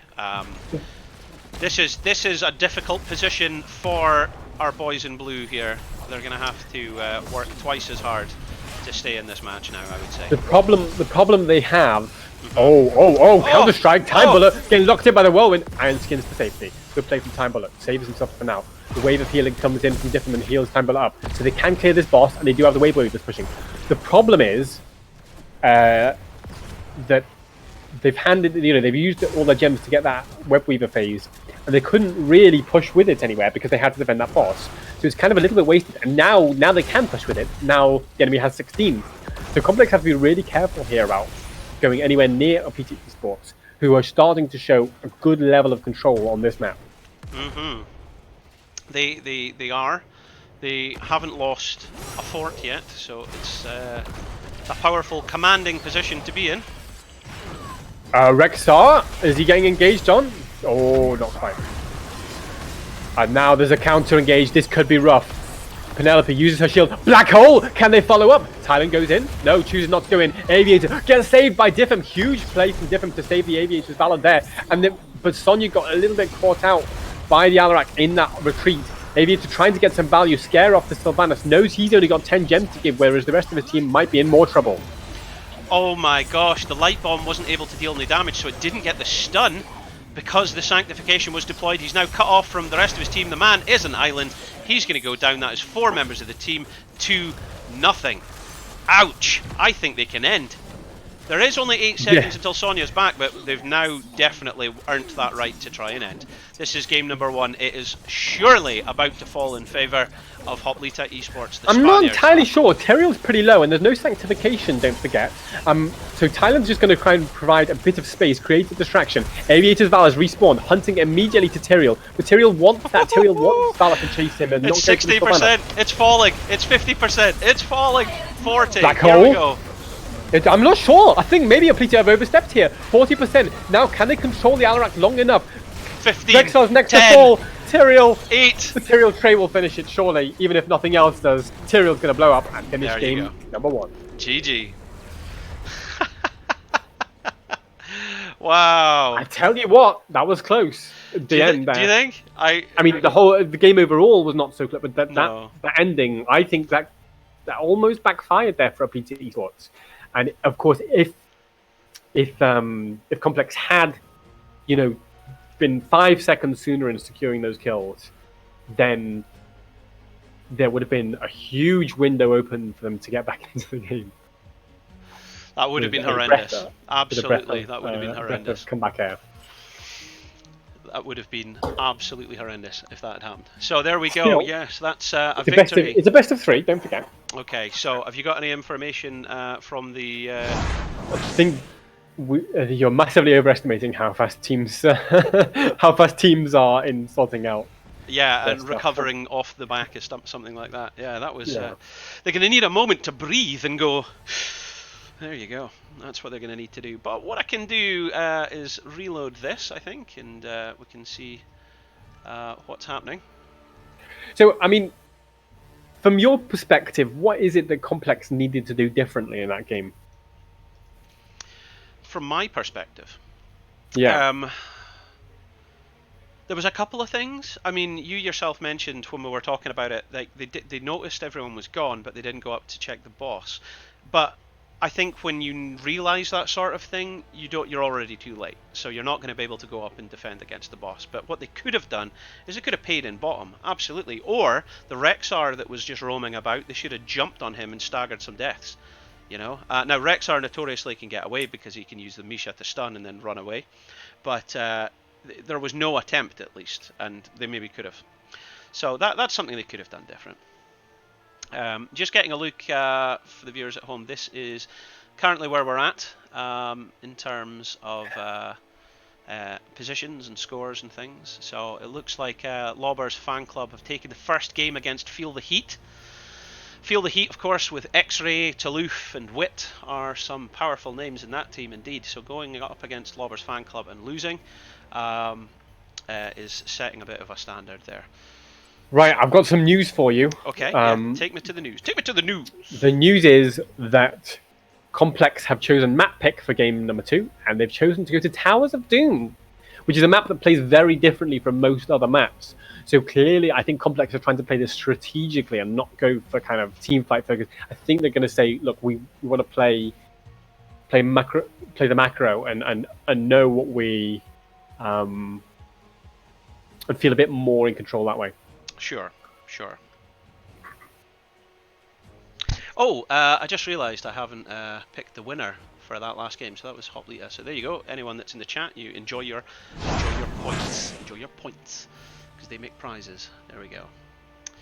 So, in a moment, there will be another contest as we move into the next game. So, I would like to bring up a schedule. There's normally meant to be a schedule here, where I can tell you what series are playing when and whatnot, but we don't know. And things, but apparently we don't know. It's part of the mystery. It's part of the mystery. It's a Swiss system, so that the matches are not predetermined. We see we see which matches get formed each round because it depends on the results. I'll try and have the schedule working before we go into the actual thing. So there we go. The actual thing, of course, being this, which is going to be very exciting. The Friday, the 18th of October. So 2 weeks. That's when we will be able to play round 1 of that. But that's not where we're at. We're here just now, and it's the qualifiers. And so we've got, after this, another 2 more series. And then we've got a whole day of it again tomorrow. It's just that much HOTS. There is that much HOTS action here for you, the viewer, at home. And Karis, the co-caster, the other caster here on my left. It will be. It's some incredible stuff.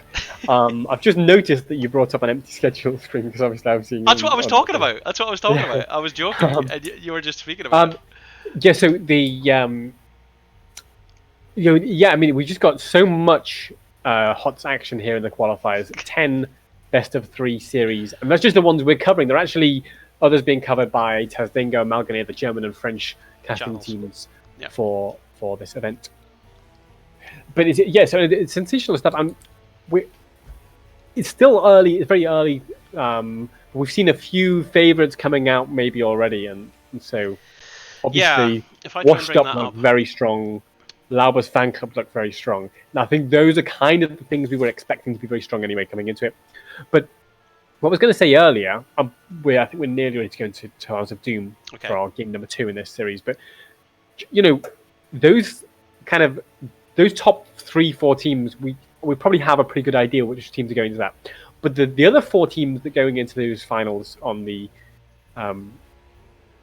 19th of October, 18th, are they're still all to play for, I think. And I think all of these teams, like we're seeing Complex or Plita Esports, Go Next, Pork Night, those are teams that have really got.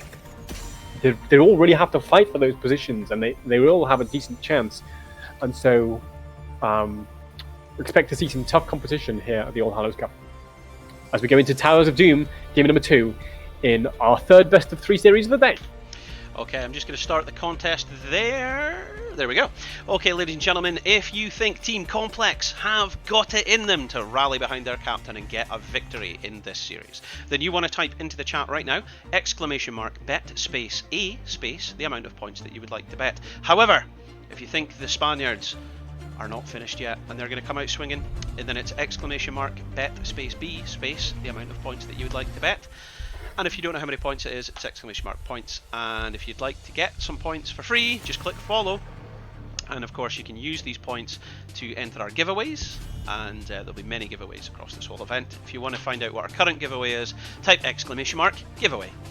Alrighty then, so we're seeing Abathur getting banned right outright. Now that's a meta pick for this map indeed, so looks like the Spanish are just not entertaining that risk right now. Yeah, I mean, like I was saying, I think there's going to be a macro focus here on this map, and I think that's what Complex are planning. And Plita Esports saying, I'm not having any Abathur nonsense.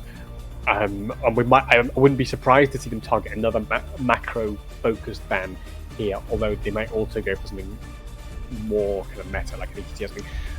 Alarak ban. Now, this is interesting. I was saying, wasn't it, that in game number 1, Complex did not ban Alarak, and I think that hurt them a bit, although I wouldn't say that was a decisive factor as such.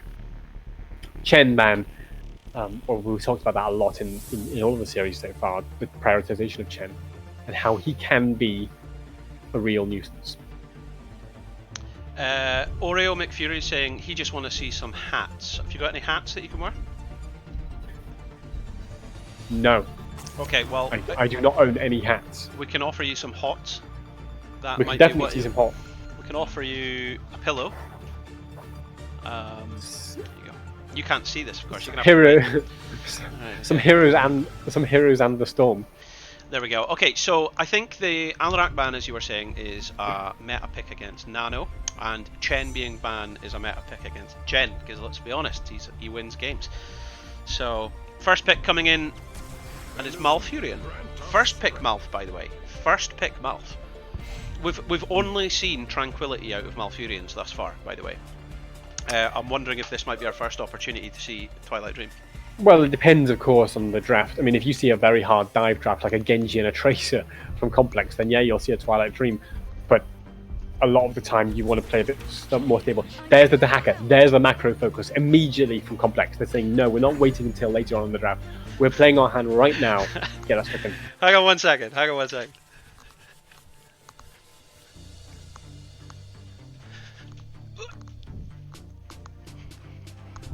There we go. Right, so somebody was like, no, I want to see Abby hats. We're in the middle of a draft here, and I'm still delivering for the audience at home. There you go. There's your symbiote.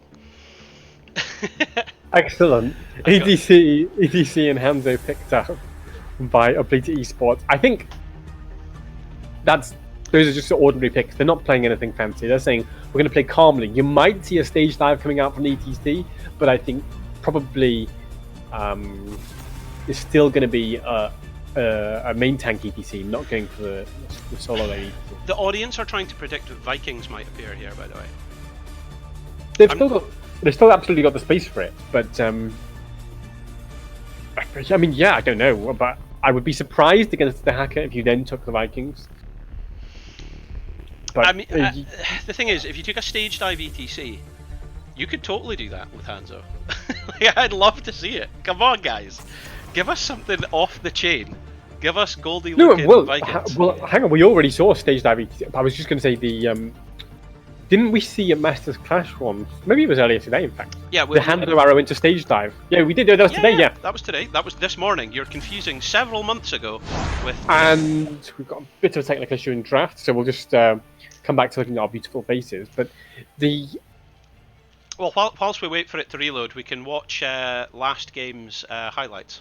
So whilst we get this back, here are the instant replays from the last game.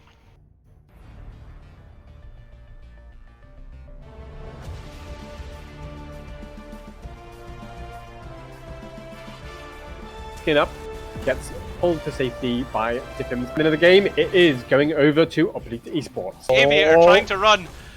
Meji, you're in a place that you don't want to be. Gets away though, he does get away. Here comes the Roots, they're trying to commit. In comes and Type M is out. Aviator trying to pick up the gems. He then falls. Are they going to go for more? Is Penelope going to be the next to go? 400 health and falling. 200 and falling. It might well be. Time Bullet now got himself caught in a route. I think he's going to be okay, and he managed to pick up the gems on his way out. But that's a rough situation for Complex. They were neck and neck, and suddenly they just get caught out a little bit out of position. Diffim on the Anduin gets punished. No, they've been pushed away, but the Iron Skin will allow him to walk onto the point. They're holding the point. They don't have the level 10s. The silence onto Joanna. She's got 24 gems. If she dies, they're all going to be on the deck. And that's going to get a Time Bullet. All those gems. And that's why you don't fight on a point. Oh my. Oh, you get the gems! Tylen, good job. Onto Nano's Alarak. They find the black hole onto Malfurion. They're going to get Mehi as well. He does have the Sanctification available in 4 seconds, but I don't think he's going to use it just on himself. But he's created enough space for Alarak to get away. The problem is, Gage, this could be rough. Penelope uses her shield. Black hole! Can they follow up? Tylen goes in. No, chooses not to go in. Aviator gets saved by Diffim. Huge play from Diffim to save the Aviator's balance there. But Sonya got a little bit caught out by the Alarak in that retreat. Aviator trying to get some value, scare off the Sylvanas, knows he's only got 10 gems to give, whereas the rest of the team might be in more trouble. Oh my gosh, the light bomb wasn't able to deal any damage, so it didn't get the stun because the sanctification was deployed. He's now cut off from the rest of his team. The man is an island. He's going to go down. That is 4 members of the team, 2-0. Ouch! I think they can end. There is only 8 seconds until Sonia's back, but they've now definitely earned that right to try and end. This is game number 1. It is surely about to fall in favour of Hoplita Esports. I'm not entirely sure. Teriel's pretty low, and there's no sanctification, don't forget. So Thailand's just going to try and provide a bit of space, create a distraction. Aviator's Valor's respawn, hunting immediately to Teriel. But Teriel wants that. Teriel wants Valor to chase him. And it's 60%. It's falling. It's 50%. It's falling. 40. Black Here hole. we go. I'm not sure. I think maybe Hoplita have overstepped here. 40%. Now, can they control the Alarak long enough? 15. Rexar's next 10, to fall. Teriel. 8. The Teriel tray will finish it surely, even if nothing else does. Teriel's going to blow up and finish game number 1. GG. Okay, that's us back. Karis is missing but we're being replaced by an empty chair. Let's see if the analysis is. Oh, here he is. Here he is. What I'm glad is we had a lot of warning that we were coming back. I'm back. So we're just waiting. We're just waiting for one of the players to come back. Allegedly, there has been an electrical disruption, and that's probably from just the sheer magnificence of you know, the awe and wonder of the gameplay that we're playing with here. So that's what's happened there. So we're just waiting for that guy to come back, and then we're all sorted. So once again, just to remind our viewers at home, it's currently 1-0 to Hoplita Esports, and we're in round number 3 of the 5 that we're playing today. So Complex need to win this game to take us to a 3rd game, or it's going to be a clean sheet for Hoplita. They'll take the maximum amount of points to move forward in the standings. Tell us a bit about how the standings work. Is it like you get points for a win and 0 points for a loss, or is it you get points for map wins, or how do the qualifiers work in terms of scores? So, you know, I'm really good at this sort of thing, Karis. So thanks very much for asking. So if I just pull up the page, which you can see there on the screen, you get 3 points for a win, a clean sheet win. It looks like, because I'm just looking at the scores just now, and you know, you can see. You just get so it's just 3 points for the problem with yeah. The thing is, actually, so far every series has been 2-0, hasn't it? So. No. Go next. No, actually, no. Yeah, that's true. Yeah, that's not true. That's not. There was 2-1 from go next against Hoplita. Yeah, you're right. Mhm. So yeah, but yeah, so you get 3 points for a win, and 0 points for a loss, and then at the end of the 2 days, the 8 teams with the most points go through to the finals. Finals. That's right. So, but what you can see there is, like, for example, in position 5, 6, and 7, you've got a lot of teams that had 1 win but 1 loss as well, and that's where it'll start to differentiate as map wins come in to play. But at the moment, it's looking fairly clear cut for just series wins. Yeah, I think if I bring this up, where am I? Close this, transition that through. This is where we're currently at. So it is game number 2, but we're here he is. Nano's finally here. We're ready to start.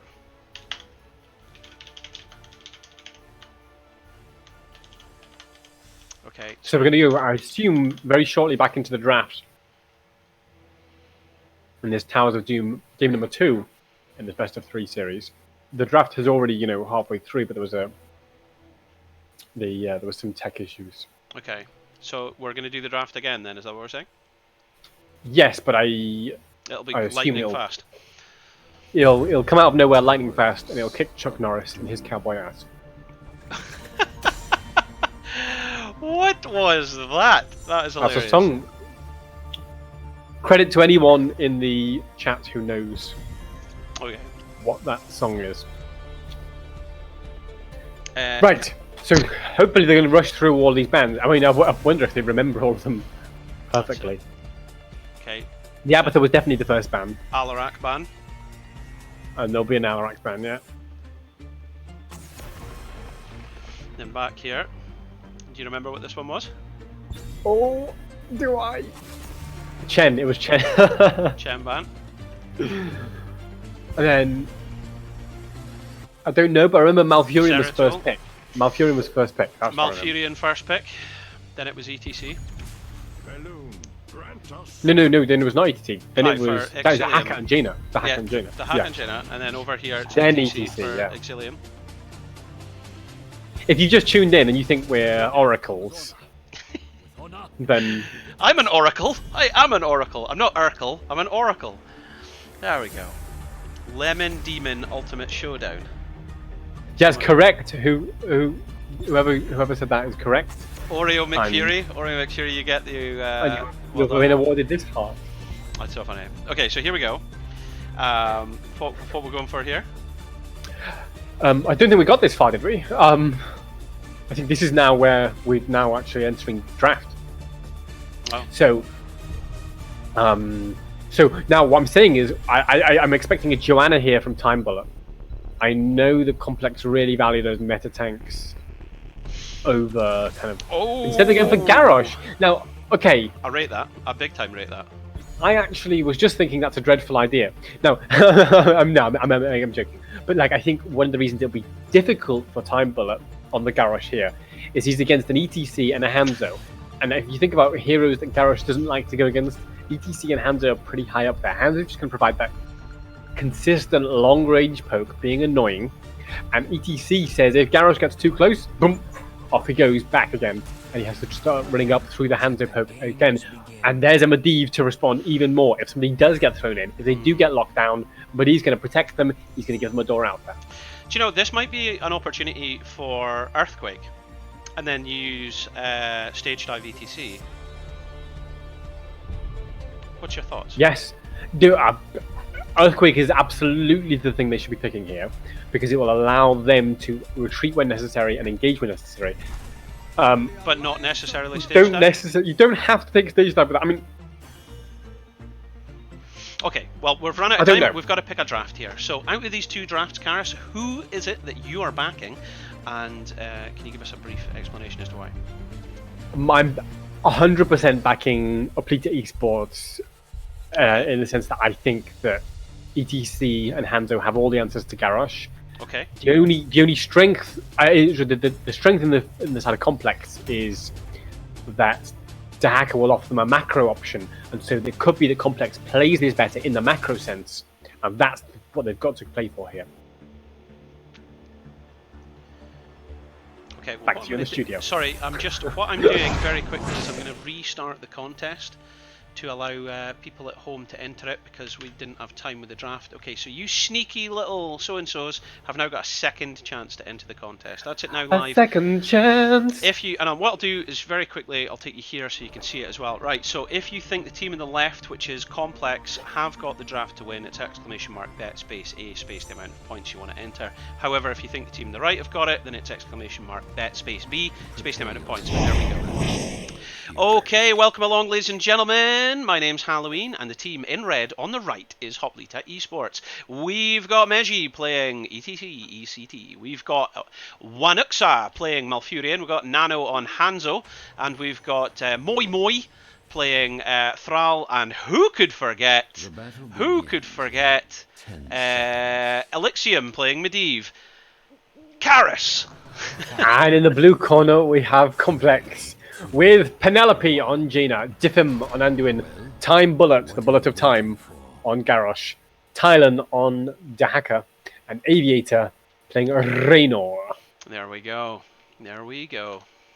And look at this little attempted gank push from Time Bullet, hoping to catch someone on rotation. They're just going to trap here and hope for a careless rotation from one member of Oplita Esports. They'll have to wait a while. However, in the meantime, of course, Penelope and Diffim are soaking in this bush. Medivh sniffs it out. That's the end of that idea. You've got a Raven to give you vision. That's the end of that idea. That's it. So, getting a look at the level 1 talents there. Echo the elements for Thrall, because he's going to be in a lane by himself. We're seeing the auto attack build on Hanzo. It's the first time we've seen that in the tournament thus far. But well, I mean, we've seen all three, haven't we? We have, So yeah. Yeah, so But some of the more like professional players, like Smexy and stuff, we used to always see him take redemption build. He favoured it massively. Time Bullet looking for a throw, face melt to push him off. exactly, that's what Mehi's going to be doing that all game, and when he gets to level 13, he's going to have reduced cooldown on it as well.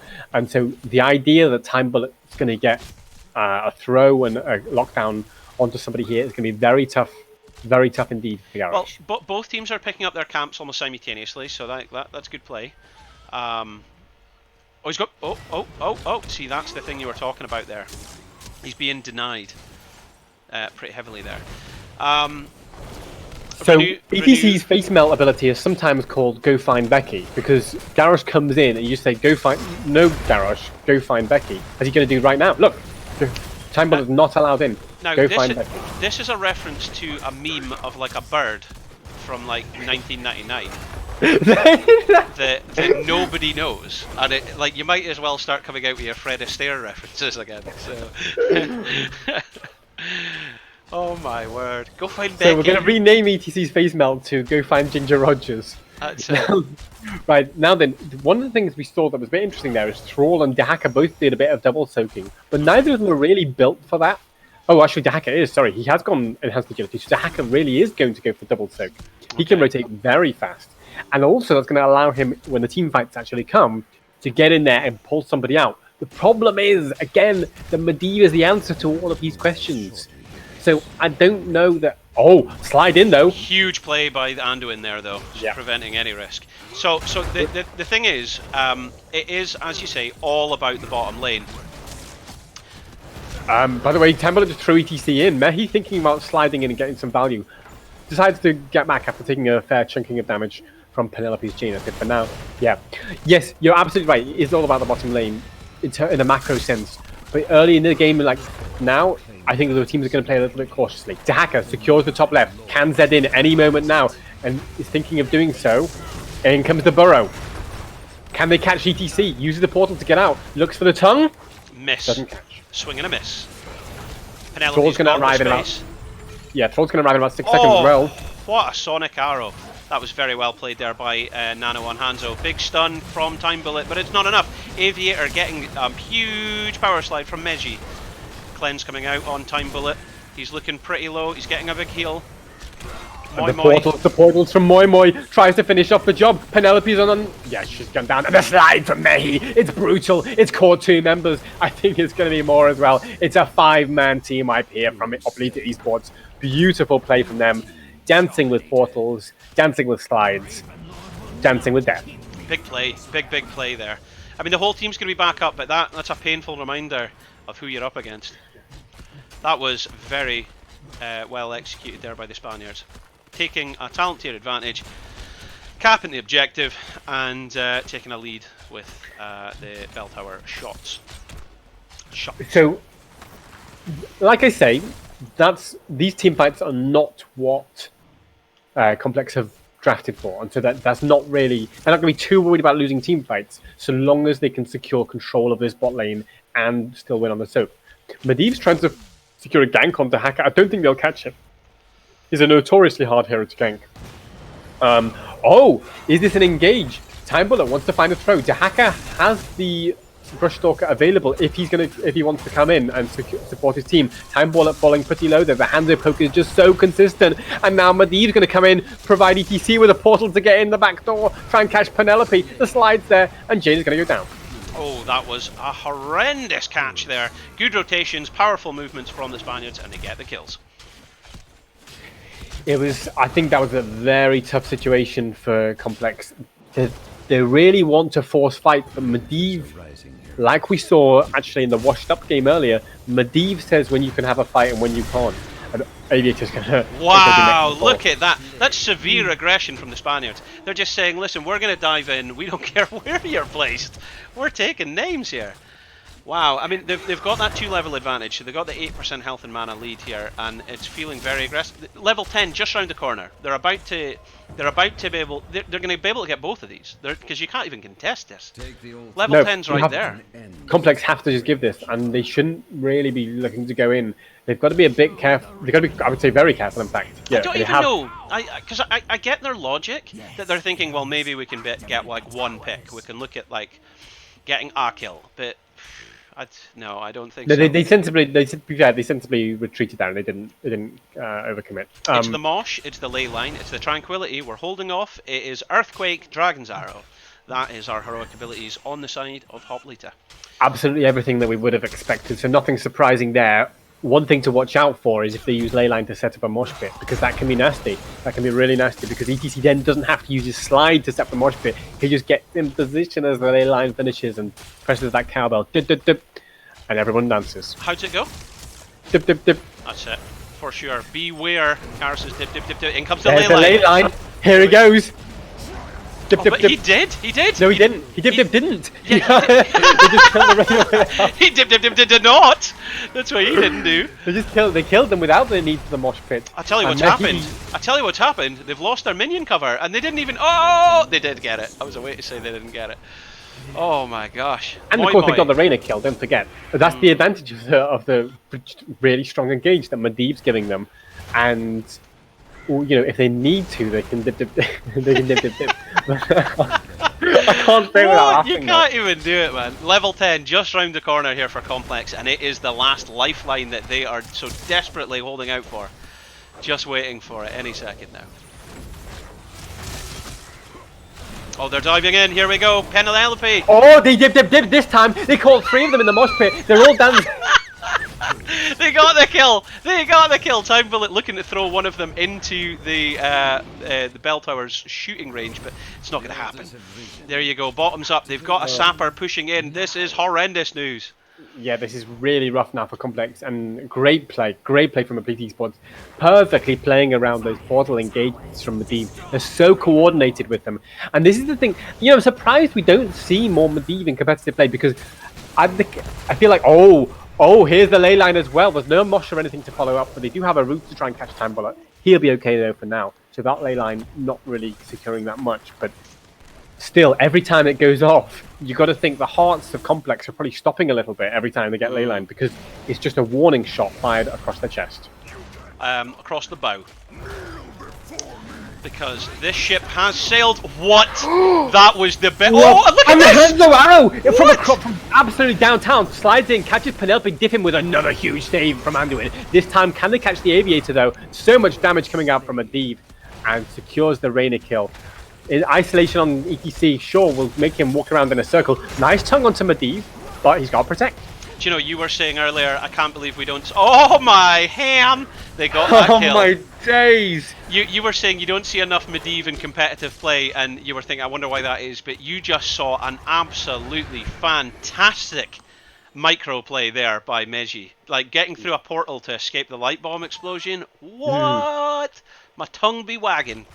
That was incredible. Good plays here. ETC is looking in charge of this game, and of course, it's because he's got the Medivh to allow him to move freely. One of the things as ETC is, if you go in too aggressively, you get punished. That's why people are afraid sometimes of picking ETC. You slide in, you can really get punished for it. Medivh says, you shall not be punished. You can run around as freely as you like, innocent child, and cause as much mischief as you want, and Mehi is doing that. Oh, here comes Time Bullet looking for the route, but an excellent wolf coming out from Moi Moi. Time Bullet still not been told.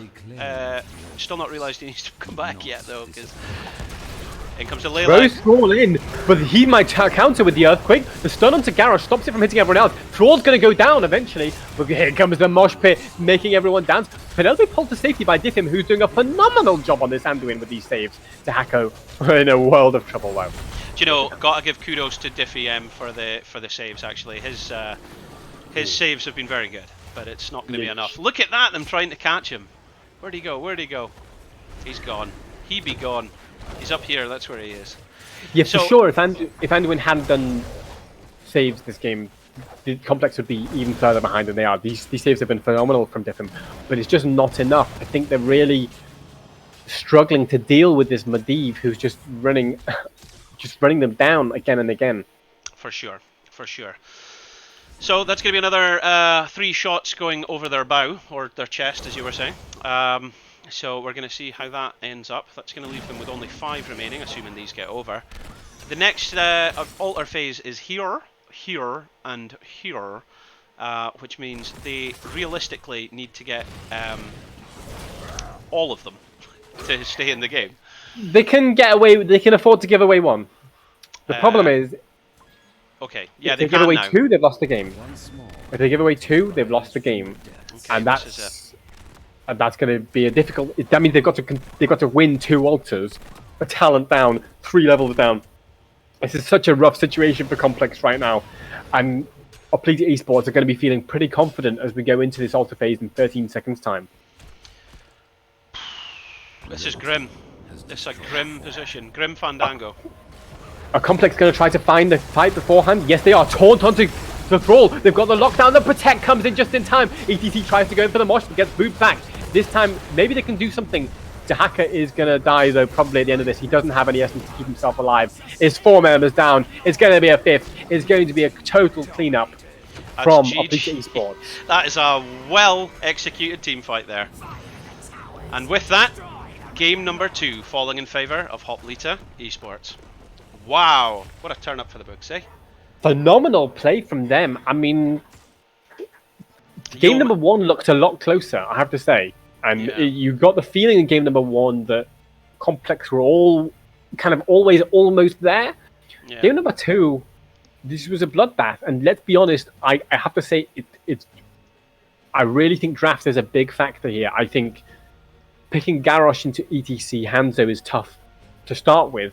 But then if your enemy can pick Medivh and just completely shut down that Garrosh. I know the Medivh pick probably wasn't expected, but the Medivh has completely ruined the Garrosh idea and allowed Mehi on ETC to completely play football.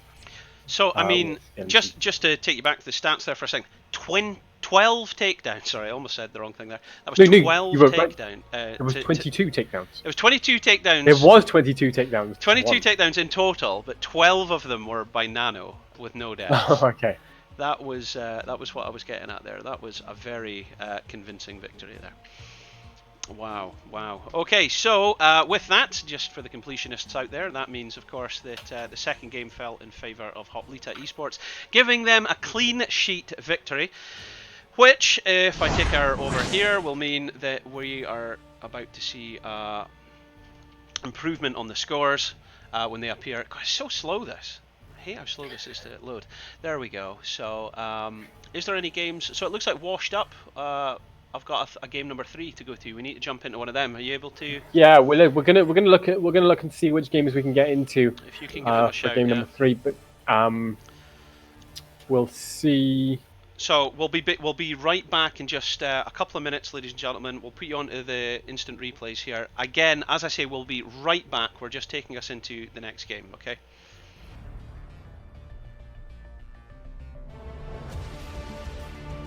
Secures the top left, can Z in any moment now, and is thinking of doing so. In comes the Burrow. Can they catch ETC? Uses the portal to get out. Looks for the tongue. Miss. Doesn't catch. Swing and a miss. Troll's going to arrive in about. Yeah, Troll's going to arrive in about 6 seconds as well. What a sonic arrow. That was very well played there by Nano on Hanzo. Big stun from Time Bullet, but it's not enough. Aviator getting a huge power slide from Meji. Cleanse coming out on Time Bullet. He's looking pretty low. He's getting a big heal.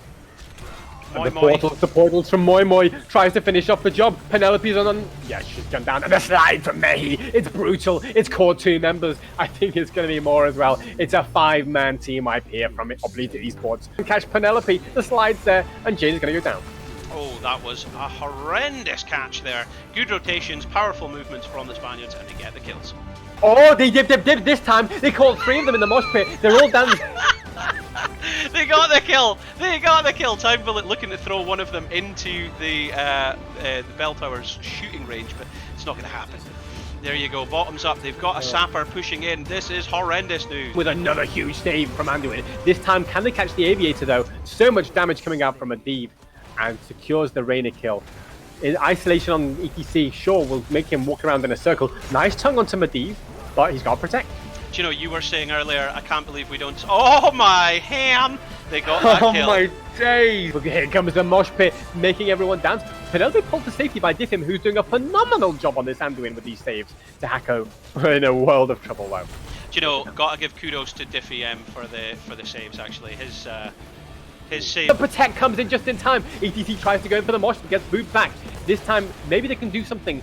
Tahaka is going to die, though, probably at the end of this. He doesn't have any essence to keep himself alive. His 4 members down. It's going to be a 5th. It's going to be a total cleanup from Oblique Esports.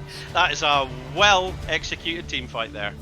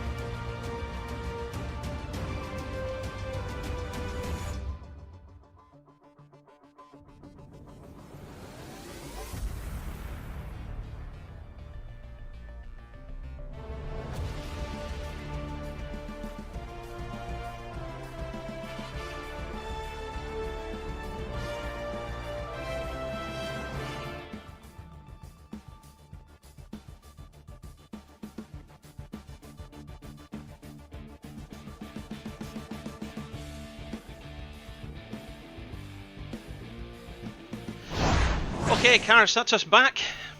We're back in the studio. We're back in the studio. Hello, ladies and gentlemen. Welcome along. If you're just tuning in, my name's Halloween, and to my left is... Carius.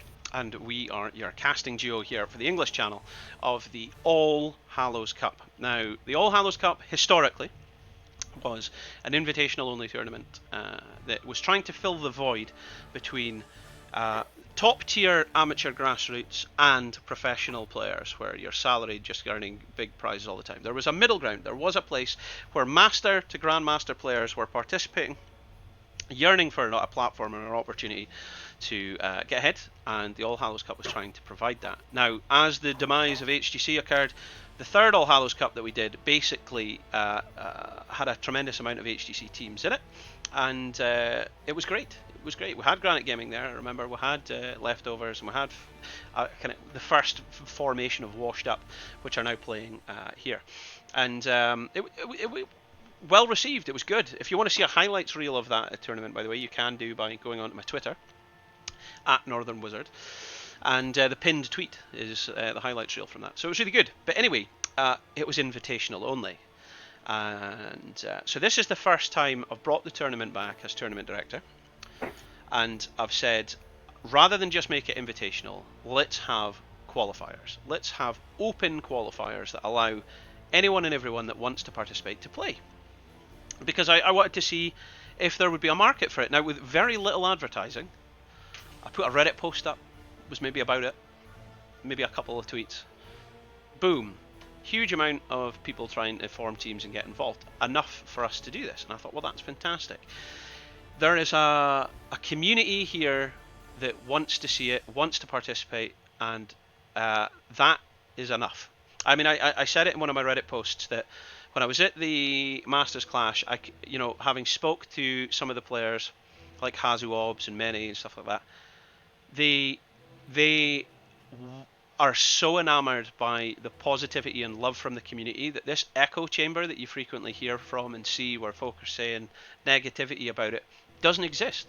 Not in the reality, not in the real world, not actually what's making the numbers. We're seeing a very positive, loving, strong community, one of the strongest communities online, regardless of gaming genre. Like, really. Like, you don't see any of this community for, like, Anthem, do you? So, it's been very exciting. You're right. I mean, there's still a huge community for Heroes of the Storm. I think, actually, people kind of underestimate how big the amateur scene is as well, and how much there is, much stuff there is that goes on. And there are still loads of players behind us, because of course, obviously HGC died, but all the players who weren't in HGC, which is of course millions of players at the time, still around. And what we've seen from various initiatives, various groups, like you mentioned, Heroes Lounge, Masters Clash, All Hallows Cup, is a carving up of new ways of doing competitive Heroes of the Storm. So Bakery put a tweet out after the demise of HGC saying, "Don't worry, guys, just wait. I got this. And everyone went, ooh, Bakery's quite involved with Dignitas. Dignitas being like, twice over world champions. We trust that. Let's see what he does. Nothing happened. Then maybe a year later, he comes back out and reveals this really long YouTube video. Did you watch it? Do you know what I'm talking about, Karis? I do know what you're talking about. So he comes back like a long time later with this video, and he goes on about like, yeah, there's been currently X amount of thousands put in across the year, and there's all these different things. And I sat and watched it, and I went, I wonder if he includes my tournaments. I wonder if he actually has. Or if he's not. And I wonder if he includes the kind of odd weekends that Caldor does Meta Madness.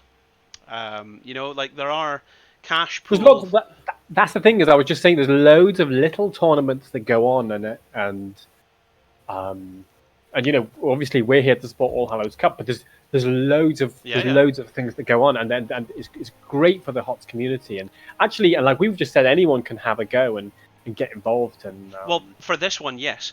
Now, historically, that's not always been the case, and that's something that we're changing.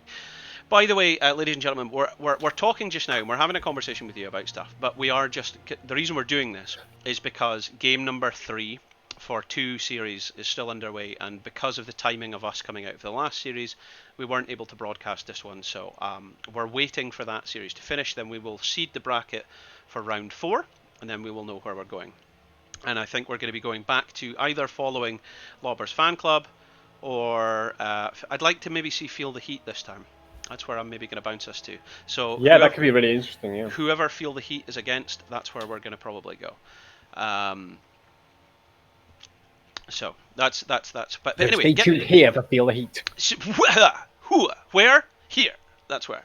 Anyway, so here, right here in my living room. In my studio, in your living room, next to the pumpkin over there. Anyway, so the point I was getting back to was, so there's a lot of these little kind of these tournaments, and you know, if you're a player playing at a reasonable level within Europe, and you're maybe like a young guy or 19, 20, playing your games, having a good time, and you decide, right, do you know what, I'm going to commit for a full weekend. Because you know, to be fair, this is a reasonable commitment for these guys. They're putting in, you know, because for professional gaming, where you're putting money on the line, it's not an easy gig. You are putting hours and hours of endurance gaming with mental dexterity to the test in a team environment that requires synergy, positive communication, and a constitution to stop you getting upset.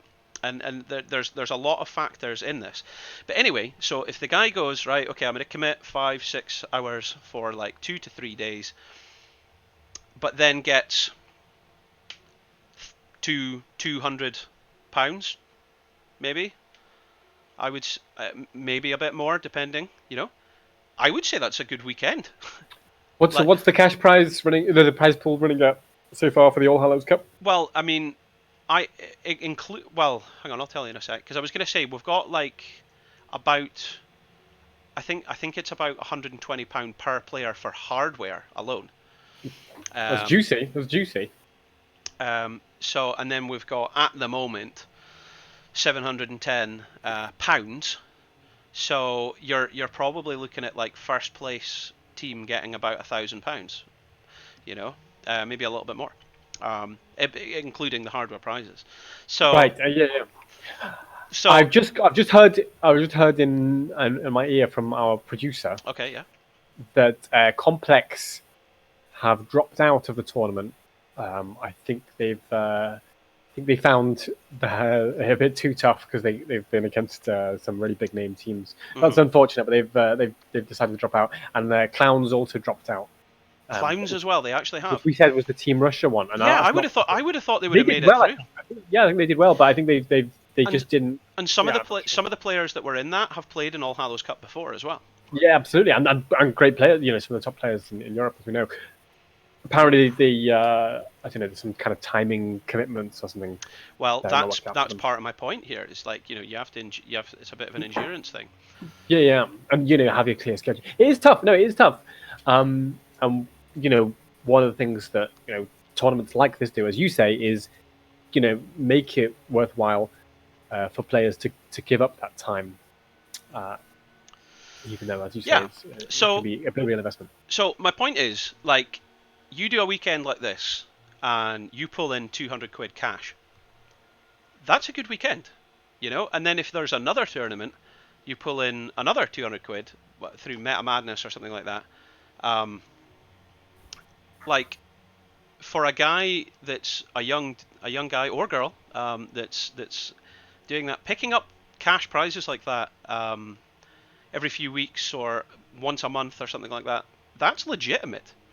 Like, I do feel that's legitimate. So Bakery's comment where in that video where he was coming out about, like, yeah, it's the framework for everything is not there, and you need to give me total control, and I need to have one tournament where everyone gives him all the money and he'll distribute it. That was what he was asking for throughout the thing. I was like, I think you are very much. I'm not sure he would. not sure he would agree with that characterization. I'm overestimating slightly, and I'm exaggerating in some areas. But basically, he was trying to unify everything into one area and stuff, and that's fair enough. But I've not seen him approach or communicate effectively with any of the people that have actively been attempting to try and keep the community alive and enjoying it. Such as myself or you, who is a member of the board over at Heroes Lounge.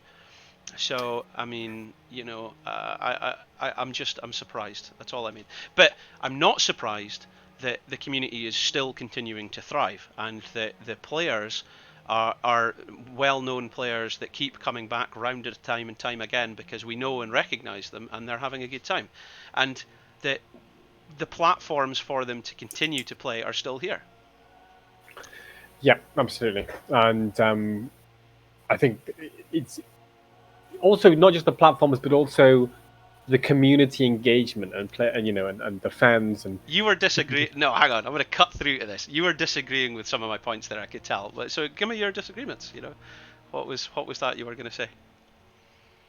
Well, no, I was just saying I was actually agreeing about the community coming together, and it's been. I was more addressing the bakery video and stuff like that, but. There has been a lot of small things, like I see the DM Cup, the Digital Mouseketeers. Yeah, Cup. they've just started. Yeah, they've just started a new tournament. Came back. That goes runs every month. That's replacing the Cup for Heroes, or Cup for Heroes. I'm sure that's what it was called. Yeah, the Cup for Heroes ESL tournament. That's basically replacing that, and then we've got this one here, which will happen occasionally, and then there's Kaldor's Meta Madness. And then there's the big ones of Heroes Hype and Div S. Now, the Heroes Hype and Div S have higher prize pools, but have a massively larger commitment that you have to do, because you have to do that. I've just got a result in my ear. Mm-hmm. Pepe Milady has beaten Washed Up 2-1. Now that's a slightly surprising result, isn't it? That's big news. That's big news, and that's potentially an upset, but. That's try to bring the score up now so we can see that. That is big so news. They won 2-1. They were still, of course, waiting for Feel the Heat versus Labas Fan Club, which is nearly that's nearing its conclusion, but it's still ongoing. Probably another 5 minutes or so, and after that's finished, that's when we're going to seed round number 4 of these All Hallows Cup qualifiers, and then we'll bring you another match. That actually means, right? Let me pull the standings up here. That actually means that Pepe Milady, Will Q's team, currently take first place out of the top 8. Yeah, they've won everything, and that means that's who are they going to go up against? They'll probably go up against Labas Fan Club next. That means, or Feel the Heat. So whoever wins, because it's a Swiss system, so you play like whoever's closest to you and score. So depending on who wins out of Labas Fan Club versus Feel the Heat. Is going to go up against Pepe Milady. I suspect we're probably going to cover that match next here, but that's going to be, that's massive. I can't believe that. The Polish team. The Polish team. They're looking very strong, and then from what we've seen of them, they've got a lot of energetic play. Yeah. Like I was saying, energetic play earlier. Will Q, energetic. Do you know what? Will Q's going to be loving this. That is fantastic for him. Well done to him. Great stuff from their whole team, and they're playing phenomenally this tournament. Not just that, but the Polish crushing Russia and throwing them out of the tournament. That's like the Scottish beating the English. That's they're going to be loving that. So that's and I say that as a Scotsman speaking to an Englishman, so it's a lie. Right, so, okay, well, we're just waiting, as I say, for these round 3s to be finished, and I think there's just one imminently closing up, and then we seed round 4, and we get that show on the road. But no matter what, we're going to be playing with Feel the Heat. That's going to be the next best of 3 that we're going to be broadcasting, with Wit and X-Ray and APT Toulouse and stuff. So there's some big names there, which I'm looking forward to seeing, so... It should be. I'm just gonna get my preps ready. Yeah, it should be juicy. I don't have Feel the Heat's logo, so you need to get that from me. But But it depends. We'll see. Also, how fair the Heat are doing. I think they. Yeah, they're still in that game versus the same game versus Lavas Fan Club. That's a game that's been going on for a long time, and it's the best. It's the final game of the best of three. It's a really close series they're having. So we're just waiting to get the results from that, but it really is still going on. As I understand it, feel the Heat are still narrowly in the game. Okay, well listen, I'm going to take a very quick break whilst I have a refreshment. So whilst we do that, we'll just put some replays on for a moment. Is that okay? Okay, we'll be back in a few minutes, hopefully with round 4 of the Hallows Cup. Secures the top left, can Z in any moment now, and is thinking of doing so. In comes the Burrow. Can they catch ETC? Uses the portal to get out. Looks for the tongue. Miss. Doesn't catch. Swing and a miss. Troll's going to arrive in about... Yeah, Troll's going to arrive in about 6 seconds as well. What a sonic arrow. That was very well played there by Nano on Hanzo. Big stun from Time Bullet, but it's not enough. Aviator getting a huge power slide from Meji. Cleanse coming out on Time Bullet. He's looking pretty low. He's getting a big heal. The portals from Moi Moi tries to finish off the job. Penelope's on. Yes, she's gone down. And the slide from Mehi. It's brutal. It's caught 2 members. I think it's going to be more as well. It's a 5-man team up here from Oblita Esports. Catch Penelope. The slide's there, and Jane's going to go down. Oh, that was a horrendous catch there. Good rotations, powerful movements from the Spaniards, and they get the kills. Oh, they did this time. They caught 3 of them in the mosh pit. They're all down. They got the kill! They got the kill! Time Bullet looking to throw one of them into the bell tower's shooting range, but it's not going to happen. There you go, bottoms up. They've got a sapper pushing in. This is horrendous news. With another huge save from Anduin. This time, can they catch the Aviator though? So much damage coming out from Adib, and secures the Reina kill. In isolation on ETC, sure, will make him walk around in a circle. Nice tongue onto Medivh, but he's got to protect. Do you know, you were saying earlier, I can't believe we don't... Oh my ham! They got that kill. Oh my days! Here comes the mosh pit, making everyone dance. Penelope pulled to safety by Diffim, who's doing a phenomenal job on this Anduin with these saves. Tahako, we're in a world of trouble though. Do you know, gotta give kudos to Diffie for the saves actually. His save... The protect comes in just in time. ETC tries to go in for the mosh, but gets booed back. This time, maybe they can do something. Tahaka is going to die, though, probably at the end of this. He doesn't have any essence to keep himself alive. It's 4 members down. It's going to be a 5th. It's going to be a total cleanup from Oblita Esports. That is a well-executed team fight there.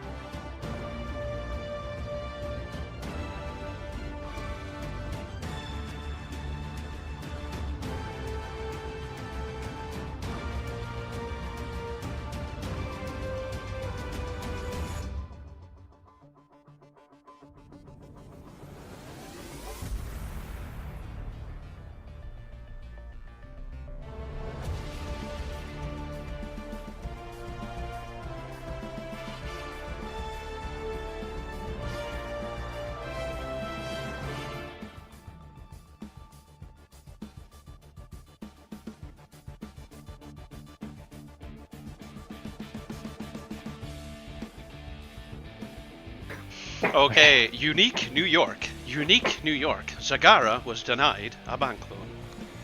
Zagara was denied a bank loan. Why? Okay, here we go. Denied. Oosh, I'm back. Oosh, oosh, I'm back, I'm back. Oosh, I'm back. You loved me long time. Okay, so who do I have to my left? Who are you? I'm Karis, and you can find me on Twitter at HotKaris, or on Twitch at HotKaris. And what do you do? Who, like, give me a credential. I do jazz hands. I was looking for I'm a member of the board. Songs during casting. Yeah, I'm one of the casters and board members over at Heroes Lounge, heroeslounge.gg. And what is Heroes Lounge? It's the biggest amateur Heroes of the Storm tournament, and it's been going for many years. And we run a big amateur Heroes of the Storm league. And what am I doing here? You just opened a monster TM. Yes. That you will now consume. I can't see him, by the way, viewers at home.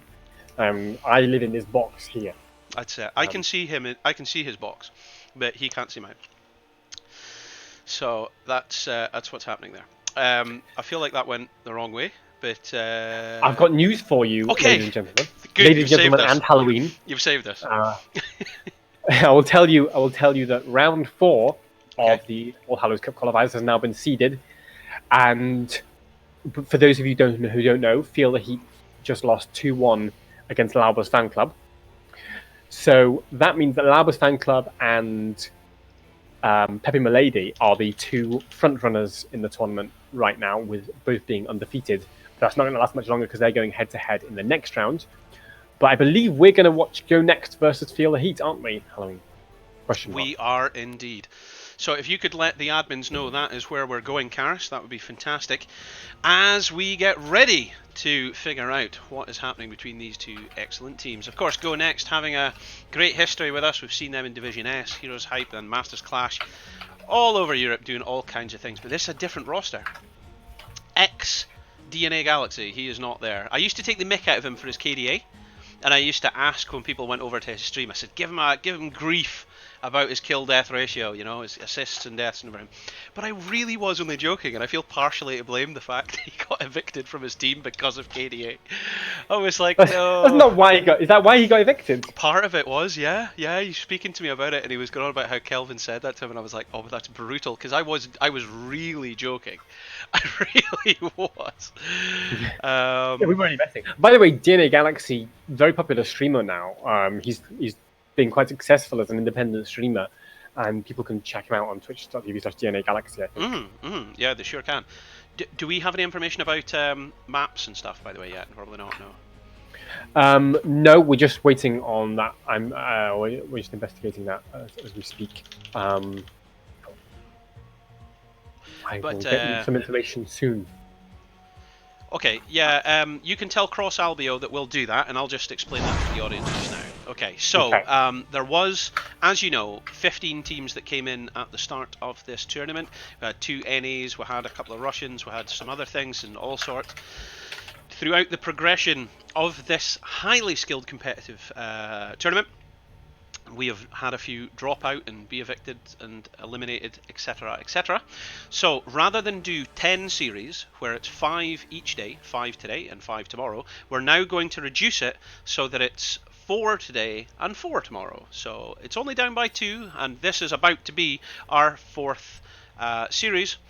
So it's going to be exciting. So anyway, can you tell us about the map picks and bans there? I'm going to tell you right now. So what's happened is Dragonshire was banned by Go Next, and then Tomb of the Spider Queen was banned by Feel the Heat, or Feel the Heat as it's known in my former team, Heroes of Inclement, rather. And then Infernal Shrines has been picked by Go Next, and that's where we are going for game number 1 in this best of 3 series. Okay, well that's quite exciting indeed. This is going to be, I would say is probably going to be the closest game out of all the games thus far. I feel like this could be the closest. On one side we've got Masters Clash winner Max Passion, along with their captain Kelvin, who has played in the HTC Open Division playoffs and many tournaments, competitive players indeed. Whereas on the other side, we've got X-Ray, who played with Kelvin back in the day. Wit, who also played with Kelvin back in the day. So there's some rivalry there. But they're being backed up by Koleos and EPT Toulouse. So there is some solid names there. Toulouse being famously one of the best solo laners in Europe. French guy. Has the stereotyped best French accent ever, by the way. Like really, So. Well, we met Koleos in. Or are you talking about Toulouse now? Both of them. I went out with. I went out every day and every night. Yeah, they're both very French. I went out every day and every night with all the players. I will add one extra bit of juice for you. Okay, give us the extra juice. Which is, so X-Ray plays with Kelvin and Max in Division 1 of Heroes Lounge currently, in a team called X-Ray Wins These Every Day. So they all know each other, they're all friends and stuff, so they very much get on. So it's going to be a real amount of friendly rivalry in this game. And as you say, it's going to be the closest game so far. Of course, in a kind of Swiss system, the more games that have accrued, generally the closer the games will be, because teams are matched against teams that are similar to them in the standings. And obviously the first match is kind of random, and then they get closer and closer together as the tournament goes on. I just, I know all these players, and they're all awesome. So this will be a good series. This will be a really good series. I look forward to showing this to you guys. As I say, if you're just tuning in, this is round 4 of the All Hallows Cup. It's all still to play for the teams that have made it this far. It is very exciting. Hold on, I just have to message the players there. Karis, take over. Pad for me, please. Yeah, so I mean, this is absolutely, as you say, everything still to play for. These teams are both teams that have won all but one of their matches so far today. I'll have to just check the standings, double check that. Yeah, so Feel the Heat 1-2, lost 1, and indeed Go Next 1-2, lost 1 as well. So both of their wins were 2-0. So it's very, very close between these two teams in the standings so far. We're going to Infernal Shrines, the game number 1 in this best of 3 series. Okay, ladies and gentlemen, this is the last series of the day, so put your hands together in support of whatever team you are backing. On the left, we have Go Next with Chelvin, Max Passion, Sky, Nox, Ultralisk, and Earth. And if you think they're going to win, type in the chat !bet space A space the amount of points that you would like to bet. However, if you think the boys on the right are going to give us at the temperature and make us feel their heat, then it is !bet space B space the amount of points that you would like to bet. If you don't know how many points you got, type !points and you'll get a message. And if you'd like, just click follow, you get given 10 points, and then you can use them to place your bets. And of course, those points can be exchanged for tickets in our giveaways. We have a variety of giveaways across this whole All Hallows Cup event, and we look forward to showering you with them. Sponsors by Blizzard and Razer. Talk to me, what's happening there? Well, there's been spikes already. A Tyrael ban and a Tracer ban. Are those targeted? I mean, that looks very juicy. Those are not typical first bans. I guess then they're afraid of something special that Feel the Heat have to offer. Feel the Heat, of course, named after the Zarya talent, the Zarya level 1 talent, but I don't know if we'll see Zarya. Maybe we will. You never know. As ETC gets first picked up there by Wit. Possibly for the solo lane, but possibly of main tech. Oh, and there we go. We're seeing Mr. Passion himself coming out with his boy Chen. Yeah, boy! And he is potentially going to get us some results. Let's see how they answer that. Hammer is available here. It's Battle of the Dancers, isn't it? Because it's the ETC heroic makes everybody dance, but also Dance Boogie Wonderland. Dance Magic Dance is a Dance song. Magic Dance. You are by David Bowie. That's correct. Right. That's right. Yeah, there you go. So Dino. I'm not gonna let you talk.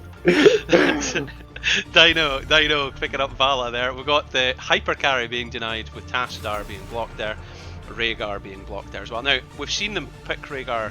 We've seen Go Next play Rhaegar tonight already, so that could be an offering there. Birdie Bird, thanks for following. You've just been awarded 10 points, which you can use to enter our contest, which doesn't seem to have went live, by the way. So let's talk a little bit about just two of these bans.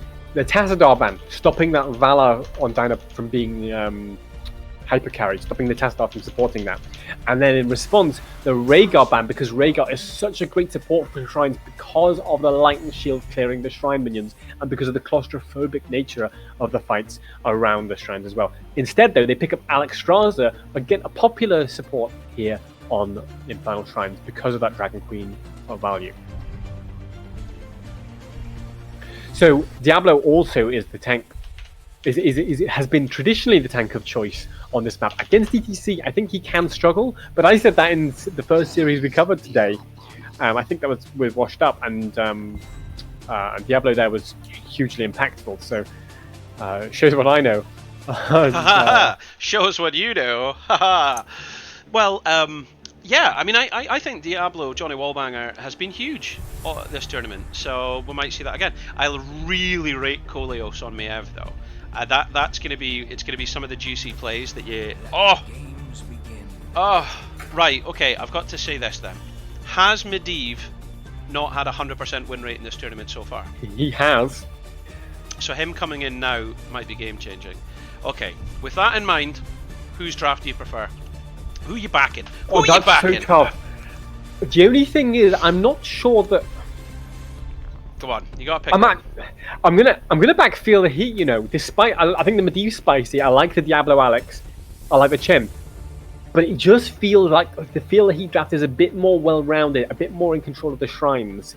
And I think ETC is going to have good control of Medivh, Diablo, and Chen, and stop them from just running over them, as we've seen maybe with some of the Medivh comps earlier today. Because so for example, we saw Medivh against the Garrosh earlier. Medivh's a good response to that Garrosh. Oh, never mind, we're going in. Okay, here we go. Welcome along, ladies and gentlemen, to game number 1 of our best of 3 series here, featuring on the left, you know them, you love them, they're in blue, it's Go Next. We've got Skynox playing Alex Straza, we've got Chelvin playing Don't Call His Name, it's Alejandro. Max Passion being the Boogie Woogie Wonderland, Chen himself. We've got Earth playing the Lord of Terror, Earl of Sandwich, Diablo, and who could forget Ultralisk playing Medivh. Karis. And in the red corner, we have Koleos on Maev, Dyna playing Valor, Taluf on Dehaka, Wit on ETC, X-Ray on Malfurion, and they are Feel the Heat. Make some noise for them in the chat. It was me making some noise. So, because I'm in the correct interface, we can see their talents at all times now, and the UI fits correctly. Haha! Only took me 4 series to get there. This is the first time we've seen a Diablo not take Soul Shield. Yeah, I think his idea here is where's the spell damage on the side of Feel the Heat. There's only the kind of the Valor Hungering Arrow and a bit of the Fan of Knives from Maev. But there's a lot of auto attack damage coming out from Feel the Heat, and the Soul Shield won't help you with that. So that's probably why he's going more for that the Devil's Due rather than for the. Earth taking quite a bit of damage here. He's wondering if he can escape, but that portal takes him to beauty, absolute beauty from safety. Earth there. That was the word. Beauty from Earth, deliberately leading the enemy slightly in the wrong direction, then charging to the portal to get himself to safety. And we've seen a lot of that tonight. This kind of bait and switch. So one thing I'm really impressed with all the teams that we've seen use Medivh so far is the use of the portals. By it's one thing to place a portal well; it's another thing for people to use a portal well and to have that coordination of togetherness that goes with that. And the double duke. Skynox just getting away to safety there. Remember, Skynox got trapped by a leyline seal earlier this evening when we were casting him, and he was playing Rhaegar at the time, and it basically led to his team's defeat. So he is being extra careful now with roots. Yeah, and that's a Medivh stack. Can Koleos punish it for it? The portal is not long enough. Ultralisk, gotta be careful, gotta duke a little bit. And Dyna always putting out the serious damage there. Wit scares Earth off for a while. Maybe he got a slide in a second, might try to catch Earth here. Charge to safety. For sure. Yeah, you'll have to keep me right with the Master's Touch, by the way, because I can't seem to see it correctly. Well, I think thanks very much for all the follows, by the way, coming in there. For doing so, you've been awarded with 10 points, which you can use on our giveaways. There might still be a contest open. Is he going to die? Is he going to make it? Kelvin getting out with, like, no health, by the way. Good dodge. Yeah, and Diablo tried to punish Dyna for that. Just get a bit of kill pressure on the Valor, but just nothing left when your DPS has had to run away with no health. You can't really. Hang on, they're going to contest this camp. Earth slams Koleos into the wall. Maiev jumps, dodges any further follow-up damage, but is getting CC. Jumps back out, tries to catch Match Paxton, who's all over X-Ray, and X-Ray goes down, but Kelvin goes down in response. So, yeah. I was just doing a bit of camera tours there. I hope no one noticed in the audience, but hey, no one noticed. Yeah, man. Let's talk about something a little bit juicy. Oh, okay. Hang on, let's not, because Diablo's about to get pulled away from his portal. That's a lovely tether play from Maiev. Koleos, just the precision timing on that. Wait for the portal to be spawned and then pull Diablo away from it. So not pulling Diablo too early when the portal can save him. Wait until the portal's open. So, interestingly, Kara, sorry to interrupt there. We've got a question from the audience. Kratadel saying, at Halloween Heroes, do you think we will see infinite Leyline APOC combo? Ask Karis if you don't know how it works. Can you tell us a bit more about that? It's an absolutely magic combo, although I don't think we will see it. What happens is Medivh gets his... Medivh at level 16 can choose a talent that reduces the cooldown of Leyline every time he does anything, basically. And you just get Leylines all the time. Apocalypse at level 20 can get an upgrade that reduces its cooldown each time it hits somebody. So what you can do is get a 5-man Leyline, get an Apocalypse on top, because you know Leyline can set up Apocalypse. And then they reset the cooldowns of both of them. Dragon Queen up here, by the way, Skynox starting to heal Kelvin. And then you get just sustained Leyline Apocalypse as Malfurion just gets blown up. Here we go, Taluf trying to get out of damage there. Dino trying to peel, but I mean, he's a Vala. He ain't going to be able to do that so well. Max Passion starting to take damage and backing off a wee bit now. Is Wit going to fall? Wit's the first to fall. That's so unfortunate for Wit, because basically he wasn't in any trouble, and then he went in to help Dino's Vala, who was getting spanked, and just provided a lot of, provided a lot of peel, provided a lot of space. But eventually Wit died, and with that, of course, Vala could die as well. So now this is interesting. Max Passion just went off the soak mid, and Taluf and Koleos are saying, we're not letting you out. They actually tried to kill him, but he's a slippery little boy, him, and managed to get away. He got licked, he got tethered, and he still got away. Yeah, he did. He was the slippery, lick-tethering snake that was able to avoid it. Anyway, that's a great analogy. Now then, Medivh's going to put a bit of vision on the other side there, so the Punisher can jump, throws the Q in. 22 stacks on Master's Touch so far. EDC falls. It's unfortunate for Wit, taking a lot of damage from Go Next here. Earth really wants to find and engage Ultralisk. So one thing is that Ultralisk's Medivh doesn't seem to be as aggressive as Hasuob's. Do you remember Hasuob's Medivh earlier was like, we're coming in all the time and we're going to be all over you like shingles. He was actually, oh my gosh, what a horrible thing. He was throwing out portals that the team were running away from because of the threat. Oh my gosh, X-Ray, what a shot by Kelvin. Literally threw that out before X-Ray was even there and got the kill. You've got to say, this is looking beautiful from Go Next. Oh, as Alex just about gets through the portal on 250 HP. A lovely escape there from Go Next. And they're looking so in charge of this game so far, with 6 kills to 2. This is a different team from the one we saw earlier. That's level 10s coming in. We're seeing the Dragon's Arrow, Oogie Boogie Wonderland, Cleansing Fire, Cleansing Breath, Cleansing Flame is what I'm trying to say. The Leyline and APOC. So this is the APOC thing that you were talking about. Well, not yet. So far, it's just Leyline Apoc, which is a traditional combo to do Leyline and Teal into Apocalypse. What we're going to see at level 16 is does Medivh go for the reduced cooldown on that Leyline Seal, which allows him to just keep doing it basically again and again. And but for now, Leyline Teal into Apocalypse is a normal combo. Alex Strauss has been silenced and put in a cage. She's just running in random directions because she's blinded by the isolation. Tries to get in the dragon, does manage it, and the protection from Medivh. The mosh pit though, the mosh pit in response. Everybody's dancing, including the Boogie Wonderland. This is an absolutely mental team fight here. APOC managing to buy some space. Taluf looking for the tongue. He's pulling Earth back into the place that he doesn't want to be, like the back of a Volkswagen. He is now dead. Kelvin trying to get some damage on Koleos to counter it, but it's not going to be enough to confirm a kill. But they're not finished yet. Max Passion being booped into danger. Koleos having to retreat. Is X-Ray going to fall? He does. That was a good counter kill by Go Next. That fight has swung both, like, really end-to-end there. I mean, so initially, oh, it's not over yet to Hackatongue's Chenin. ATC provides a little bit of zone. Oh, the B-step by Taluf. Nice one. Excellent play there. The fight swung so end to end because initially it looked like a gank on Alexstrasza. Then she managed to get the Dragon Queen off, that saved her life. But then she got caught in a mosh pit, and so by the way did the Chen ultimate, so he couldn't get as much value from it. That mosh pit being so pivotal. But eventually the fight dragged on. Oh, I've missed the gank on Maiev. So did I.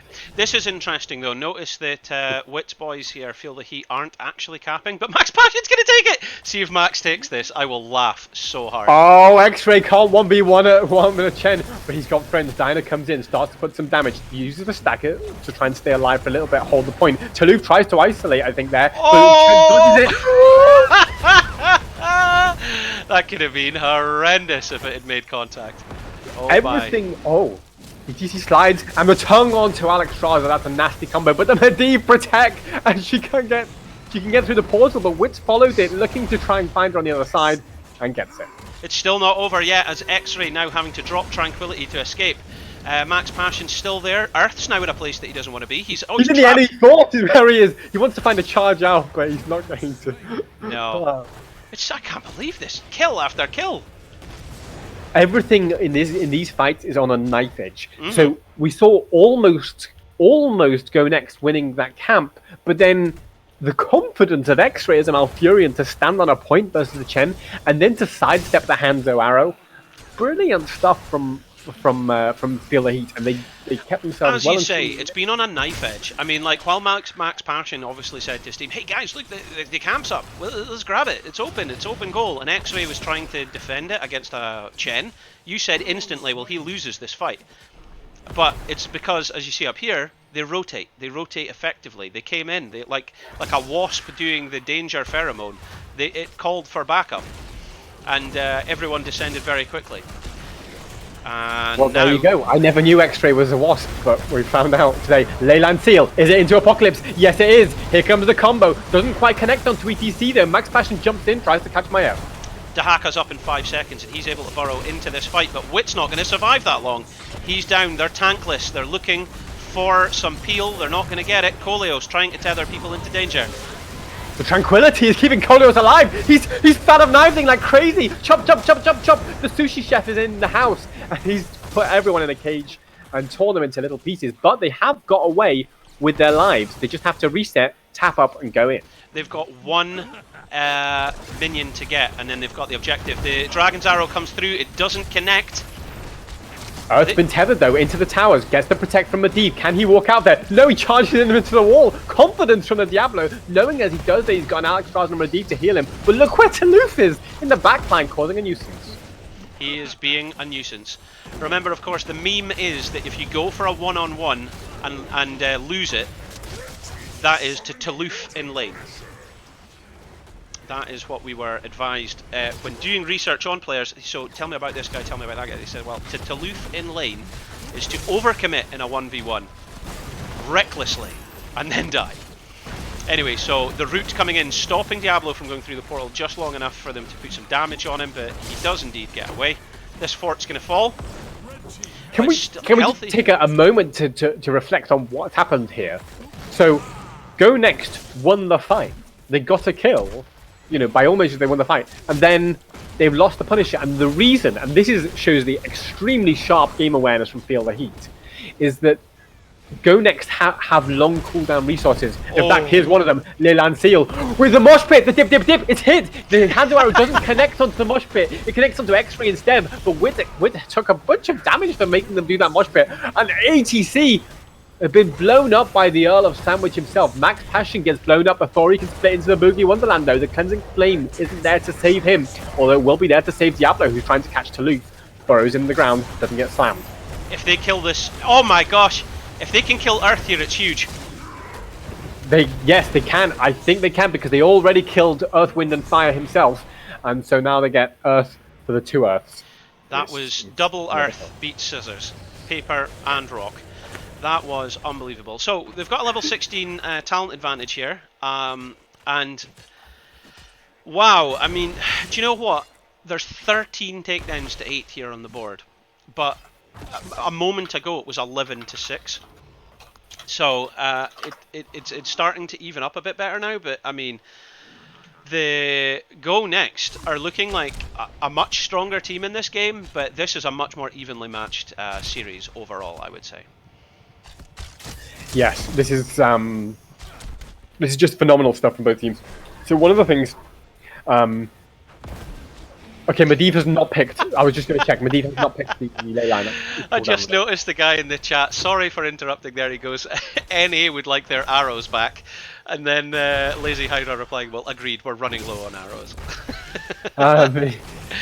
Fantastic. Yeah, these tandem arrows haven't been connected because, and this is credit to Feel the Heat. They're spreading in a way that you can't. With a wall sandwich. The wall sandwich tries to catch Koleos, but X-ray with the root stuns him. No, so we won't see the continuous ley line APOC combo, but let's talk about what's going on in these fights. No, we can't because they're just fighting constantly. There's no time. There is no time to talk Protection about on Diablo. This Hanzo arrow hit onto 3 members, and now they're going to try and catch Koleos. He's falling low. The cleansing flame trying to give the damage from the sky, so it has to heal Hanzo instead. Hanzo putting out the damage onto Dino. There is good damage coming out on all fronts here.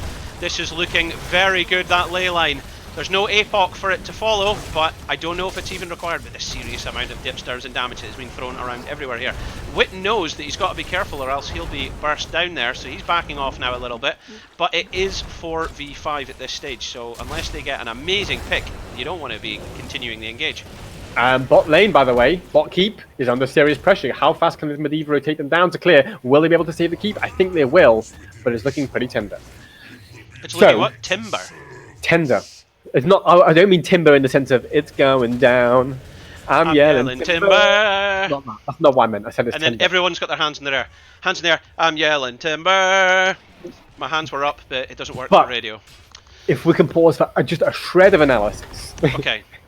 Instead of Kesho, I will just say that the. But TikTok works with ETC as well. TikTok. There's so much value here. But the Dragon Queen was used for that fight, and Dragon Queen is what's been securing the Shrine fight so far. Okay. And the ley line Apocalypse is back up, but everything is up. Basically, everything is up for Feel the Heat, but the Dragon Queen is not up for Go Next, and that could be a crucial factor. And of course, Feel the Heat know the Dragon Queen's not up, and they're going to try and use it to their advantage. They secured 18 on the Shrine so far. Earth goes in with the slam onto Dinah, double the wall. The Earl of Sandwich gets the wall sandwich onto Dinah. Chen jumps out. Toulouf looking for a big tongue, swing and a miss, and it's all to play for. So Toulouf maybe thinking to catch it. Here comes the Hanzo arrow, catches onto ETC, but now they don't have a Mosh Interrupt available. So if he catch like Chen and Diablo in this Mosh, it could be tough. There's a Warden's Cage to help set it up. The ley line providing a bit of space for her. Here we go, in comes the APOC, it manages to hit, Wit's gonna fall, he's the first to go. Kelvin managing to get out, Dino the next to fall. This is devastating for the guys here on Feel the Heat. They're looking for an opportunity, X-Ray's gonna go, Koleos running for his life. Toulouf trying to get out. I think he could just be DED dead. I think he might be able to get out, Toulouf, but 3 of his teammates are dead. Now, fortunately for Feel the Heat, this Punisher's only going on the fort, but I suspect they're just going to go top lane and push. Oh no, they're going to portal in and try and catch Toulouf, but the reflex tongue from Toulouf bought a little bit of space and actually forced Diablo to have to take a serious amount of healing from Alexstrasza.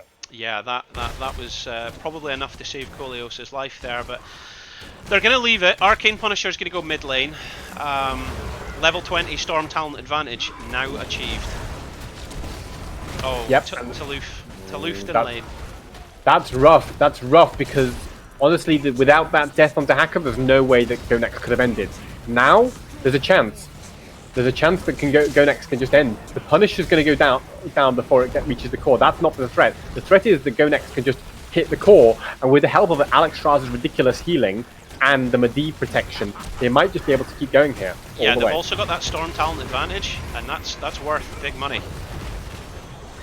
Here we go. 38%, 30%. Yeah, I just Chen in there with the help of Diablo. Diablo's probably going to fall here in a few seconds, but it might be too little too late, because Medivh, famous for his siege damage, is still just hitting the core. And that's it. GG. Wow. Wow. That was game number 1, and it was absolutely insane. It was the closest game I think we've seen yet, because there's been a lot Everything, of everything in that game was on a knife edge. There's been some 2-0s, and there's been some very decisive games so far today. This was not one of those. This was anything like certain fights we saw that if one ability had gone another way, the whole game could have gone completely differently. So one of the things I really respect is both of these teams' tenacity. They've often lost a member at the start of the fight, and often people think, well, that's the end of the fight. We'll just run away, secure, consolidate, don't lose any more people. They said no.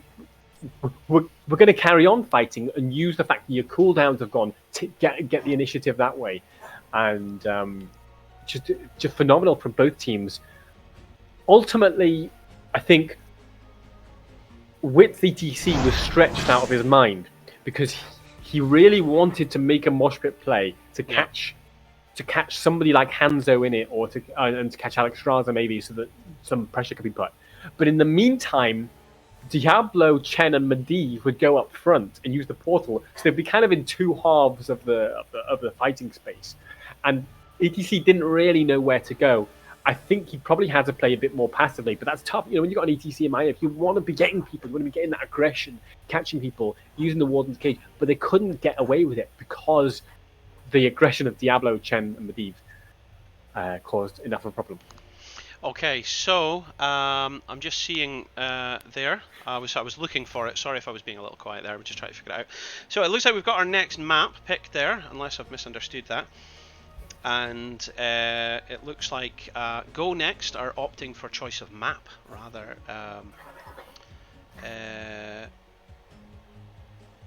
Is that? Am I reading that right? They shouldn't get choice of map. You are reading it correctly. That's a little bit strange. I will investigate. Oh no, it's because X-Ray said they want first pick. So yeah, map goes over. Oh yes, yes. So yeah, no, I've understood this correctly. Okay, so Feel the Heat wants first pick, and Go Next have opted for the choice of map, and they are taking us to Volskaya Foundry. So as of yet, right, I'm surprised at this. We haven't seen a Battlefield of Eternity, and I'm not surprised to say we haven't seen Garden of Terror or Sky Temple. But we're likely to get one of each of them sometime soon, potentially tomorrow, for example. Yeah, so fans of Garden of Terror and Sky Temple, make sure you come back tomorrow to in the possibility of getting that. Well, I like it because I think Garden of Terror is a very unusual map.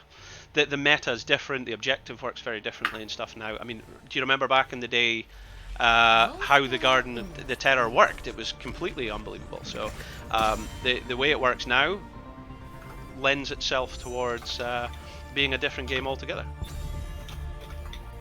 Most professional players try to avoid it because of that. Anyway, welcome along, ladies and gentlemen, to game number 2 of our best of 3 here in the 4th round of the All Hallows Cup qualifiers. In a moment, we will be starting a competition, but this is Go Next versus Feel the Heat. So I'll just start another contest there. Are you? Am I? In the draft? I am in the draft. You're in the draft. Because I'm not in the draft. Oh, let me try and. Can you message the players? And I'll try. Hang on. I'll take us to the break very quickly. Can you message the players and ask them to drop out? I can't at the moment because I can't whisper in this mode that I'm in. So give us 2 seconds, ladies and gentlemen.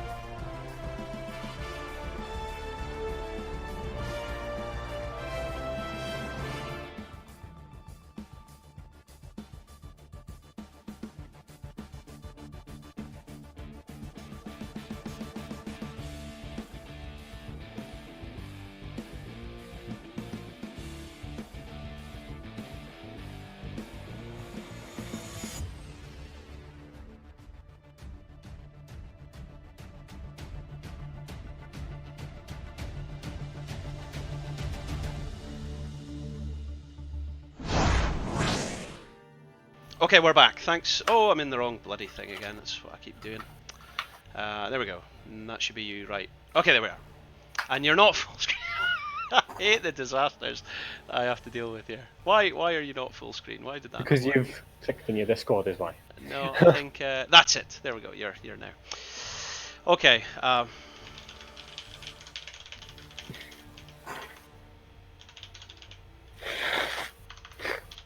Okay, sorry about that. We can start again. Yeah, R. Okay, there we go. Okay, they're saying Right. no problem. Sorry about that, folks, ladies and gentlemen. We were just having logistical, technical dramas where certain people weren't even there. But we're sorted now. Go, go, go, go. Is We're what back everybody's in, saying. and We're ready to roll. Okay, so welcome along, ladies and gentlemen, as we go for game number 2 here in the Best of 3 series. So the contest has now went live. If you think the team on the left in blue, go next, are going to close out the series here. It's exclamation mark bet space A space the amount of points that you want to bet. If, however, you think Feel the Heat are going to do it, exclamation mark bet space B space the amount of points you want to bet. If you think Karis's nose was incredibly loud, let us know in the chat as well. that was probably too close to the microphone. You actually leaned in. That's why I was like, he's not realising that's just... quick, lean in. Good. Oh no!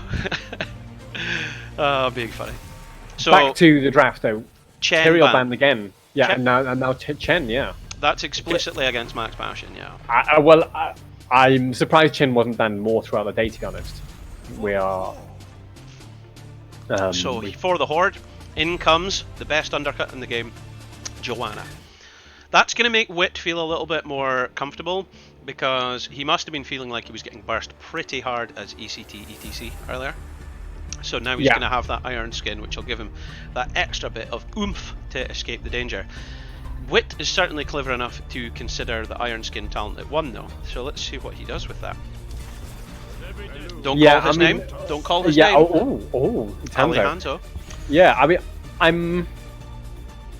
I think that's those are solid picks from Go Next to get the hand on the Malfurion.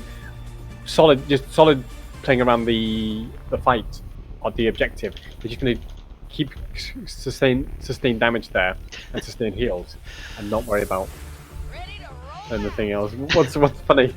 I can't believe it, is what somebody in the chat said. Oh, now I love it. Koleos taking out Sergeant Hammer. There we go. So we're gonna get we've seen the Hammer get banned a few times. Yeah.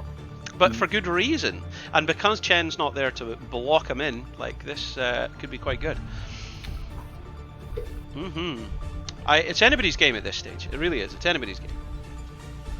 Yes, it is, and we are about to see Rexar banned. So that's pretty standard, I think, for the solo lane because we've seen the Rexars be impactful.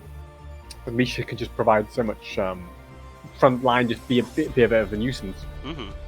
And against Hammer, with Hammer, they don't want Go Next don't want Hammer to have any more frontline defending her. They might be looking for some kind of hard engage, maybe with a Diablo, or they might try something spicy like a Stitches to try and catch that Hammer out. Usually, though, Hammer doesn't really fall too vulnerable to a Stitches, so I'd be very surprised if that's what happens. Well, this Chromie's been banned, right? Chromie would have been a good pick against a Hammer. Yeah. And they might be regretting that now, so they've probably taken a bit of time to consider what's going on here. Gul'dan, he's got decent range with him, so he's not too frightened of the Hammer. He can poke a bit. So I'm actually interested. I'm actually interested if we were discussing earlier. By the way, for most of the viewers that are here, you probably haven't been with us for like how long did we start? 6 hours ago when we started. No, it doesn't even say 5.5 though. 5.5. Yeah.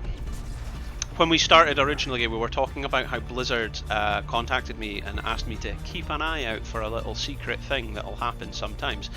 And they basically gave me all the new skins as a gift, as part of the community and stuff. And I thought that's really nice, thanks you Blizzard and everything. And they said when you use these codes, keep an eye out for a little something something. And I thought, what? And so I've been speaking with Karis and a few others about this, about how is it if we use these new skins, something's going to happen. and we've seen Jay Howe talk about it. Hang on a second. Go for it. They literally picked the stitches. Okay. We'll talk Carry about on the with your Blizzard. codes. No, I'll talk about the Blizzard thing later, right? Just stay tuned and remind us in the Twitch chat later to mention it. Right, okay.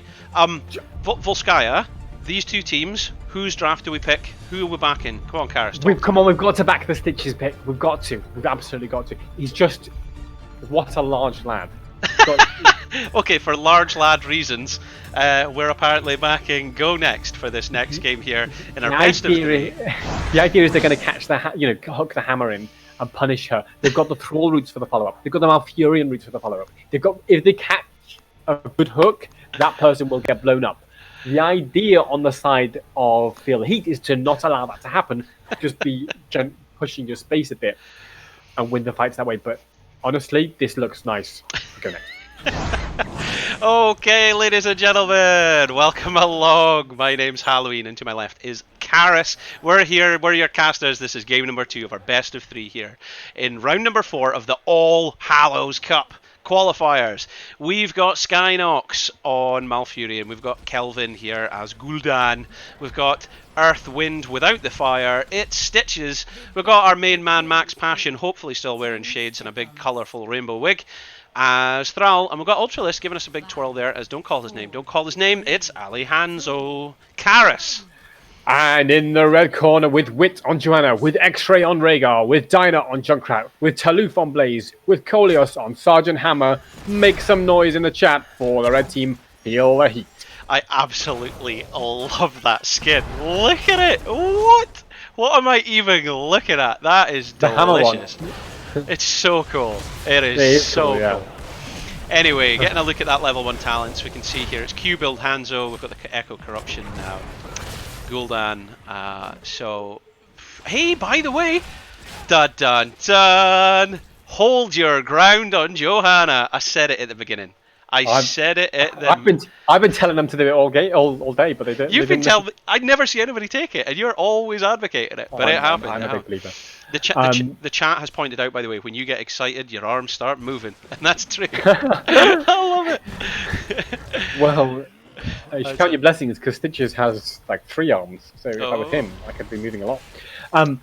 So he's like the Skeksis. He's got lots. Let's talk one little second about the healing talent, the patchwork creation level 1 by Stitches. Oh yeah. The idea of that, if I can divine his motives, are that it affects the healing totem from. Oh, look at that Rune onto Hammer who came in a little bit too deep for the Stitches kill. Blown up. Lovely play there from Skynox to catch that root onto Hammer. Absolutely. And with that, we have First Blood. The bonus healing, I was just saying, affects the healing item that you get on this map. So Stitches can be very, very tanky indeed with that bonus healing. So they're going to go Soak Top, which they missed a touch of Soak Top on the side of Go Next. A touch of Soak Top on Go Next just to secure that kill on the Hammer. But I think they're going to be fairly happy with how that trade went.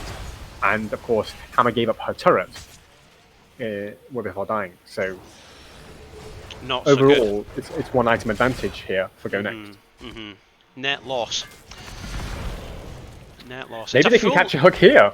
It's a full Q build here for Go Next, by the way, on Hanzo. Like, Ultralisk's going to really, that's going to give him the range to hit Kolios, because it is actually the longest skill shot in the game, a fully talented Q build Hanzo. It's horrendous range, actually, and very, very big power as well. So I think that is a good alternative for the Chromie. Do you know what I mean? Yes, I agree with that. Also, look at these little bombs. The dynamite. Look at them go. That is so That's cool. naughty. That's naughty, and Hanzo's Sonic Arrow didn't catch it, so they don't actually know they're in there. You're absolutely right about the range, and that's everything they've done is about range. They've gone for the Gul'dan for the range, they've gone for the Hanzo for the range, and they've gone for the Stitches for the range. Just on the note of Stitches, look at Hammer's level 4 talent. Adhesive Petroleum. Sorry, not Adhesive, that's the Blaze one. It's the Siege Tactics. It gives the Unstoppable, so when Kolios thinks a hook's going to hit him, he's going to press E, and he won't get hooked. Yeah, that's just what he needs. Just what he needs. Level 7 round the corner for both teams, but they're sitting pretty here with Kolios looking for a spot to set up and hey guys, fight over here, I'm over here. So that's what all Sergeant Hammers do. In fact, she's parked now, but then comes forward with a flank, gets the root, tries to do the damage, 290 HP, gets out. 200 IQ plays from all sides. Oh my gosh, what a hook! Toulouse's going to pay for it though. I can't believe. Oh wow! Sorry. I mean, it looked like the hook was aiming for X-ray. It was. No, it was. He took it. He took it to the chin like RoboCop. Like that was. I thought he'd done the right thing, but I'm just the sheer level of burst that they had managed to rip through Blaze as well.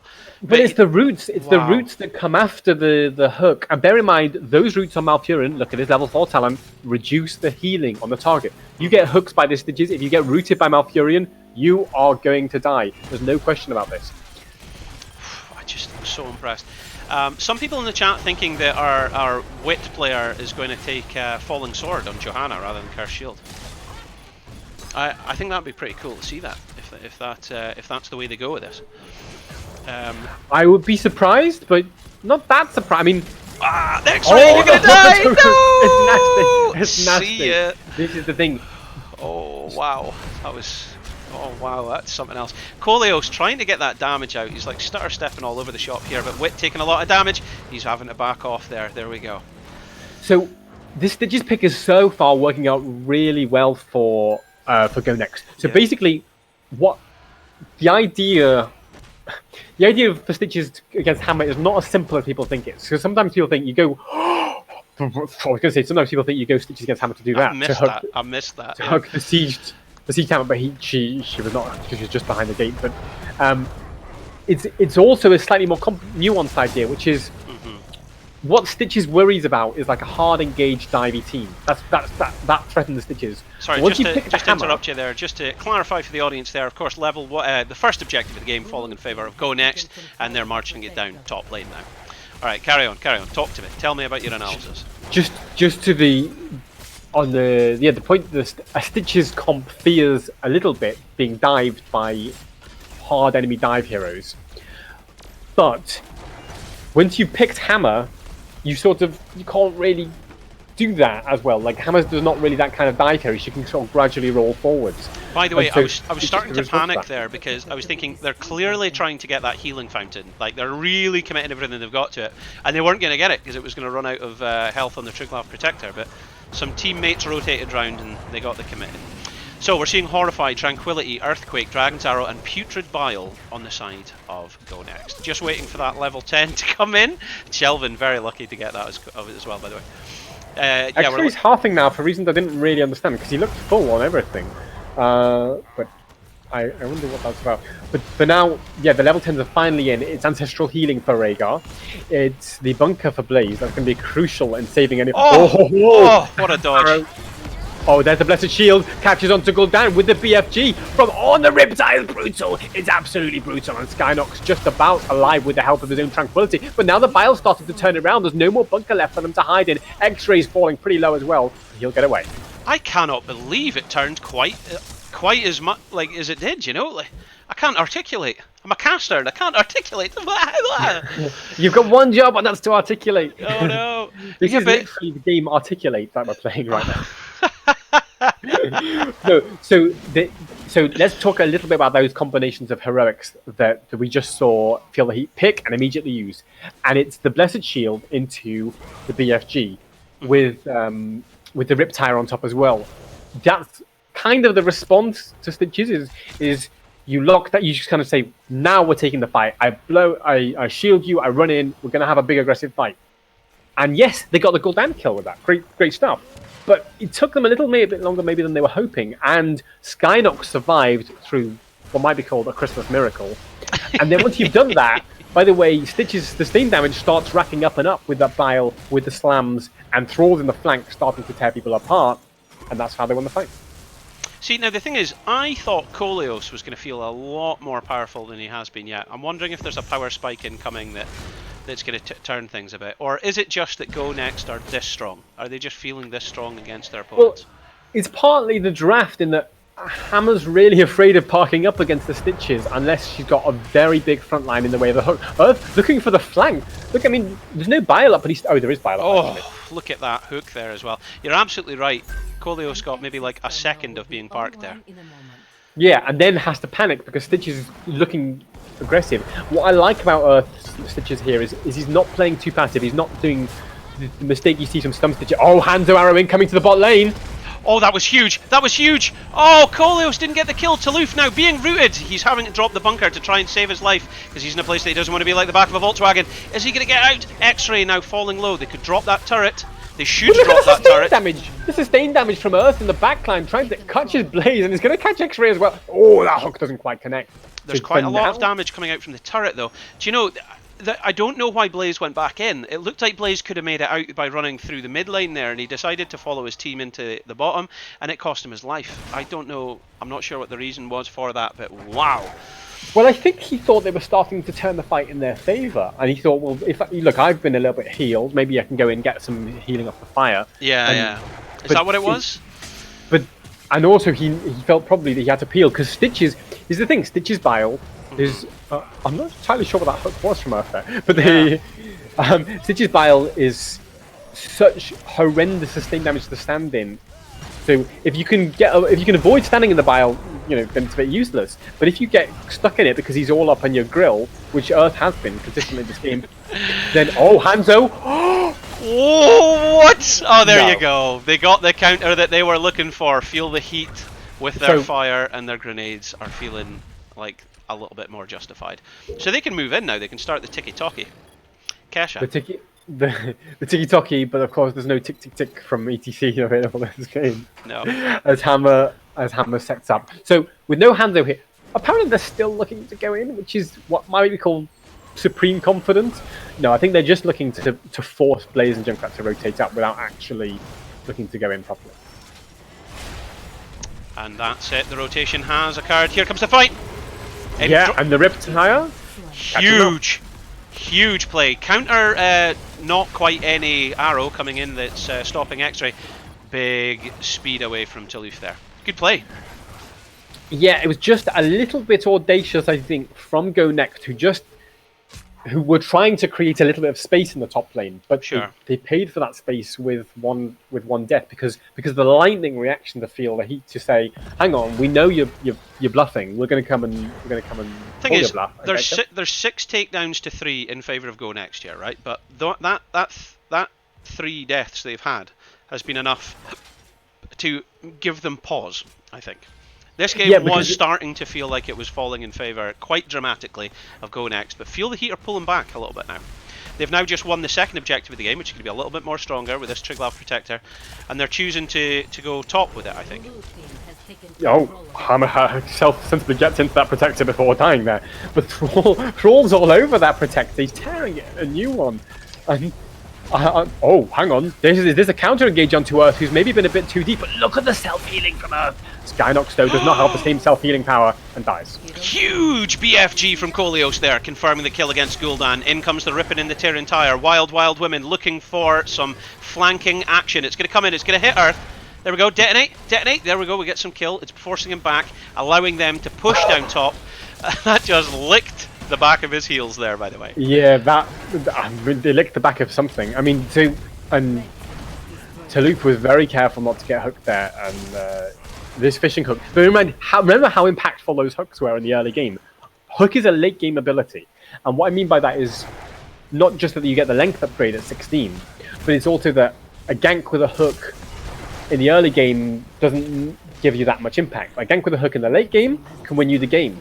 So I just have to be careful because he's about to get ganked. Oh, talk to me. Well done. They're going to need to bail pretty quickly here. Wit's able to stand up to this, but Dino cannot. In comes the Earthquake, trying to keep him in location. Horrify, bringing X-Ray back.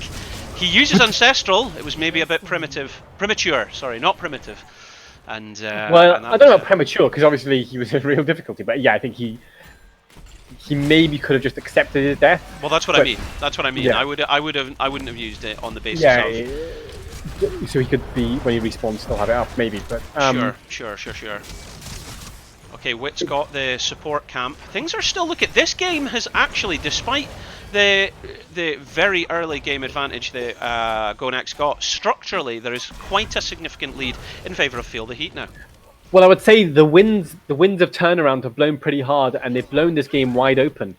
Have they blown a window open? They've blown the window wide, the window of comeback wide open. The jaws of defeat are closed. The jaws of defeat have been closed, and while one door is closed, a window opens. Taluf, though, got to be careful. Max Passion with the massive slows doesn't quite finish the job though on Taluf. With the massive slows. The hook is up, by the way, on Earth, but that's why Joanna's running at Earth, trying to create space. And everyone will sit back on the side of Go Next and wait for trouble to come to them. Oh my! In they come, this is it! In comes the ripping and the tearing tire. It's looking for an opportunity. It hurts Kelvin, taking him down to half health. Taluf's already up there, but he's falling like pretty fast. Didn't manage to make it into his bunker. The rest of his team are now backing off because they don't have the numbers advantage. Good cleanse by Koleos. Karis. Yeah, I mean, beautiful escape there from Koleos to not get hooked and make that more deaths. But yet, we're seeing, look, this is a competence on the side of Go Next that is not just about waiting for hooks and playing passive. We saw a hard engage there from Feel the Heat, exactly what they need to do, and pushed forward with Blaze and Joanna. Blaze even dodged the Horrify. I don't know if you noticed that detail. Great stuff by hiding in the bunker. Joanna didn't mind being horrified that much. And the Hanzo arrow was dodged as well. And yet, still, Go Next won that fight because they've got so much sustained damage. They dove really deep to try and get Kelvin, and to be fair, like, he should have died, but he got away with it. That was almost as good as Mopsio's Rainer escape at the beginning of today's games. I still don't understand how that happened, and I'm going to go back and clip it at some point because it just made no sense at all. Rainer with no escape shouldn't be able to walk into 5 people and live, but he did. The joyous knowledge in the chat there supporting the maximum passion. She is. As we know, she's let's say one of his biggest fans. Yeah. Now then, Earth is going to try and maybe catch Blaze here. They're setting up because they need to do this. Here they go. There they go. Both teams knocking on the door of level 20, but neither team going to get it just now. Hanzo's trying desperately to soak the mid, but Stitches had to use the bile. No. Threading the needle there. Audible gasps all round, but does not connect. So hooks down. It's level 20 all round. Both teams reaching Storm talents at the same time. In comes the arrow. Catches onto Taluf.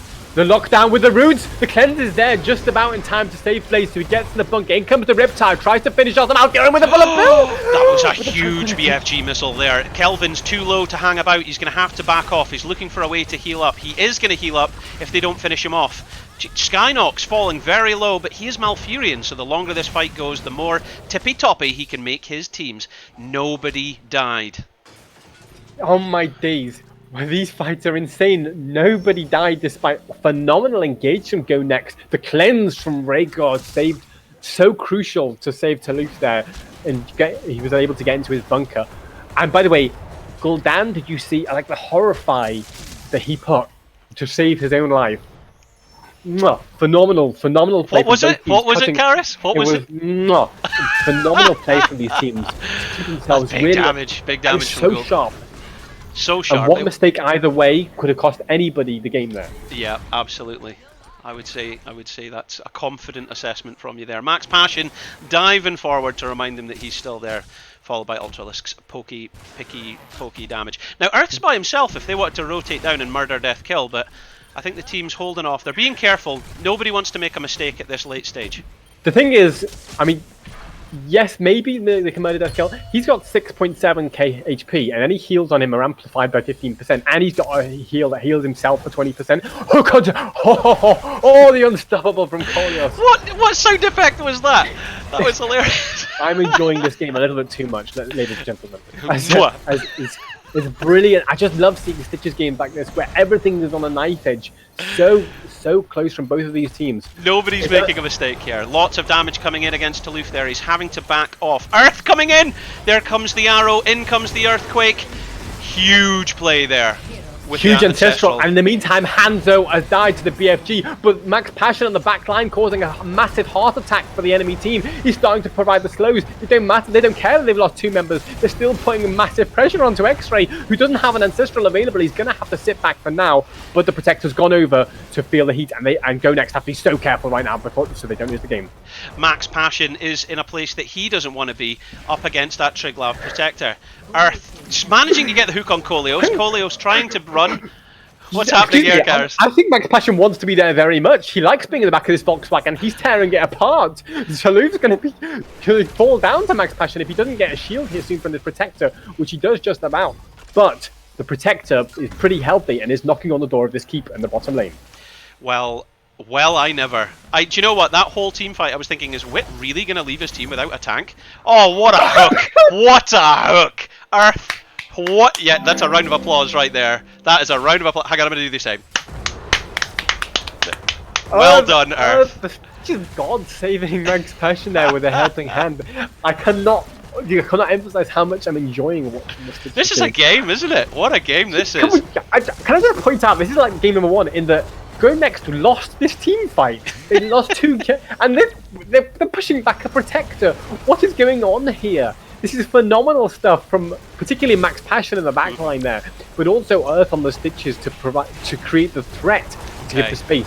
Now though, they've got to be a bit careful because all 5 members are here, and this is still a late game Protector. Oh yes, indeed it is. It's 9 takedowns to 8. It's level 21 to 22. It is anybody's game at this stage, but they are deciding to walk back with their tree glove Protector. They do not want to be in a fight at this stage. This is phenomenal play from both teams. And again, Hanzo connects on Blaze. Uses the bile, tries to get himself a space, get round Joanna so he can find a hook onto Toulouse or to Rhaegar. Can he get it? That was very good peeling there by Wit. Can I just point that out? Earth, as you've indicated all game, Earth has been the big threat here. His hook can come in, change a team fight, spin it on a dime. And that was very good peeling by Wit there. Okay, here we go. Thing, by the way, the lockdown onto the backline with a BFG in the Riptide. Can it finish off Hanzo or Malfurion? Malfurion's still alive in the Tranquility. Steps away, but Ultralisk going to get junks by Junkrat, we might say. But Max Passion in the backline, he's gone down finally. There's so much damage onto him. Earth may have a lot of self-healing, but he's surely going to fall. Yeah, there's no way he's surviving Koleos' sustained fight there, but that is dramatic. Phenomenal play here from both teams. I feel that he clearly had the edge here in this final fight. The lockdown and the BFG Riptire combo is so brutal because it tears the whole backline of Go Next. The Echo Corruption's dealing huge damage to Toulouse there as well. Because of the roots from Skynox, they just had to sit on top of Echo Corruption. You know, Hando's still got an arrow here. This might not be game. Here it comes. Catches onto 2 members. Rhaegar's got to be careful. Ultralisk goes in, tries to put poke onto Toulouse, who doesn't have bunker available for 13 seconds. He's got to be careful. They've called it. They're backing out. They are backing out. They don't want to be here. Have they though? No! Koleos, what have you done? You sat on top of the entire damage of the Echo Corruption. You are so lucky to be alive. I actually don't know how he's alive. He went in to secure that Skynox kill, which they have done. Yes, they can't finish. They're going to have to back off for now. But Malfurion's dead for so long now. Late game. It's a level 22 death. He's dead for another 45 seconds. Are they considering doing an invade on this camp? Is that what we're thinking? They're going. Oh, you mean Feel the Heat for sure? Yeah. Feel the Heat are going to take every camp on the map right now. There's nothing. There's no way. They're playing it safe though. They're playing it safe. Okay, I've completely misspoken then. Go next to being allowed to play football to get a turret. I guess the terror of being hooked in that kind of position is bigger than the thing is, it is a risk that I suppose they don't need to take. They can wait until their team's rallied and got their health and mana back. You know what I mean? They don't need to take that risk. That is the Dignitas go harder stripes, where you win harder by taking further advantages. But it would mean forcing a fight 5v4 and committing to that, and they'd rather spread their resources across the map. Which bear in mind, I'm bearing. There's a 5 structure advantage still for Feel the Heat, which means that they're actually getting. And it seems strange to think about XP at level 23, but actually, it's a huge XP bonus trickle that you get. Oh, is this a backdoor attempt? It looks like it. It looks like it. They're saying now. Earth's thinking about going in, trying to find a hook onto Dino, but steps back. If he catches anyone, if he catches X-ray with a hook there, it could be crucial. Yeah. But doesn't Wit, for now. do you see what I mean about Wit? Wit's tanking is really impressive. He's getting in between. He's trying to keep the. I could write an essay just on the brilliance of Wit in this game alone. I'm not even joking. Like, just the positioning of his Joanna is absolutely sensational, and he's got the slow. He's done the slow quest at level 7. He's actually managed to stack it. Kelvin. Oh my gosh, this is so unnerving. The hooks from Earth. As soon as it goes out, everyone's just. Oh, I've got to breathe in. Oh my ham.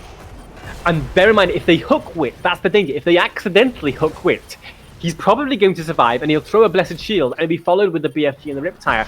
And they really don't want to clump for that. No, they don't want to clump combo at all anymore, because that's what's been killing them time and time again. So what's happened here, right? Is they cleared top lane to push in a huge wave towards their core.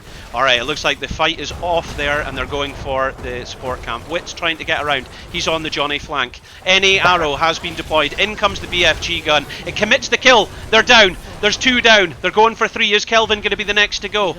Kelvin's the next to go. Max Passion is now trying to do something with Dino. He's dodging all the bombs. Koleos isn't letting him off with that one so lightly, though. And I think that's going to be it. It's finally game after 24 and a half minutes of sweat and tears. It's finally game number 2 going over to Feel the Heat. And by the way, that means we're going to a game number 3. Yeah, there's another kill, but who's counting? But it's so again the problem there. There's no problem for Go Next. It was a GG, but the problem there for Go Next was simply that they could not clump, and yet they had to clump to go for that support camp, and they had to force the fight because of the lane pressure. So they felt they had to force the fight, and as soon as they came in a choke point, Feel the Heat was so ready to pounce. Bang, the Blessed Shield, the Riptire, the BFG, sensational stuff. And by the way, can we just to compliment Wit a little bit more for his sensational Joanna play? Yeah. Look at his level 20 talent, ladies and gentlemen. The Radiating Faith. It's what I call the instant cast mosh pit, in the sense that it increases the stun duration on Blessed Shield. So it's, if you get it outside of a wave, you can basically stun 5 targets for 2 seconds, which is brutal. That's absolutely brutal. And we're setting up the BFG and the Riptire. Nasty. Absolutely nasty stuff here. Okay, so with the scores being as they are, Go Next picked that map, and Feel the Heat were the winners. So that means that Advantage, goes over to Go Next. They are now offered the choice of first pick in draft or the map pick themselves, and it looks like they have picked first pick in draft. So that means the next map is going to be picked by Feel the Heat. So we're just waiting to see where they're going to take us. Take us next. They'll be deliberating just now. Yes, we're just waiting to see what those teams are doing. I know, but the thing is, I think the chat would like to know about what you were saying earlier about Blizzard talking about an event upcoming potentially. Oh yeah. So is that what they were asking about? Yeah. So hang on, I'll come back here while we. Oh no, hang on. We've got our map. So we are going over to Battlefield of Eternity for the first time today, actually. So yeah, well, we're talking about some secret Blizzard stuff. That's what we were talking about earlier. So the Blizzard guy said to me, he was like, yeah, keep an eye, wink wink, on something weird happening at the beginning of a game. So I've spoke with a couple of people over the last couple of weeks about this, because they said it was going to happen after the latest patch, and I was like, what is it? And basically we've seen it now, and it's the map itself starts to shake. The ground shakes at the beginning of a game before the gates collapse. Now, some people said, "Oh, it was to do with some of the maps. Like it's just to do with you." What map did you say? I said I've only seen it on Hanamura. And I said I've never seen it on Hanamura. I've seen it on Cursed Hollow. And you were like, "Oh, so the theory is that it's to do with a BlizzCon announcement."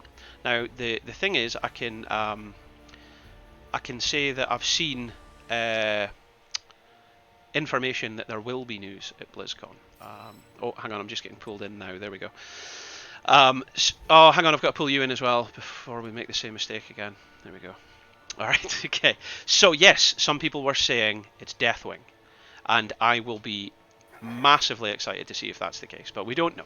We don't know. Really, it's all rumours and speculation at this point, and there is no official announcement at all, and I can't see anything official, obviously, anyway, from Blizzard, but certainly they said keep an eye out, wink wink, for something happening on certain maps under special conditions, wink wink.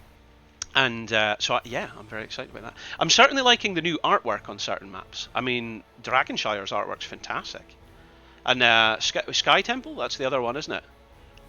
I was also going to say that I really like the artwork of the new skins and the new event that's just come out. I mean, great stuff from HOTS in recent times. I think we're almost ready to go into game number 3 on Battlefield of Eternity. You just what? There we go. Sorry, yes. Yeah, I was just waiting to see if the draft was ready. Yes, it is ready. We're in to Battlefield of Eternity, game number 3, the decider in round 4 of today's All Hallows Cup qualifiers. So maybe it only works when people have the skins on. So yeah, somebody was saying that to me. It's to do with the ones that we got, and I don't know. Anyway, welcome along, ladies and gentlemen, to game number 3 here in round number 4 of the All Hallows Cup. I forgot to pick the winners from the last game, so I'll just do that now, and then I'll start the contest. Karis, you can do this for the first time. Go say my blurb. So, ladies and gentlemen, if you want to bet on the outcome of this game, you can do so by typing !bet A and a number of points if you want to bet on Go Next, and !bet B and a number of points if you think that... Oh no, the teams have swapped round. That's okay. I just push one button and I'll swap it.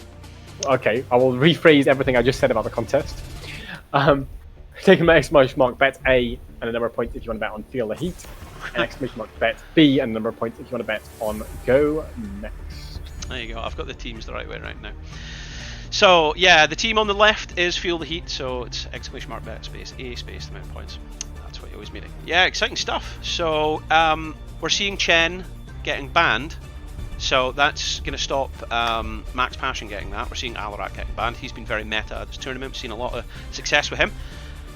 Sanctification being denied for Tyrael. Tracer's very good. So what's open here? Do you know, this might be controversial, but Chromie. Yo, Chromie is good for the race, definitely. One of the better race heroes. Yeah. So Chromie and Ming are typically the mages that are target hit. There you go. Cordius Chromie. Called it. Absolutely. By the way, the betting is a bit confused because Yes! the team is the wrong way around. Yes! Did everyone bet the wrong way around? They've all bet Feel the Heat. Right, Joy, I tell you what, I'll bet for... No, hang on, Joy's... Who did Joy bet on? So, no, A is Feel the Heat and B is... No, but it's not, because you've... Oh, God. Anyway, A should be Feel the Heat, but it's not. We'll sort that out, don't worry about that. Garrosh and Medivh. Okay, so the betting is the other way around as well. Okay, so if you bet A, you're betting on Go Next. If you bet B, you're betting on Feel the Heat. So everyone's bet their other... Oh my gosh. Oh, days of the week. Right, I'll bet on A to keep the action going. I was going to say you could just restart, but anyway, let's talk about the Garrosh with the Medivh. Talk to me. The Garrosh with the Medivh. So one thing we saw earlier with Complex is Garrosh got punished a lot by Medivh. And I think that's absolutely, Medivh is a typical response to Garrosh. But if you pick up that Medivh at the same time as you pick up the Garrosh, then they don't have that Medivh as an option to respond. So nice drafting there from Go Next. I had to work out for a second there. Oh, I can. Though. Right, hang on. I've just figured out I can refund it. I'm going to start the contest again. You talk about the draft. Yeah. So ETC is a great response to Garrosh and Medivh. So the face melt, the Go Find Becky button, as it's known, is a is going to sort out, which you say nobody's ever heard of. Tell us in the Twitch chat if you know. Yeah, that's because Go Find Becky. I had to ask you, what is that? And you were like, oh, it's a 1999 Not meme with a bird. It's so like old. 2010. It's so old. Okay, ladies and gentlemen, the contest is open again. Exclamation mark bet space A space points equals feel the heat. Exclamation mark bet space B space points equals go next. Joy, you can get it right now. There we go. I like Dino on Vala and I like Koleos playing Chromie a lot. I so far rate the draft of Feel the Heat more. However, we have had, I think, 100% win rate on any team that has taken Medivh thus far in the tournament. Talk to me about that. Who do you rate? Well, that's correct. I mean, you mean of the ones we've cast today? Yes, absolutely. So, yes, Medivh is going to be hugely impactful in this game, and I think the combination of that with Garrosh will be pretty terrifying. The idea here from Go Next is Garrosh throw, Tyrone stun, handle damage, Malthael last ride, boom, next. The problem is that I think ETC is going to provide a bit of space. Now, normally just the face melt is enough for Garrosh. Obviously, here they're going to use the portals to catch. So I really don't know here. I think it's anyone's game. It's anyone's game, and it's all to play for. Okay, ladies and gentlemen, welcome along. My name's Halloween, and I'm here with Karis. And on the left, in blue, you know them, you love them, it's Feel the Heat. We've got Dino playing Vala. We've got French Koleos, very nice guy, playing the little gnome that is Chromie. We've got Taloof, ready to Taloof in lane as Tassadar. We've got Wit, giving us some awesome tanking, but he's back on ETC ETE. And we've got X-Ray, main French support as Rhaegar. Karis, talk to me. And in the red corner, it's Go Next with Kelvin on the Hanzo, Ultralisk on Medivh, Skynox on Tyrande, Maximum Passion on Malthael, and Earth on Garrosh. There we go. There we go. Let's get the show on the road. Yeah, boy! So, looking at the level 1 talents, we're already seeing, again, because we've rotated it all the way around, Hanzo is now taking W build, because we've had every form of Hanzo throughout this tournament thus far. Yeah, I think, am I right in saying that this one is the most common for going Immortal Race? Oh, the slide from Wit to dodge the Tyrande stun. Absolute cheek there from Wit. Oh, is that... so impactful Death's Reach as well, another form of Malthael that we've not had yet. Well, okay, so normally Malthaels take on a pale horse because it allows fast rotations and stuff. On this map, the rotations are not so important. You're not typically going for any double spins or any nonsense. So instead, Max Passion going for something that will give him more value potentially in the team fights. So I had some weird sound effect play there, and I've no idea what that was. It could have just been my voice. My voice is a weird sound effect. No, there was definitely weird music. The audience will be able to tell us shortly. I have no idea what that came from. I just looked in case something started, but nothing had started. Okay, talk to me, yeah. I was just going to say about, just on level 1 talent, Rhaegar went for the slowing totem at level 1, not going for the lightning shield or the wolf run. So the idea of the slowing totem, if I can guess his motives, is just stop Garrosh from reaching the backline. That's basically the job of Wit and now X-Ray slowing totem as well. I literally so the audience are catching up because we've obviously got a delay and stuff, and they're all like, music, what is this? I have no idea where that music came from. Like, I have literally no idea. Well, I think it was like a pirate stream took over. Maybe you got like a stream open in a different tab or something. Well, no, I don't think so. Did you? You didn't hear it, obviously. Did you? No, I didn't hear it. So it wasn't in HOTS itself then, no? That's so funny. Ghosts. Everyone's saying ghosts. Hey up, we got ghosts in here. Anyway, level 4 advantage on side of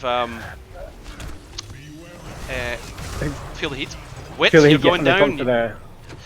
They come for their camp as well. That's perfect timing to get a pick, by the way. I mean, that's textbook right there. Look at Kelvin hopping, hipping all over the place here. He's saying, right, boys, let's get this fallen shaman camp and get it pushed down bottom. Push top whilst we clear bottom. Is this portal being used to engage or disengage? Oh, it's looking for both poke and run. It was poke and soak. That's what it was. It was not poke and soak. It was poke and run. Pokemon. Poke and run. There we go. Got to catch him. In this case, he did not catch them. No, he didn't catch them. It was his real test.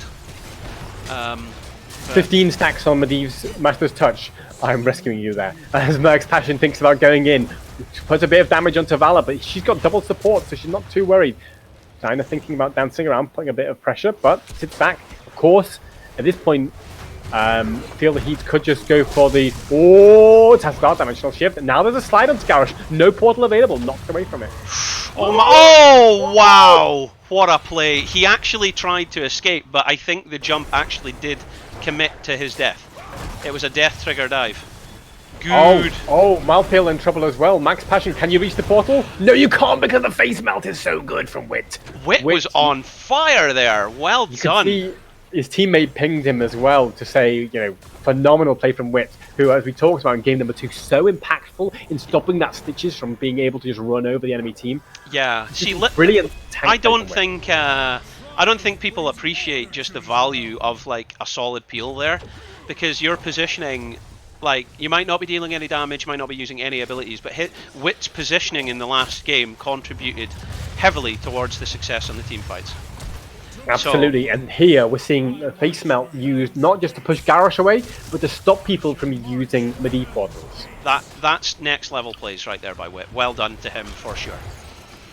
Okay, so they've got level 7 advantage. They've won the first objective. Looks like Feel the Heat are going to push this down top lane. They're almost certainly going to get this fort, and if they get a pick, they might even push further. Yeah, I mean, they've still got a bit of shield on this Immortal. It's going to do some serious work. Sure, Talouf's down in the bot lane, skirmishing with Medivh, but I think... Oh no, hang on, is this a rotation from Feel the Heat? They are rotating down to the bot lane, looking for Medivh, but he's a Raven, he's fine. He's not a Raven anymore! Oh, he's okay. What a guy. So, here comes Wit. Earth's diving in! Oh! Talk to me. I'll talk to you about how good that cleanse was from X-Ray. Because that would have been nasty, that Garrosh throw and stun. And then the cleanse was so razor sharp. Instead of saying get good, say Wit good. That's clever. I like that. Good chat from our infinitely creative Twitch chat there. But this is going to be a rotation from Feel the Heat, who are saying, hey, that's our camp. Who said you could take it? As they push the red team back. Go next. This is looking like it's going to be the first big full-on team fight of the game. Garrosh throws Malphael into a little bit of... okay, no, he's fine, actually. The Insta-Fray was correctly used to save Max Passion there, actually. So Max Passion completely fine. It was used to dodge the Chromie ult, I think. Well, no, I think he actually deployed his Reaper's Mark before he was temporal looped, so he was able to use his teleport on W. Oh, I thought it was the Unstoppable from the Insta-Fray. Anyway, the fight's still going on, and there's poke onto Earth. So this is the one thing that the comp of Go Next might be vulnerable to, and that's continuous poke, which on the side of, with Vala and Chromie, you've definitely got a lot of that, as they tried to catch Garrosh, but the portal's there. Now, I said this in the draft. I said, Ultralisk playing Medivh is a deciding factor here, because throughout the tournament thus far, we've never seen Medivh lose. But, like, they're not winning at the moment. Like, just on paper, looking at this. It's early doors, and in fact, they're thinking about coming in now with the portal to engage on this camp. Unstoppable, throws ETC off the point. Can't quite secure the camp, though, because it wasn't actually completely finished. Earth taking a chunk of poke there. Max Passion taking even more. He's got... That was a huge throw. Huge throw. Well done there. That was Earth doing some good work there. And he's now able to teleport out with the Medivh. I take it all back. Everything I said, I take it all back. That was very, very good play there by Go Next. They're still very much in this game. It's neck and neck. It's 2 takedowns to 1, and it's 7 minutes in, and yet nobody has level 10 yet. But it's going to fall in favour of Feel the Heat in a moment. Then we'll see where we go from there. So here we go. Interestingly, on you go. Go Next didn't choose to go for their camp there. When they had the space from taking the enemy camp, they chose not to go for their own camp because I think of the fear of the level 10. Here's the time trap, catches Skynox. Can they finish off the job? The portal should save him. No, the lockdown and the face melt. and he's going to get recalled in unless there's an into the fray. Oh, that was horrendous. Really unfortunate. There was nothing he could have done. Nothing at all. Level 10 to level 9, we're seeing the Archon again for the second time this tournament rather than Force Wall. Cromie's obviously got Temporal Loop. We're not seeing from ETC EE if he's taking... I've got to stop doing that, by the way. I get myself confused. But yeah, we haven't seen what he's taken. Is it going to be Mosh? Is it going to be Stage Dive? We've obviously got Ancestral for the Rhaegar, but I mean, he could go either. You could go either. It's hard to say. I think. Okay. The gut feeling is that Mosh Pit's going to get interrupted by the Hanzo heroic, potentially disabled by the Leyline Seal. There's the Turon stun, and finally there's the Garrosh stun if really needed. So my gut feeling is Mosh Pit might struggle, but then it's always the threat of Mosh Pit, and if you can hold Hanzo off using his heroic because you're threatening to use your own, maybe that's just the value that they will take from the Mosh Pit. And Absolutely. I don't think that you want to stage dive in, because typically a stage dive in is a very aggressive kind of comp, a very divey kind of comp. Vala and Crimmy are not looking to do that really. Yeah, they've got the touchdown to back them up. But I think they're probably going to go towards that Mosh Pit, even though it's difficult to get it off. Okay, so we're just waiting for our teams. We've got a tactical or technical pause here. They're legally allowed to do this. That's not an issue. I think they get 3 a game, each side. Which would be really bad if there was 6 pauses, for any length of time. But they do have it. By the way, yeah, I said this to you at the beginning. I said when I light my Halloween candles, we'll be able to gauge how long we've been going. That candle's about to die, and the pumpkin one has completely extinguished. So we've been going a while if I've actually ran to the end of a wick. I should have also brought some candles to what? To compare the length of our wicks. Well, let's do that for tomorrow, right? Tomorrow. Okay, we'll get our wicks out and we'll see who's big. Yeah, we'll start. Right. So on air at this round 1 tomorrow, we'll light our wicks at the same time and we'll see who's got the longer wick. Back for a little bit of analysis on the actual Heroes of the Storm. Okay. I mean, so far you've got to say that Feel the Heat have looked in control here. Now, when we looked at the draft, I was saying that I felt they had the edge because ETC can control the Garrosh and Medivh enough. Now, it might change as Medivh gets more stacks. He can be more aggressive. When he got the ley line, that's going to set up the taunt. So maybe they're depending a little bit on those level 10s and a bit more late game stuff. So let's see how we go as we go back into the game. I think. Here we go. 2, yeah. And 3, 2, 1, we're back in the game. Level 10s are in. Leyline Seal for Medivh. Shadowstalk for Turon. Last Right for Malthael. And of course, Warlord Challenge for Garrosh. So interestingly, Kelvin actually started the camp, but then they've immediately walked away from it in favour of trying to get the damage, which will turn into shield value. Oh, but here we go. Yes, there was a throw onto Touloup. He managed to dimensional shift to get away, but then the Leyland Seal provided a bit of time for GoNext to engage. Chose not to do it though, and of course that Immortal has gone over to Feel the Heat, and it's very, very healthy right now. So there's Strafe on Vala. So we've seen a big variance on what Vala's been taking across this tournament. It's been Rain of Vengeance. Max Passion's in trouble. He's getting cover from Earth, but it's not enough because in comes the Temporal Loop. Yeah, can ETC push away from the portal? No, not for now. When ETC gets the reduced cooldown on the face melt, then that's going to be more of a problem for GoNext. But for now, you can usually get in and out of those portals safely enough. But this mortal is still going, and it's got full HP. Is this a counter engage though? The ley line. Oh! Here they come. They're trying to catch. Garrosh wants to flank, wants to catch more, but Earth's in a bit of trouble. He has to step back. Malthael takes a chunk of damage. Has to protect for now, but I think he. Oh, the mosh pit though! Catching on the Tyrant! He actually teleported into the mosh, and then Chromie just finished him off. Earth's going to be the next to fall. Oh my word! With this kind of level of power, can they actually keep this going? Can they keep pushing? Ultralisk. Oh, and he makes it out with the skin of his teeth, the lick of his heels. surely, I don't think they can end now, even 5v2, because the respawn timers are so short. Yeah. They've got to keep at 10 minutes. They're Pretty level good. 13. They're going to go and get the bottom camp and probably the top camp as well. You've got to be feeling pretty confident if you're on the side of Feel the Heat here. I would say so. I would say that this is a good time. Honya, one of our admins in the chat there, is pointing out that yeah, we're almost at the end of the giveaway because this is going to be the last series for today. So we are going to give away something here. So to make sure that you're in with a chance to do that, remember to buy some tickets. You type # ticket and a number of points to buy a ticket with your hard-earned Halloween Heroes points. That's right. Now, level 13 talents are in. The reduced phase melt cooldown on ATC is exactly what I was talking about. Mic check. What it means is, basically, he has loads of face melt, and that's crucial for controlling Garrosh. It's crucial for pushing people away from those mid quarters. Spot on decision there from Wit, who's showing us a masterclass in how to play tank right now. So I mean, Wit's been very impressive. Oh, look at this!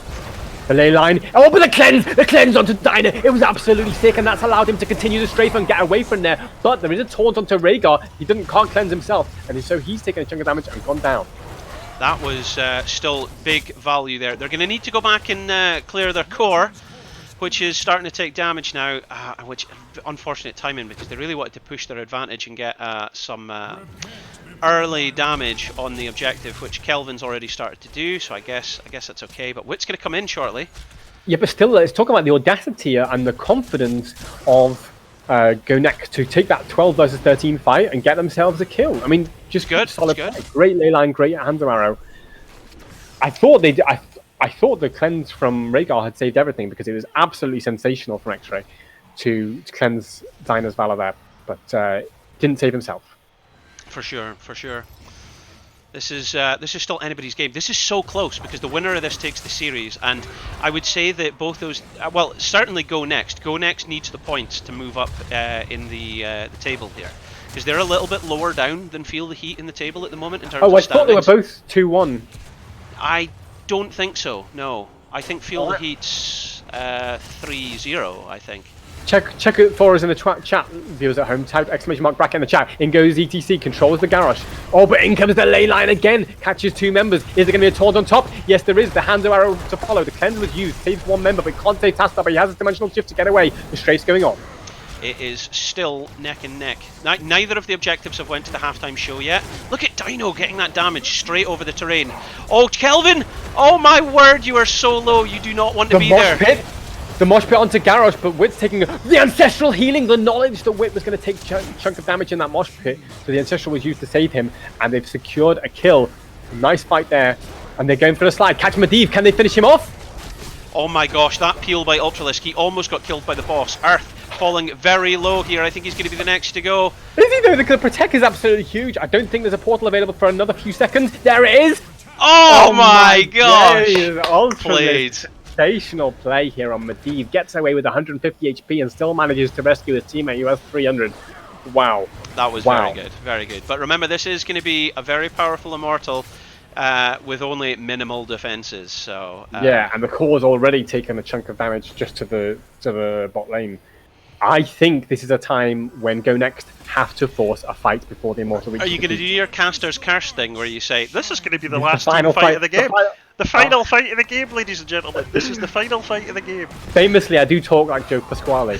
So, Garrosh tries to get the portal in to try and catch the fight. They really want this fight before the Immortal land. They can't be waiting around. But the problem is the ETC is just not letting them play football. And those scouts out with. Oh, and now they might be looking for a counter engage. Skynox taking a chunk of damage. In comes oh, what a throw! What a throw! Wit, he was on point there. He really knew that I am going to get Skynox. He is going down. Both of these tanks are playing out of their mind, but the problem is that the Garrosh can't do anything about this Immortal that's running. Here's the ley line seal. Is this the time? The taunt's available. Catches two members. Wit there trying to provide a problem for Earth, who is falling pretty low. Will be able to get away with the help of the 45 out. No, he will. Well, he will still just about get away, but Malthael won't, and that's going to be a rough situation. This is it. I'm sure this is it now. They are going to be able to clean up shop. This is GG. This is game number 2 in terms of victories for Feel the Heat, who are going to take this series and with that move their position up in the bracket. GG. Wow. What a phenomenal series from both these teams. Incredible play from Feel the Heat and from Go Next. Feel the Absolutely. Heat just about edging it here in game number 3 with, to me, what looked like a draft calculation to say, we've got so much poke damage that actually the Medivh isn't going to become that much of a problem. And the ability of ETC and Tassadar, don't forget, to disengage at the right moments from that Garrosh attempted engage. Crucial stuff there. Do you know, look at this. There was 9 takedowns to 2 here, which is a big difference. Big difference from some of the games we've seen today. Today and tonight, it's big difference. So, wow, absolutely. So I'd like to be able to show you a schedule here, but this is just a blank screen because we're not able to do it in the qualifiers, but we will do during the finals. So here's me. Right, there we go. Well, what we should look at is how this affects the standings, but we just got one more minute before the giveaway. In fact, there's a delay on the stream, so you might not hear this in time. Okay. So the giveaway is going to be very, very soon, ladies and gentlemen. If you haven't got your tickets in, get them in now. Let's do it. So, and how do you do that? You type !ticket space the amount of tickets you're buying, and I think tickets cost 20. So if you're buying 10 tickets, that's like 200 points. But hopefully you've accrued the points from watching today's event so far, or won it from some of the contests where we're doing with the bets. Speaking of which, I'm presuming we've drawn the winner of that. No, we haven't. Oh no, we have. Yes, because we've got our admin back, and she's on the ball. On the ball. So she is. That's good. Wow, there was 1,300 points in that one there, so that was good. But so just to go back to what's just happened in terms of the match, how has this 2-1 victory affected the standings? Okay, so I'll try and bring that up on screen at the moment, and you can see actually, unless I'm mistaken, which I don't think I am. If I bring this up, standings. There we go. So Lauber's fan club is sitting first place. They've taken the lead back over the Polish team, Pepe Milady, who were doing very good. And what was that, by the way? Thanks very much, Wolf Wildheart, for following. For doing so, you've just been awarded 10 points, which you can use in our giveaways and contests and things. So that's cool. And yeah, so Feel the Heat are sitting third at the moment, which is a good place to be. Very good place to be. Yeah, and so they've got 3 wins and only 1 loss so far. And Go Next have now got 2 losses with that. So they have got 2 wins and 2 losses. Skyborn took a series, so that's good. Hoplita Esports have got 2 wins as well, so they're doing quite well as well. 5-man stack in 8th place. So we do have 8 at the moment. We do have 8 teams. But I think this could all change. We've still got another 4 rounds to go through tomorrow, and it could all still turn around quite a bit. Banana H, hello, welcome along. Thanks for tuning in. I was wanting to watch you today, and I haven't seen you yet. So yes, I'll Banana H. Yes, you have. I've forgotten. Was he the first series with Hazuobs? Washed up. Yes, washed up, yeah. Yeah, we did see it. But Banana H is nice to see anyway. Okay, so if I'm not mistaken, oh, by the way, I haven't taken us to the stats to see talents again there. If I'm not mistaken, that should be us at the end point for today. Have we done the giveaway, by the way? We have, and Kratadel has just won the giveaway with... No way. Kratadel won. Well done, Kratadel. Well done, Kratadel. You've won, I've forgotten what it was, but it was some kind of skin.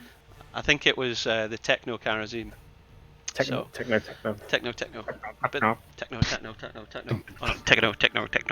Anyway, so that is all for us for today, isn't it? So, ladies and gentlemen, just to give you a brief bit of information. So what's happened here is we've been through 4 series in the Swiss format, as you can see here, for the points out of a total of 8 series, which we will see in total. So the remaining 4 you will see tomorrow. It'll be starting at 1 p.m. That's 1300 British Summer Time. That's 1400 Central European Summer Time. So if you come back, maybe the stream will start before that. If you come back maybe half an hour, 20 minutes before, you'll see us and we'll be ready to go. So thanks very much for joining us, everyone. We'll be doing that, and then that'll give us our answer as to who's making it through for our prizes. And there'll still be some giveaways for you guys. So thanks for tuning in for sure, because that's what it's all about. That is what it's all about. Okay, so have you had fun? I've had fun. I've had phenomenal fun. It's been what a series to round off the day with, though. Phenomenal stuff from both these teams, and an insanely close series there at the end. And we've seen just some top quality here in the Storm, and it's only going to get better tomorrow, and of course in 2 weeks' time with the finals. I think so. I think it'll only get better. So I'm not sure. Because we're finished, I'm not sure what Hazu's doing, so I think what I'm going to do is I'm going to throw you guys all over to Hazu Obs. So tell him that you came from Halloween stream, right? And we'll say. Well, yeah, but like give him some noise and say that you came from here and that you're to thank him and stuff and whatnot. Okay, so we'll see everybody here tomorrow, 1300 British summertime, 1400 Central European summertime, and we will get some good games. All right, good stuff. Thanks very much for watching All Hallows Cup here at Halloween Heroes, and we will salute you again tomorrow. Goodbye. I'm forgetting about the fact that there's a massive delay, so I've kind of got to wait a little bit of time, I suppose. But you're just making a noise. Make a better noise than that. Sign off in a better noise. Okay. Or what was the ETC noise that you made? You were singing Kesha for that, I think. No, but it was tick tick tick. But it was also tick tick tick. It was when he said he didn't. The thing's still trying to calculate the people for ratings, so they're getting ready. So keep making noises until 101 are ready. 103. Wait, but have you? What? I don't understand. No, you don't know. You don't know. I don't understand. This is 87 already. I've got to wait till it hits 100 at least. Delete, delete, delete, delete. That's great. Okay, I'll just ping them now. All right. Okay, so everyone's going over there now, and I stop streaming.